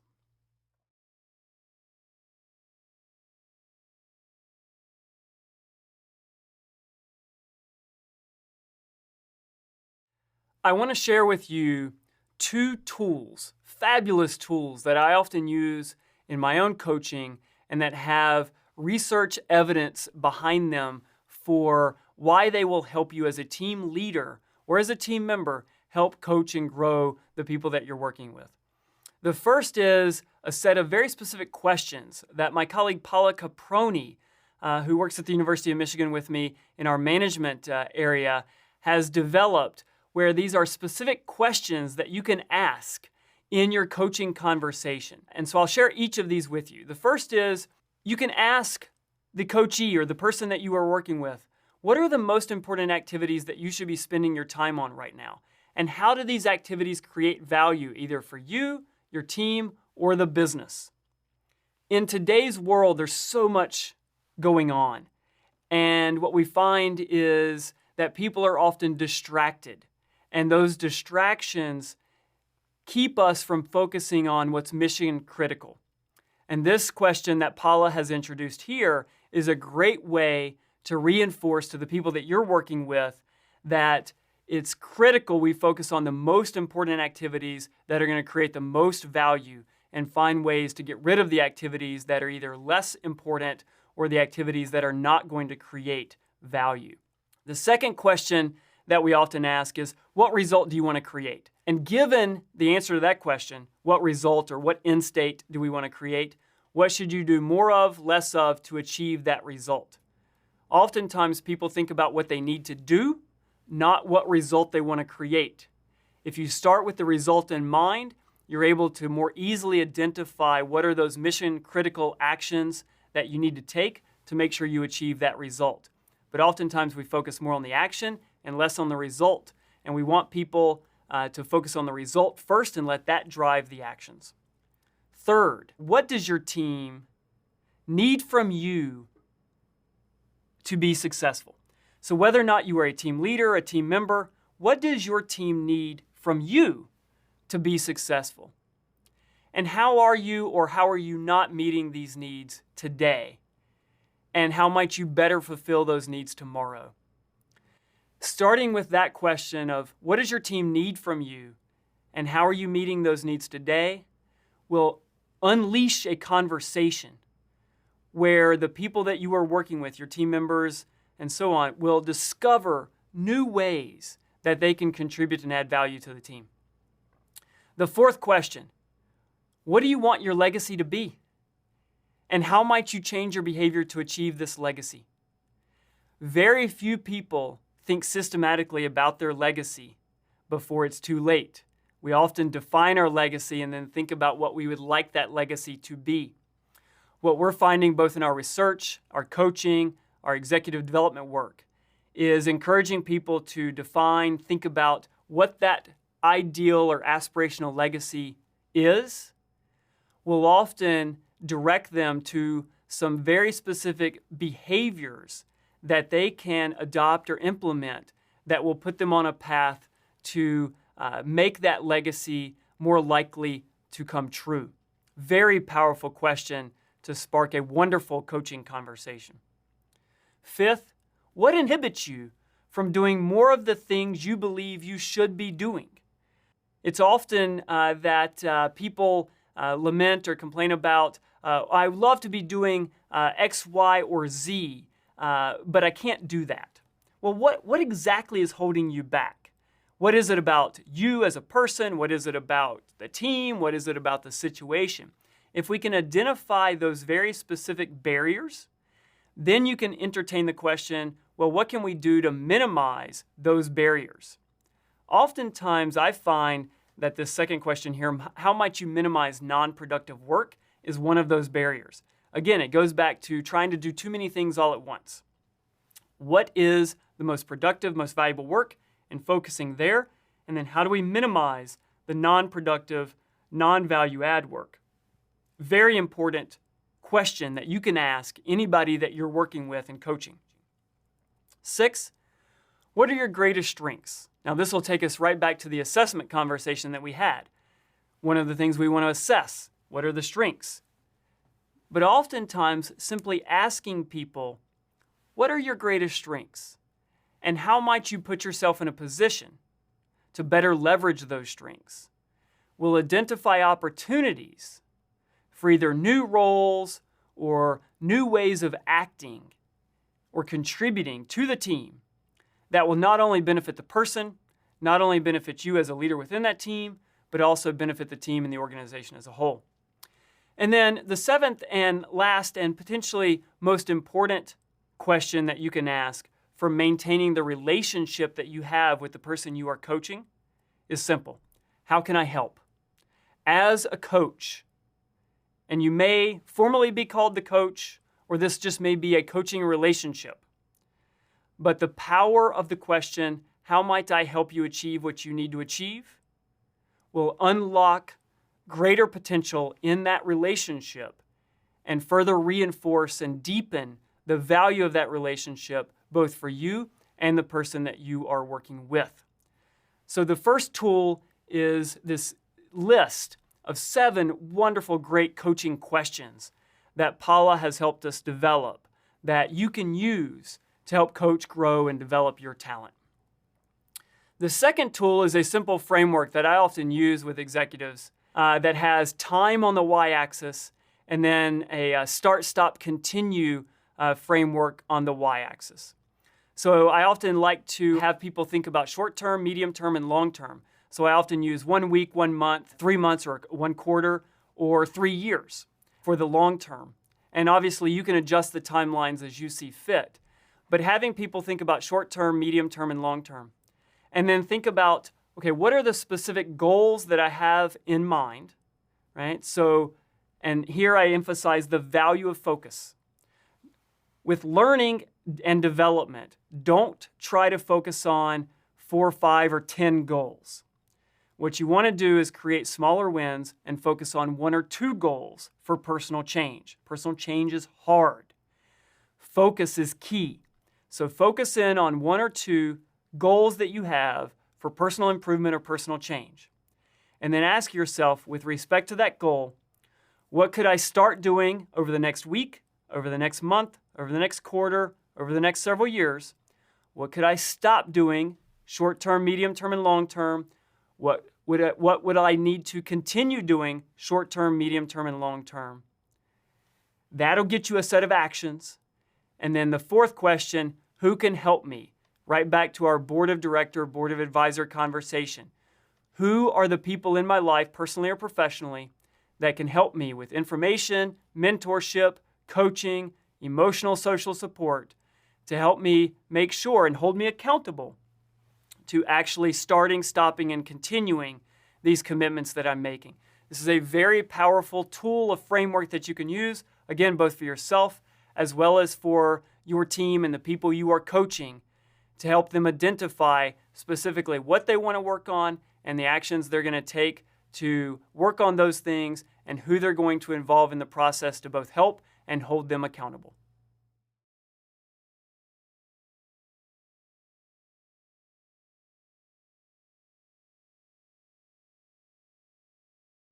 As a final recap of our session on coaching and developing talent, I just want to highlight some of the themes that we've talked about. Remember, the course is focused on, and its foundation is the Michigan model of leadership, which you see here. Whether or not you are trying to coach and develop talent to be more creative and innovative, or more results-driven, or more structure, process, and execution-focused, or whether or not you're trying to coach and develop them to have improved teamwork skills and collaboration skills. All aspects of this model come into play. And it comes right back to driving results through coaching and developing talent. You can create a more innovative team. You can create a more results-driven team, a more process or execution-focused team, or a more collaborative, team-oriented group of people through your coaching and developing of your talent as a leader or as a team member within that group. The ACS model that we talked about, assessment, challenge, and support. First, remember, you need to assess what's important for me to develop. It may be important that we want to develop a more innovative set of skills, or a set of skills that will enable us to be more innovative, or a set of skills or a mindset that will enable more results, or better results, or greater execution within certain boundaries. Or again, the assessment may illuminate that you need to focus on teamwork and the social skills within the group. That assessment is critical as your starting point. Then you've got to figure out, how do I challenge and stretch the individuals, the team as a whole, to address any weaknesses that have been identified and or to further develop and leverage those strengths that came out of that assessment process. Then, as you're challenging them and as you're stretching them, you've got to have that support mechanism in place. both from a board of directors, advisors, so who's going to be there to provide the mentorship, the support, the stretch, the accountability, but then also from a reflection point of view to make sure that individuals and teams, as they go through these experiences, are reflecting on them in ways that will enable the learning and development to occur. This ACS model, if you can remember the ACS, Assessment, Challenge, and Support, will help you have a mental framework for guiding your strategies and your tactics for coaching and developing your talent and your teams. And that's what brings me to this point. I've said it now several times. One of your most important roles, one of your most important responsibilities as a leader is to teach, to coach, and to develop your talent. Your team, your organization is only going to be as good as the team and the individuals within it. And your role, your responsibility is to bring them along and help them grow and develop in ways that are going to enable your team and ultimately your organization to achieve its goals, its vision, its aspiration. Remember, these insights can be used to develop yourself, not only your team members.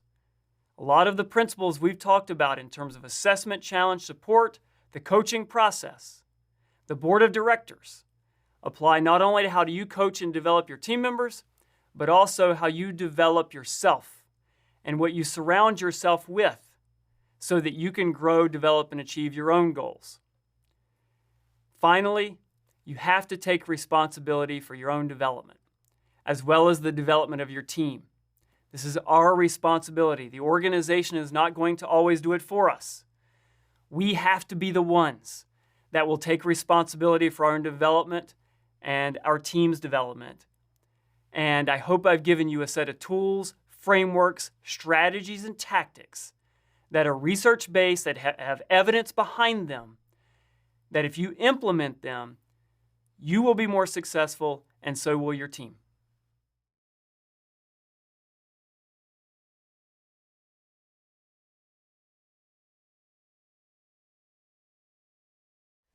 It is great to be with you and work on creating and building a robust talent pipeline. The future of your team, or your part of the company, or the company itself, relies on the important tasks of finding, developing, and building a cadre of talent to lead and take your company forward. Today I'm using the word talent as a noun, and together we will build a model for discovering what true talent is. In order to have the right person in the right place at the right time, with the appropriate set of skills, abilities, and talent, you have to have a pipeline that is connected, in place, and full of people working in their functions in the company or on your team, ready to move and go where the strategy needs to take you. You need to have a connected and integrated set of processes and systems, supported by IT systems if possible, that create knowledge of talent. Who, what, where are they? What they're good at, what they can get better at, where they can move, their ability to move, and the governance to move them, and to develop talent throughout the organization. At the team level, you have that power to assure that you have the right people. It will take a system and processes to support the larger company's need for talent. So as you can see in this picture, a big pipeline of unconnected pipes. You have to have a talent pipeline. Why? Because you need to assure that you're ready, you're able to act to get the job done when the job is open. Now, how are you going to do this again? What are the processes? First, you always have to understand the strategy. Then you have to recruit and select for the strategy, onboard well, and identify the talent. Differentially develop the talent. You have to develop everyone, but differentially we have to develop the talent that will lead the company forward. We want to engage all employees well and plan for succession. And we need to be supported by very robust HR systems and processes. Here we have all of the pipes linked together. The order may vary, the stages may move back and forth, but there must be harmony. Key HR systems and processes that can enable potential of people, enable potential and enable numerous people to be able to do the work at hand. Typically, this means having sound, integrated human resource planning, recruitment, selection, training, development, performance management, career management, succession planning, and the support of a good compensation and benefits process. Multiple processes, perhaps, to ensure that the talent pipeline is always filled and ready to go. This will allow people to move through the pipeline and assure that the pipeline delivers the talent where and when it needs to be deployed. Again, whenever the need arises. In order to build this robust pipeline, we must follow the elements I've listed here. We must actually know what talent is. I'm using the word talent as a noun, remember. You should have an idea what the pipeline is, but we'll look a lot deeper today. We will learn about talent management and all that supports it to lead you to success. Meryl and Charlie are pretty amazing. They worked incredibly hard to perform at the highest level they could achieve, to achieve the gold medal in the Olympics. Here at the University of Michigan, we're very proud of them. Their high performance is the first of the 5 elements that research tells us underlies true talent. I'd like to build this model for you that contains the 5 most important qualities that I have found matter when identifying talent. Performance, like that of Charlie and Meryl, is the first of the qualities on this list. Ability and capability to execute what the person is faced with. High performance is being able to affect, to be able to execute, to meet the goals and objectives, and further to exceed the expectations of others, as well as the company itself. This is the first building block of the model that I'm building for you. I call it the A3E2 model. Here it is in complete form. I want to show you all of the building blocks more deeply, but we start with ability and capability, learning agility, aspiration, emotional intelligence, and engagement. Let's look at the second of the elements, learning agility. Learning agility is a critical quality. Some say the most important quality to be termed a true talent. Let me tell you a little story. When I was the HR vice president for our international operations around the world, I found that we were going to create 4 plants in 4 different countries, all built on the same model, but I never really had the responsibility to build and staff plants globally around the world.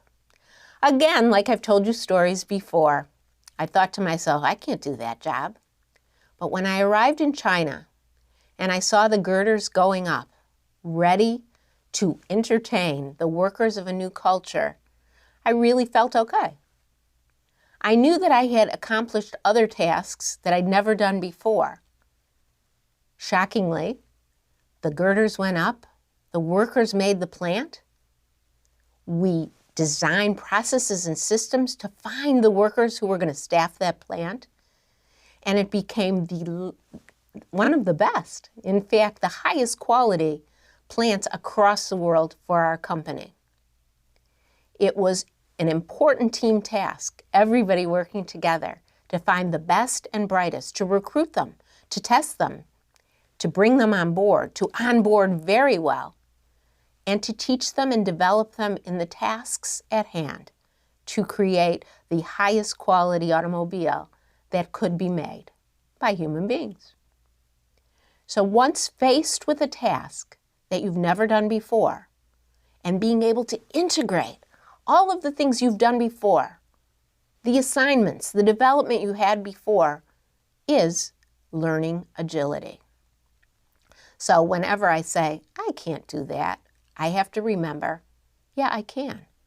And those that you determine can do things by virtue of integrating what they've done before are true learning agile people. Here you see a representation of Maslow's hierarchy of needs.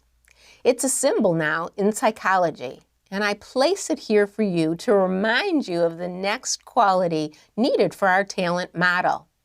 When I was reviewing my slides this morning, it was really funny. My husband glanced over at me and he said, "Is that my pyramid?" And I said, "No, I should have taken one of your pictures of the Great Pyramid as he works there and put it in my slides, but maybe next time."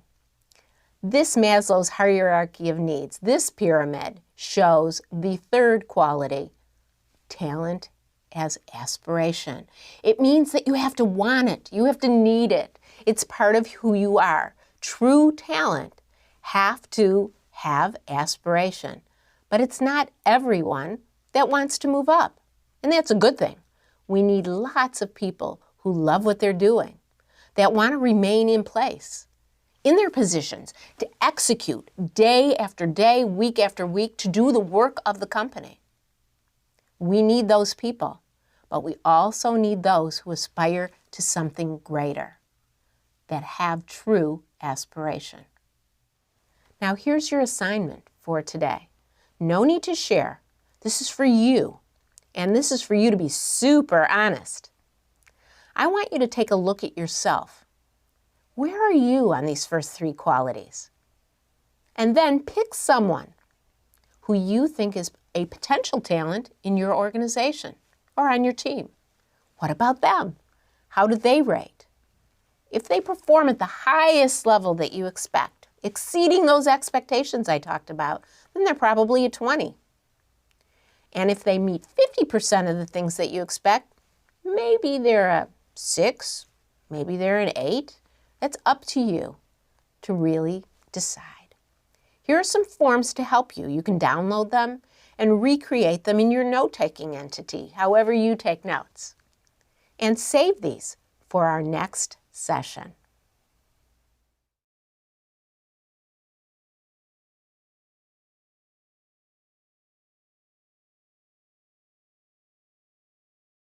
We're now talking about the fourth element of our model, and that is employee engagement. It is really an important element, and you have the opportunity to make it better for your team and your company. We all can help others to be more engaged. We can help others find true meaning in their work, true meaning in their work lives, and what they are doing. There's an epidemic of unengaged people today all over the world, but we can cure it with simple, positive measures, the kinds of things that you have been learning throughout this entire course. What does it mean to be truly engaged? It means that a person performs highly first. Of course, high performance first, remember. And they're also committed to the mission and the vision of the team or the work at hand. That means they have to understand what the mission and the vision is. They have to see the greater picture. They have to know what they're moving towards. If they're committed to executing success and creating something bigger than themselves, they truly can become engaged. The graph here indicates what research tells us, that with commitment and performance comes discretionary effort in work. We believe it creates approximately 57% greater levels of work, and that's pretty spectacular. Our last and fifth area of exploration is that of emotional intelligence. All of us express ourselves with our facial expressions.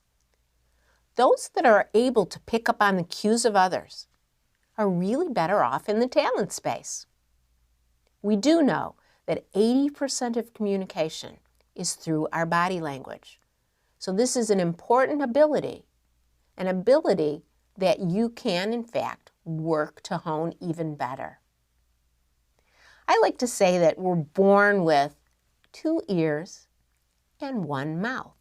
Using them in that proportion may be helpful in observing the body language of others, and to understanding what is behind the body language. What are the words that aren't being said? Emotional intelligence is defined as the ability to monitor one's own and other people's emotions, to really discriminate between different emotions and label them appropriately, and to use emotional information to guide your thinking, your speaking, as well as all of the other behaviors that make you up. Those who are able to identify the feelings, the expressions, the words that lie beneath the expressions are more able to lead. Look at the faces of this team. The woman close to the center looks happy about something. Perhaps she's discovered something that the rest of the team is yet to realize. Looking over her shoulder is someone being inquisitive. Others kind of look frustrated to me. We can construct a story to tell what is happening in the team, and then we can determine whether we need to insert ourselves as leaders to help the team to move forward. Recently, Professor Sanchez-Burks here at the university did some excellent work on the concept of emotional aperture. His work culminated in a test of aperture that gives you a hint as to whether you are able to assess the emotions of others and whether you can do it very quickly. I have to say, I thought I would be a little bit better than I have scored. I pride myself on being able to be emotionally intelligent and to pick up on the cues of the people that work for me and the people that I work with. But it reminded me of the critical skill as a leader.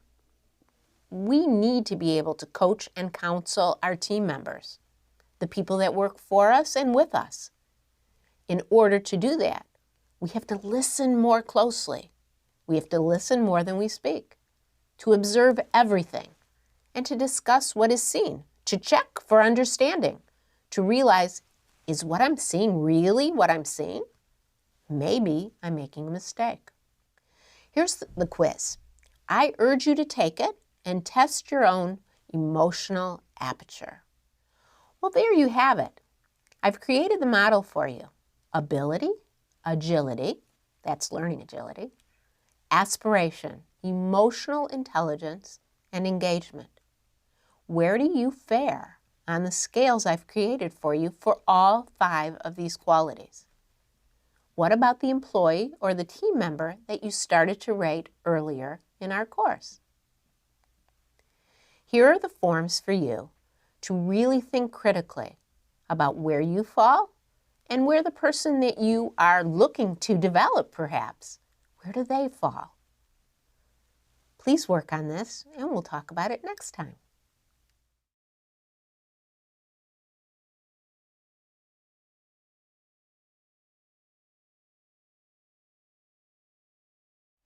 Well, here we are again, moving along the talent pipeline.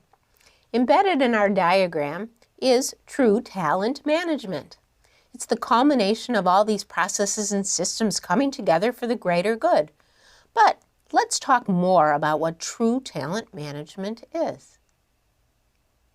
True talent management is making sure you have the right person in the right position at the right time with the right skills and abilities, as well as emotional intelligence and aspiration and engagement to execute those strategic goals and those strategies that we've also talked about for your company, your department, and your team.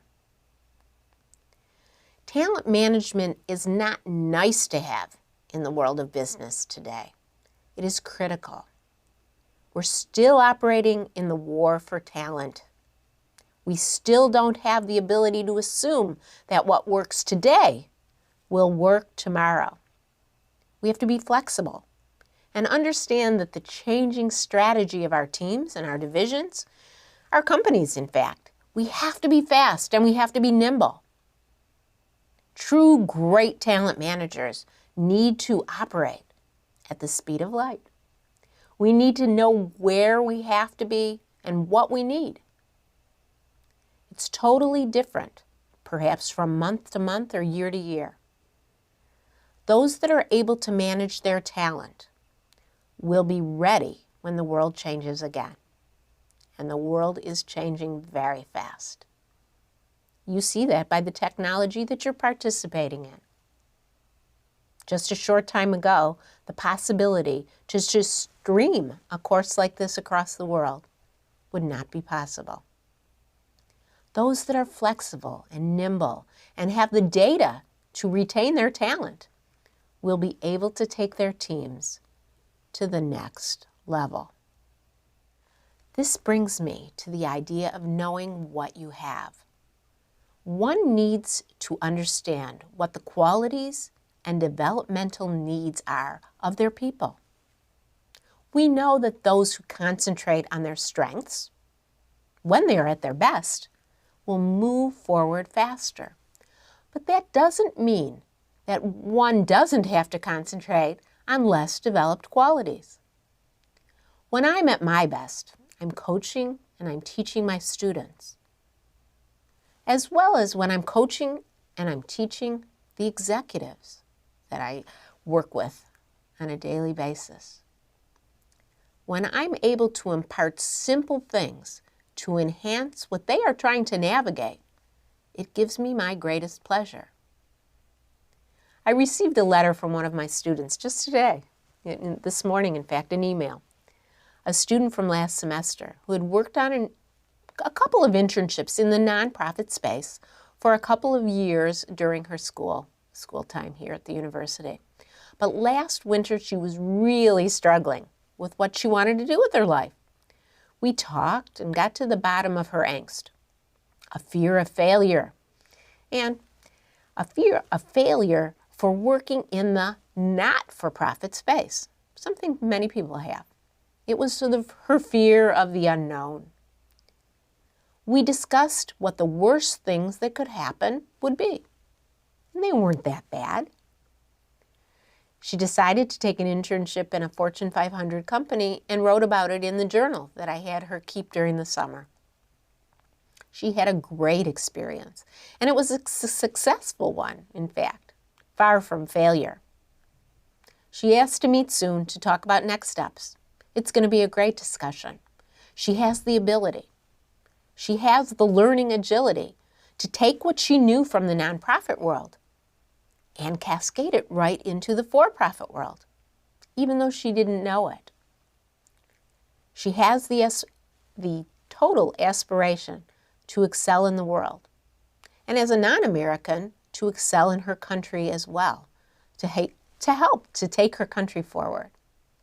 She had the engagement all summer to do well for this company and to be recognized for it, and her journal told me she was recognized for it. She'll need to improve her emotional intelligence, see herself for who she is, and be able to see what others think. I think this will take some age, some maturity, and having others around her to shore up her insecurities. That's where leaders come in. It's important to coach and counsel our team members for the greater good and to take them to the next level. Now it's your turn. When are you at your best? What do others see when they look at you when you're at your best? I want you to use the A3E2 model to describe yourself and the qualities that you have. When was the person who you rated earlier, your person, at his or her best also? What did you see in them? Can you tell a story? Can you tell a story using the qualities of A3E2? I think you can. Storytelling is painting a picture in the mind of someone else so that they're more apt to remember it because they can see it in their mind's eye. Storytelling is what I call passion with a purpose, using colorful, emotional, moving words that can excite the senses. Again, storytelling. It's passion with a purpose.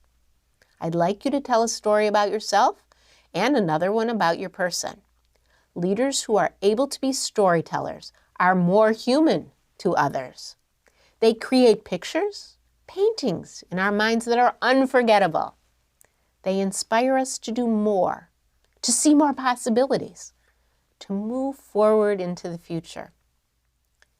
This is not a storytelling class, but I encourage you, if you desire to be a leader, if you have that aspiration to be the talent we've been creating here, to be able to hone this skill will serve you well. It's a very useful and important skill. I look forward to see what you come up with. Wow us with all your creative storytelling. Paint a picture in the brain of someone else that they will remember. This will also set the stage for our development of the talent that we talk about in the next segment. So create a 2-minute video, a video about you when you are at your best, using the strengths of the A3-E2 model. And then create a 2-minute video about someone who works for you, or a team member, somebody you want to help develop in the future.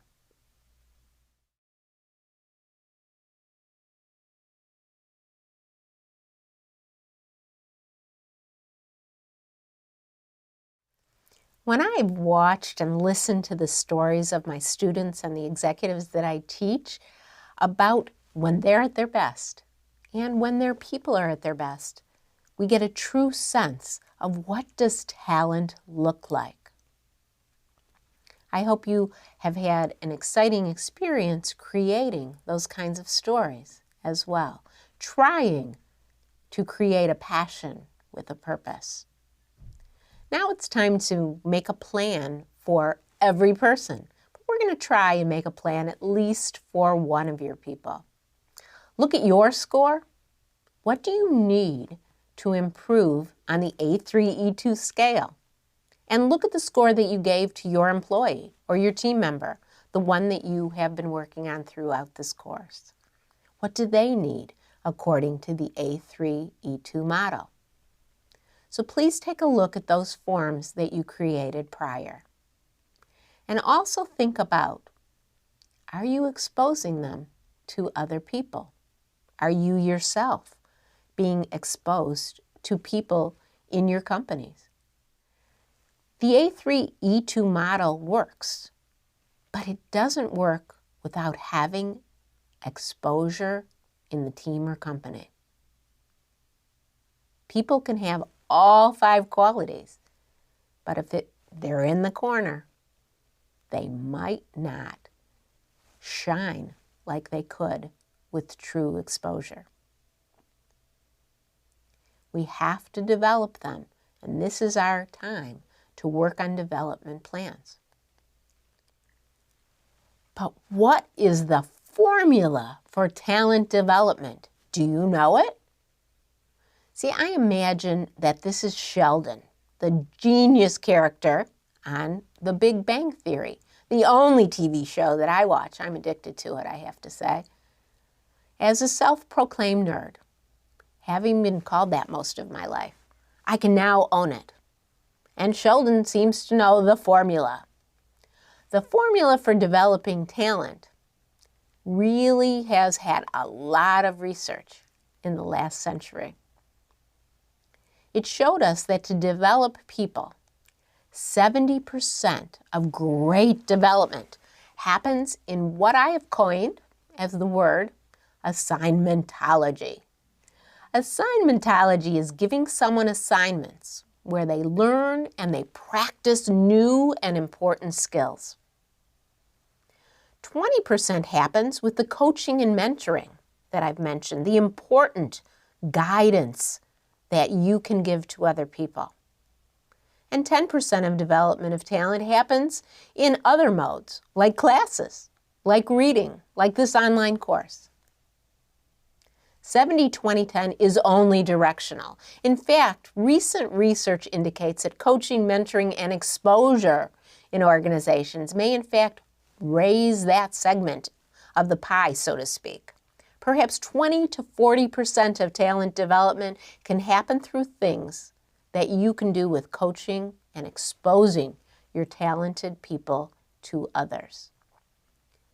Again, assignmentology is the art of designing or creating learning experiences that give talented people the skills and abilities and opportunities to succeed, hopefully not to fail. But it's always good to fail. We learn a lot from failing at assignments. But be careful not to fail more than once in the same area. There are many assignments that can teach, and assignments don't have to be in another position. I don't mean promoting somebody or moving them some other place. These kinds of assignments can happen right in place on the job. You can give people excellent opportunities for learning right in their own job, or maybe adjacent, by spending some time with other people, spending some time shadowing people in other departments. This only takes your creativity to create a plethora of different kinds of assignments.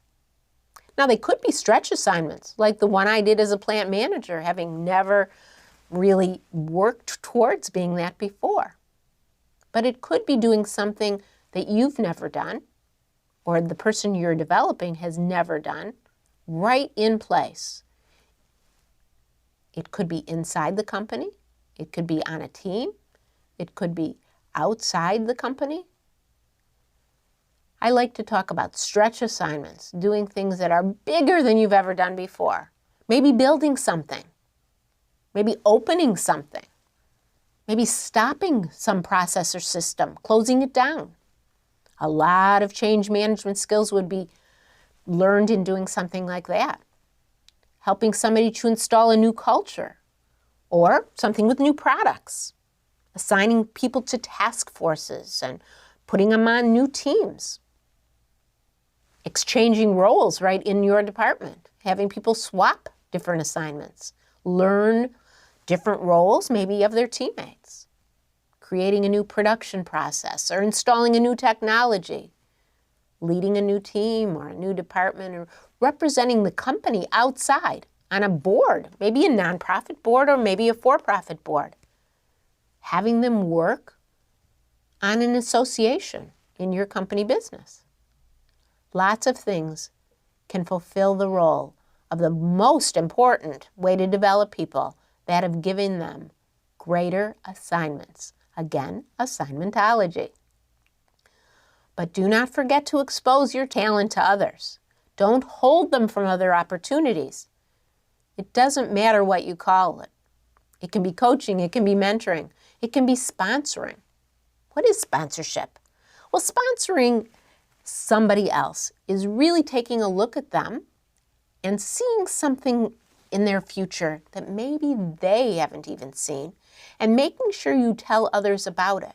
So when somebody says, oh, I have an opening in my department and I can't find the person, and all of a sudden a light bulb goes on and you say, well, I know somebody.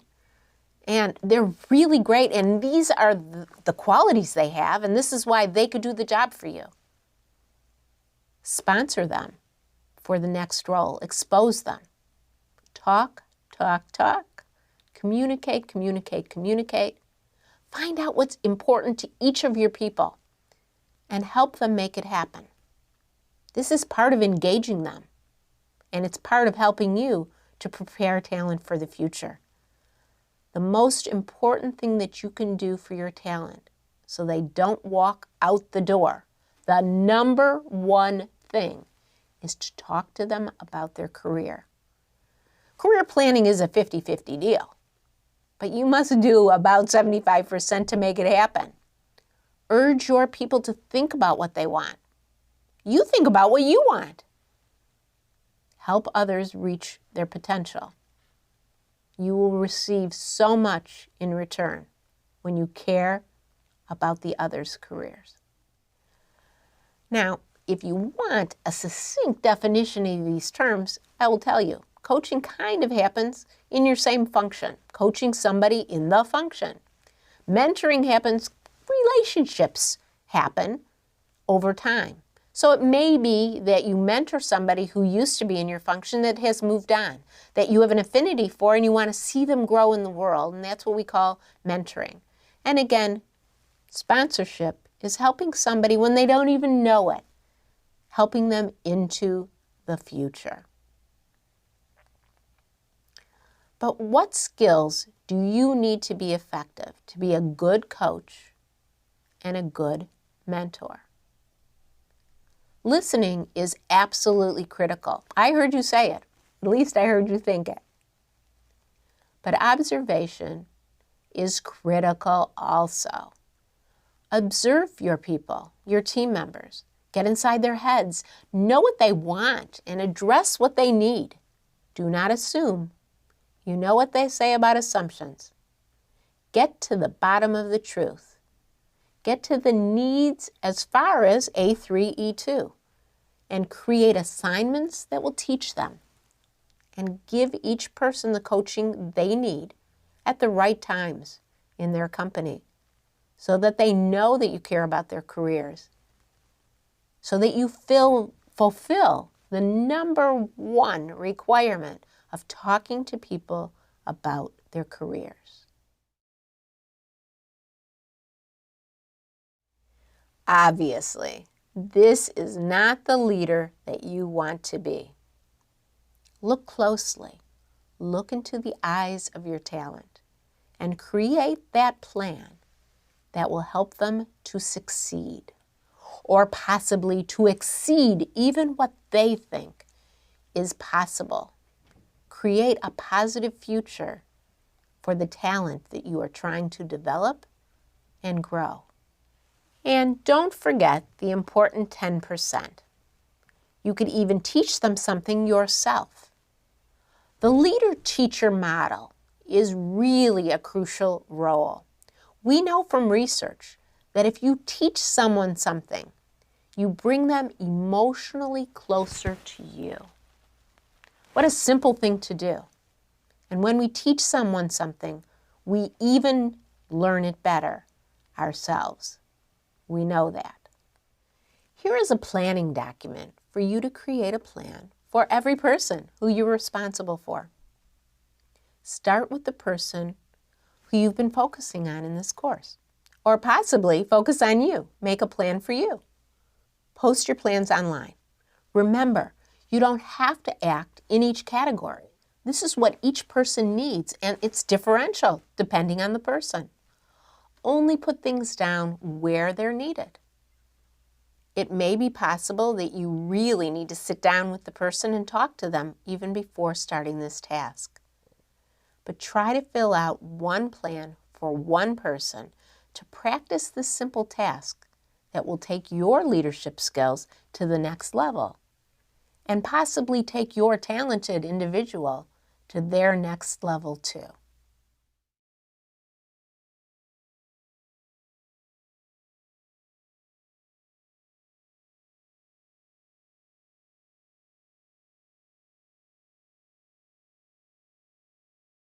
Welcome back. Now, I already told you we have a problem with employee engagement. Engagement continues to be a problem and we need to focus on it. We need to engage our people better, all of our people, not just our talent. But we have to really assure that we are engaging our talent so that we don't lose them. Research tells us that people join companies with lots of positive ambition, but without a concentration on what's important to them, their mission. They may become unengaged very, very quickly. Remember what you learned in the onboarding section. It all starts before people even arrive on site in your team or your company. Be cognizant that your behaviors as a leader, as a team leader, is crucial to engaging and retaining talent. The quality of leadership is crucial to turnover. You don't want zero turnover though, but you don't want 30% either. Each industry, each company, each site is different. You want to make sure that you are infusing the environment with new blood, so to speak, all the time. But you can't let your investment go out the door either. It will cost you double the salary to attract and retain a replacement, remember. You are responsible as a leader to keep the team and your talent engaged. And that's just not a once a month kind of thing. That's thinking about it almost every single day to assure that everybody remains engaged. In addition to determining growth potential, risk and impact of loss of people and talent are important data elements for managers to capture and discuss during what I call the talent review process. And this should be part of the processes in your talent pipeline. The risk of loss, or the probability that an employee will leave you, this is too high a risk if they're talented in your organization. This risk could be affected by job satisfaction, what they're doing every day, the work at hand. It could be culture fit. They don't fit in the culture. It could be relationships or connections inside the company. It could be that they're sitting next to a really negative person that creates this negative aura in the company and deteriorates how they feel when they walk in the door. It could be recent work life or life events that trigger departure, or it could be something happening in the job market, like a competitor showing them that the world could be better in another place. The impact of loss asks that managers and team leaders determine the impact to the business if somebody departs. The impact of this loss could be affected by the ability to replace that employee, their knowledge, or the level of competitive risk if the employee goes to a competitor. They take a lot of knowledge with them, a lot of IP. The difficulty of replacing an employee is great, and it's great right now. You have the ability to influence talent and employees in your teams and in your companies. And you have the ability also to influence all of the stakeholders. A manager determines the employee's risk of loss and that impact of loss. And you should be keeping track of that and making sure that you can influence people to stay and grow and lead and take your company to the next level. So how do we make a plan? The keys are really easy to remember, but perhaps not easy to execute.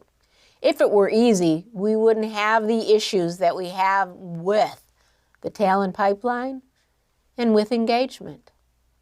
Talking to your team members is extremely high on the list.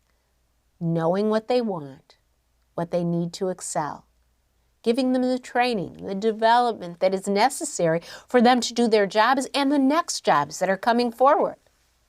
Inform them constantly about what's going on in the team and in the company. I've said it before. Communicate, communicate, and then communicate some more. Recognize them for what they do, what they accomplish. Most important is to help them make meaning in their careers. Help them to see the bigger picture. Help them to see what position they play in the team or in the company and how important that position is to moving the company forward. And don't forget, even though it's not number one on the list, you have to reward. You have to recognize. Recognize is totally, critically important. Here are some ideas to incorporate into your repertoire. Start your next meeting with allowing people to share something positive in their lives. We do that in all of my staff meetings, and it sets the stage for a good meeting, and it helps lighten the load, letting everybody talk about something perhaps from home or perhaps at work that's gone positively just makes the environment more energized and positive. Talking to every team member and getting their ideas out for creating a better environment for the team. How about taking everybody out to play at something? Finding fun at work. And if your culture allows it, embarrass them. Positively embarrass them with recognition. Make sure you ask every one of your people what their passion is. Know what makes them tick and what makes their lives worthwhile. Have team members teach each other something. Remember what I said about teaching. If we teach something to somebody else, we remember it better, and people get closer to us when we teach them. Allow your team members to teach each other. And have your team members share their purpose for what they're doing here at work. Have everyone share lately what they've been up to. Have them share what they're most proud of. Think about a way that one of your leaders may have caused positive energy in your environment, or something that you've done that has caused positive energy. Together, let's brainstorm all of the fascinating things that we can share with each other about creating positive energy in our teams and helping to move engagement forward. Tell stories, using those creative and colorful words so that we remember some of the things you've done or some of the things you've experienced so that we may try it in our next team activity or team event.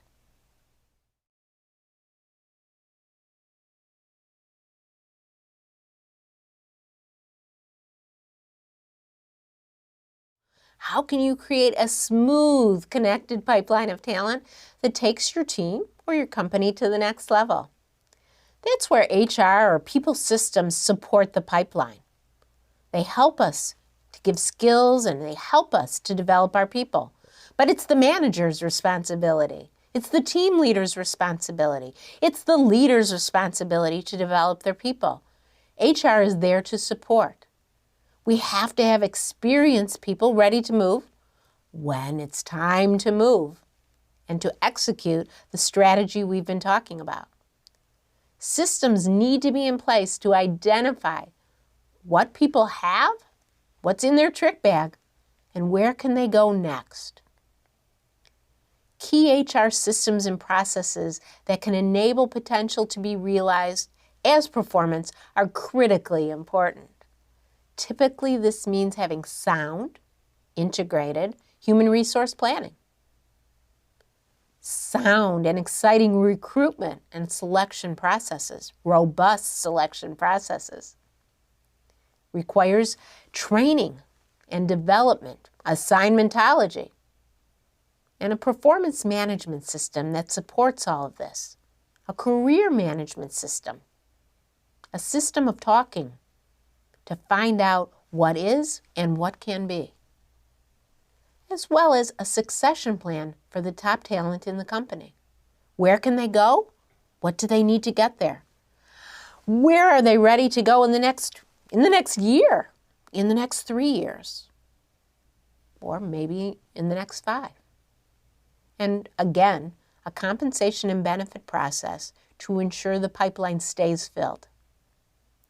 This will allow us to move people forward through the pipeline and ensure that the pipeline delivers the talent where it needs to be deployed when it is needed.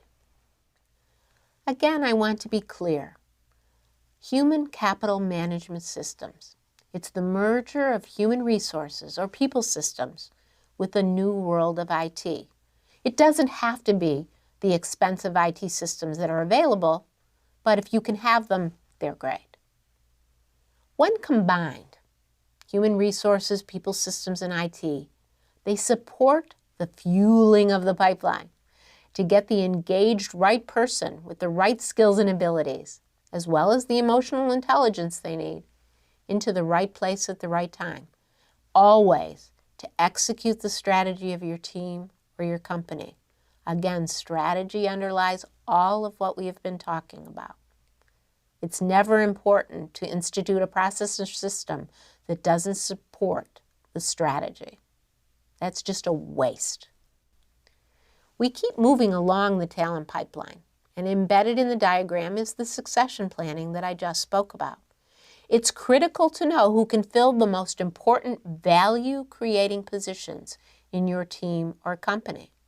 To have a list ready of who are the next 2 or 3 people that you could select from when the opportunity presents itself. Succession planning is the culmination of a talent audit process. What's a talent audit process?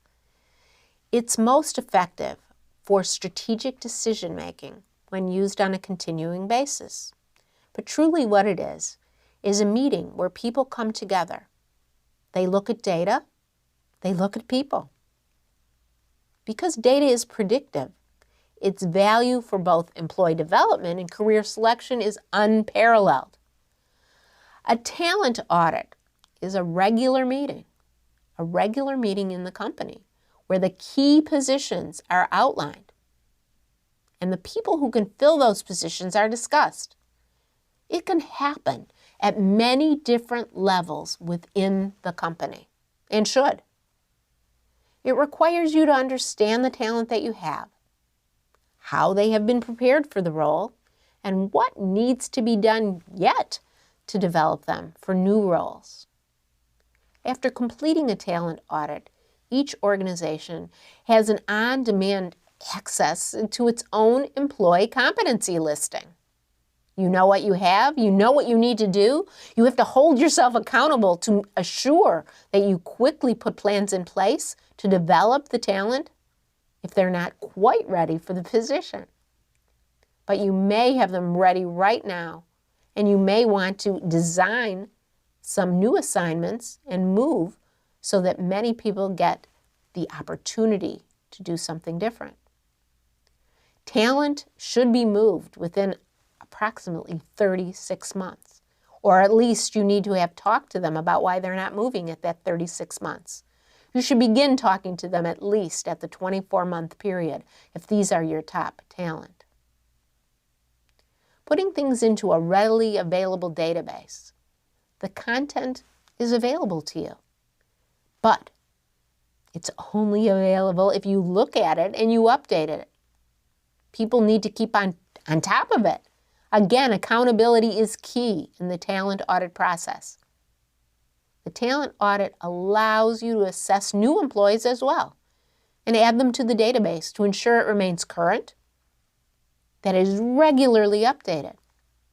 It will be there when an opening occurs and when you create that series of moves to enrich the talent mix required to lead your company.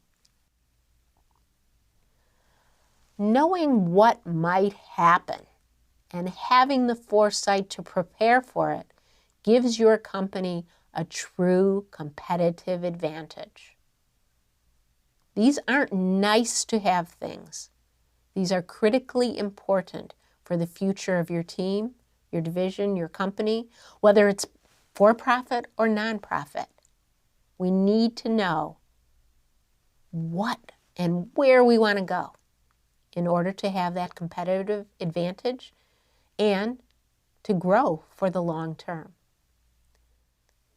Succession planning is a culmination process that brings together everything that we have been discussing. It starts with strategy, and it goes through all of the process that we have learned and all of the processes we've learned to find internal people with the potential to fill those key positions in your company. But it also will identify key gaps that we have, that we may need to go outside, that we may need to recruit if we haven't completed all the steps inside to build a robust internal pipeline of people. Let's hope that you're able to build that internal pipeline before having to look outside. I want you to think about who can succeed you in the role that you have now. Where can you go? And now look at your team, the best your team has. Think about your team member that you've been working on their development plan all along. Where do they need to go? What can you do to get them there? Where can you send your best team member to develop his or her skills? These are all important questions that you should be discussing and thinking about. I think that it's important for us to recap all that we have discussed in creating and building a robust talent pipeline.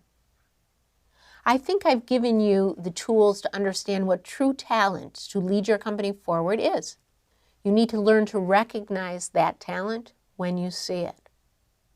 It's important to recognize talent early and give them the development that they need to grow and develop and lead your company into the future. It's important to understand that talent management is an integrated system of processes that really click and come together. They come together for the greater good. And we need to understand how to develop plans in line with our model of talent, A3E2. Ability, learning agility, aspiration, emotional intelligence, and engagement. Most important, we need to think about the strategy and the tactics that we will need to develop to increase employee engagement and change the way employee engagement looks like in the world today. Giving people a greater idea of what the future can hold, making meaning in their life is so critically important.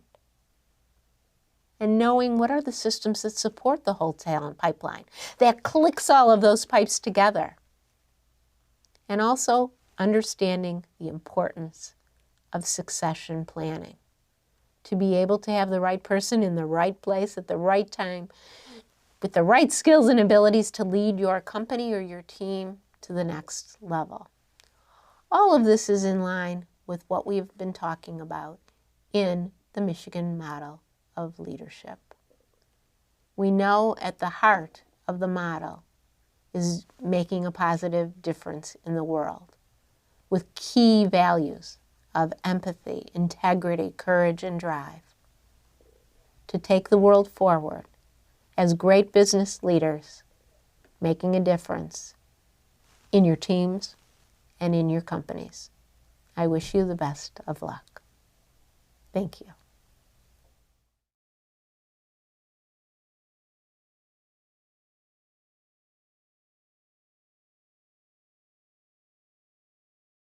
First of all, you always have to start with a business strategy, right? And so if you understand what your goal is, then you can think about what talent to put against that goal. For us, we don't sell widgets, we sell intellectual capital. And so our people are everything.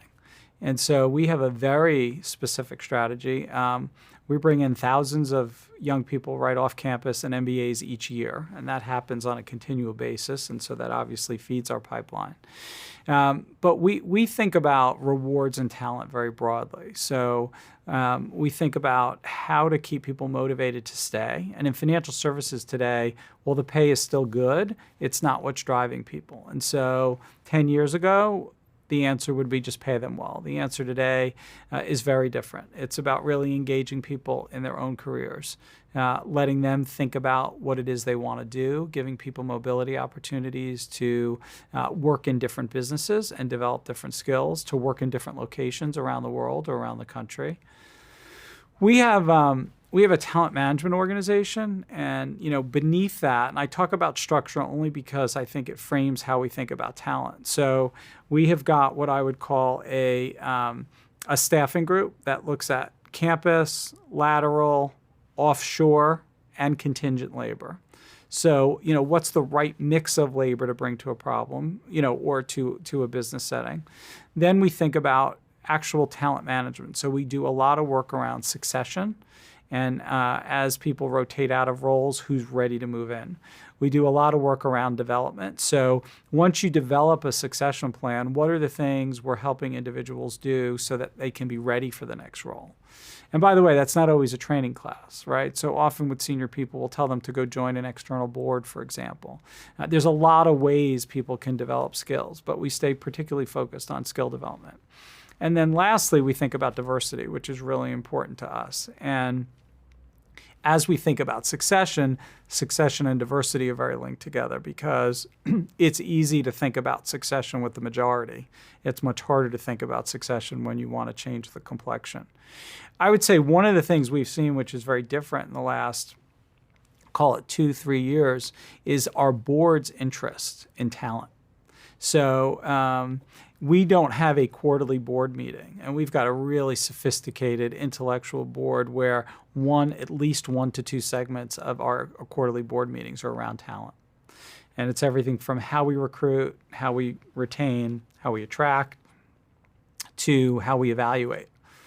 We're in an environment today in financial services where our regulators are driving a lot of this as well. And so there's an enormous amount of emphasis placed on culture and how people accept our culture, behave in our culture, the right risk tolerance in our culture.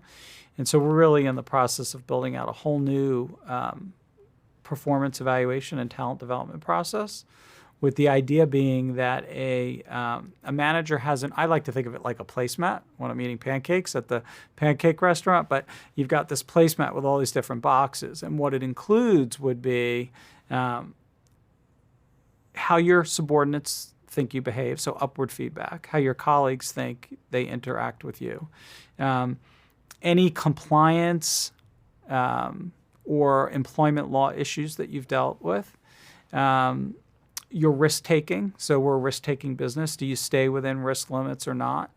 How do you respond in our culture? And most importantly, we now do a culture and engagement survey. How do the people that work for you feel about your organization and our firm? And that is going to be a really valuable tool for us, as we're such a discretionary pay business, that people will realize that evaluation is very multidimensional.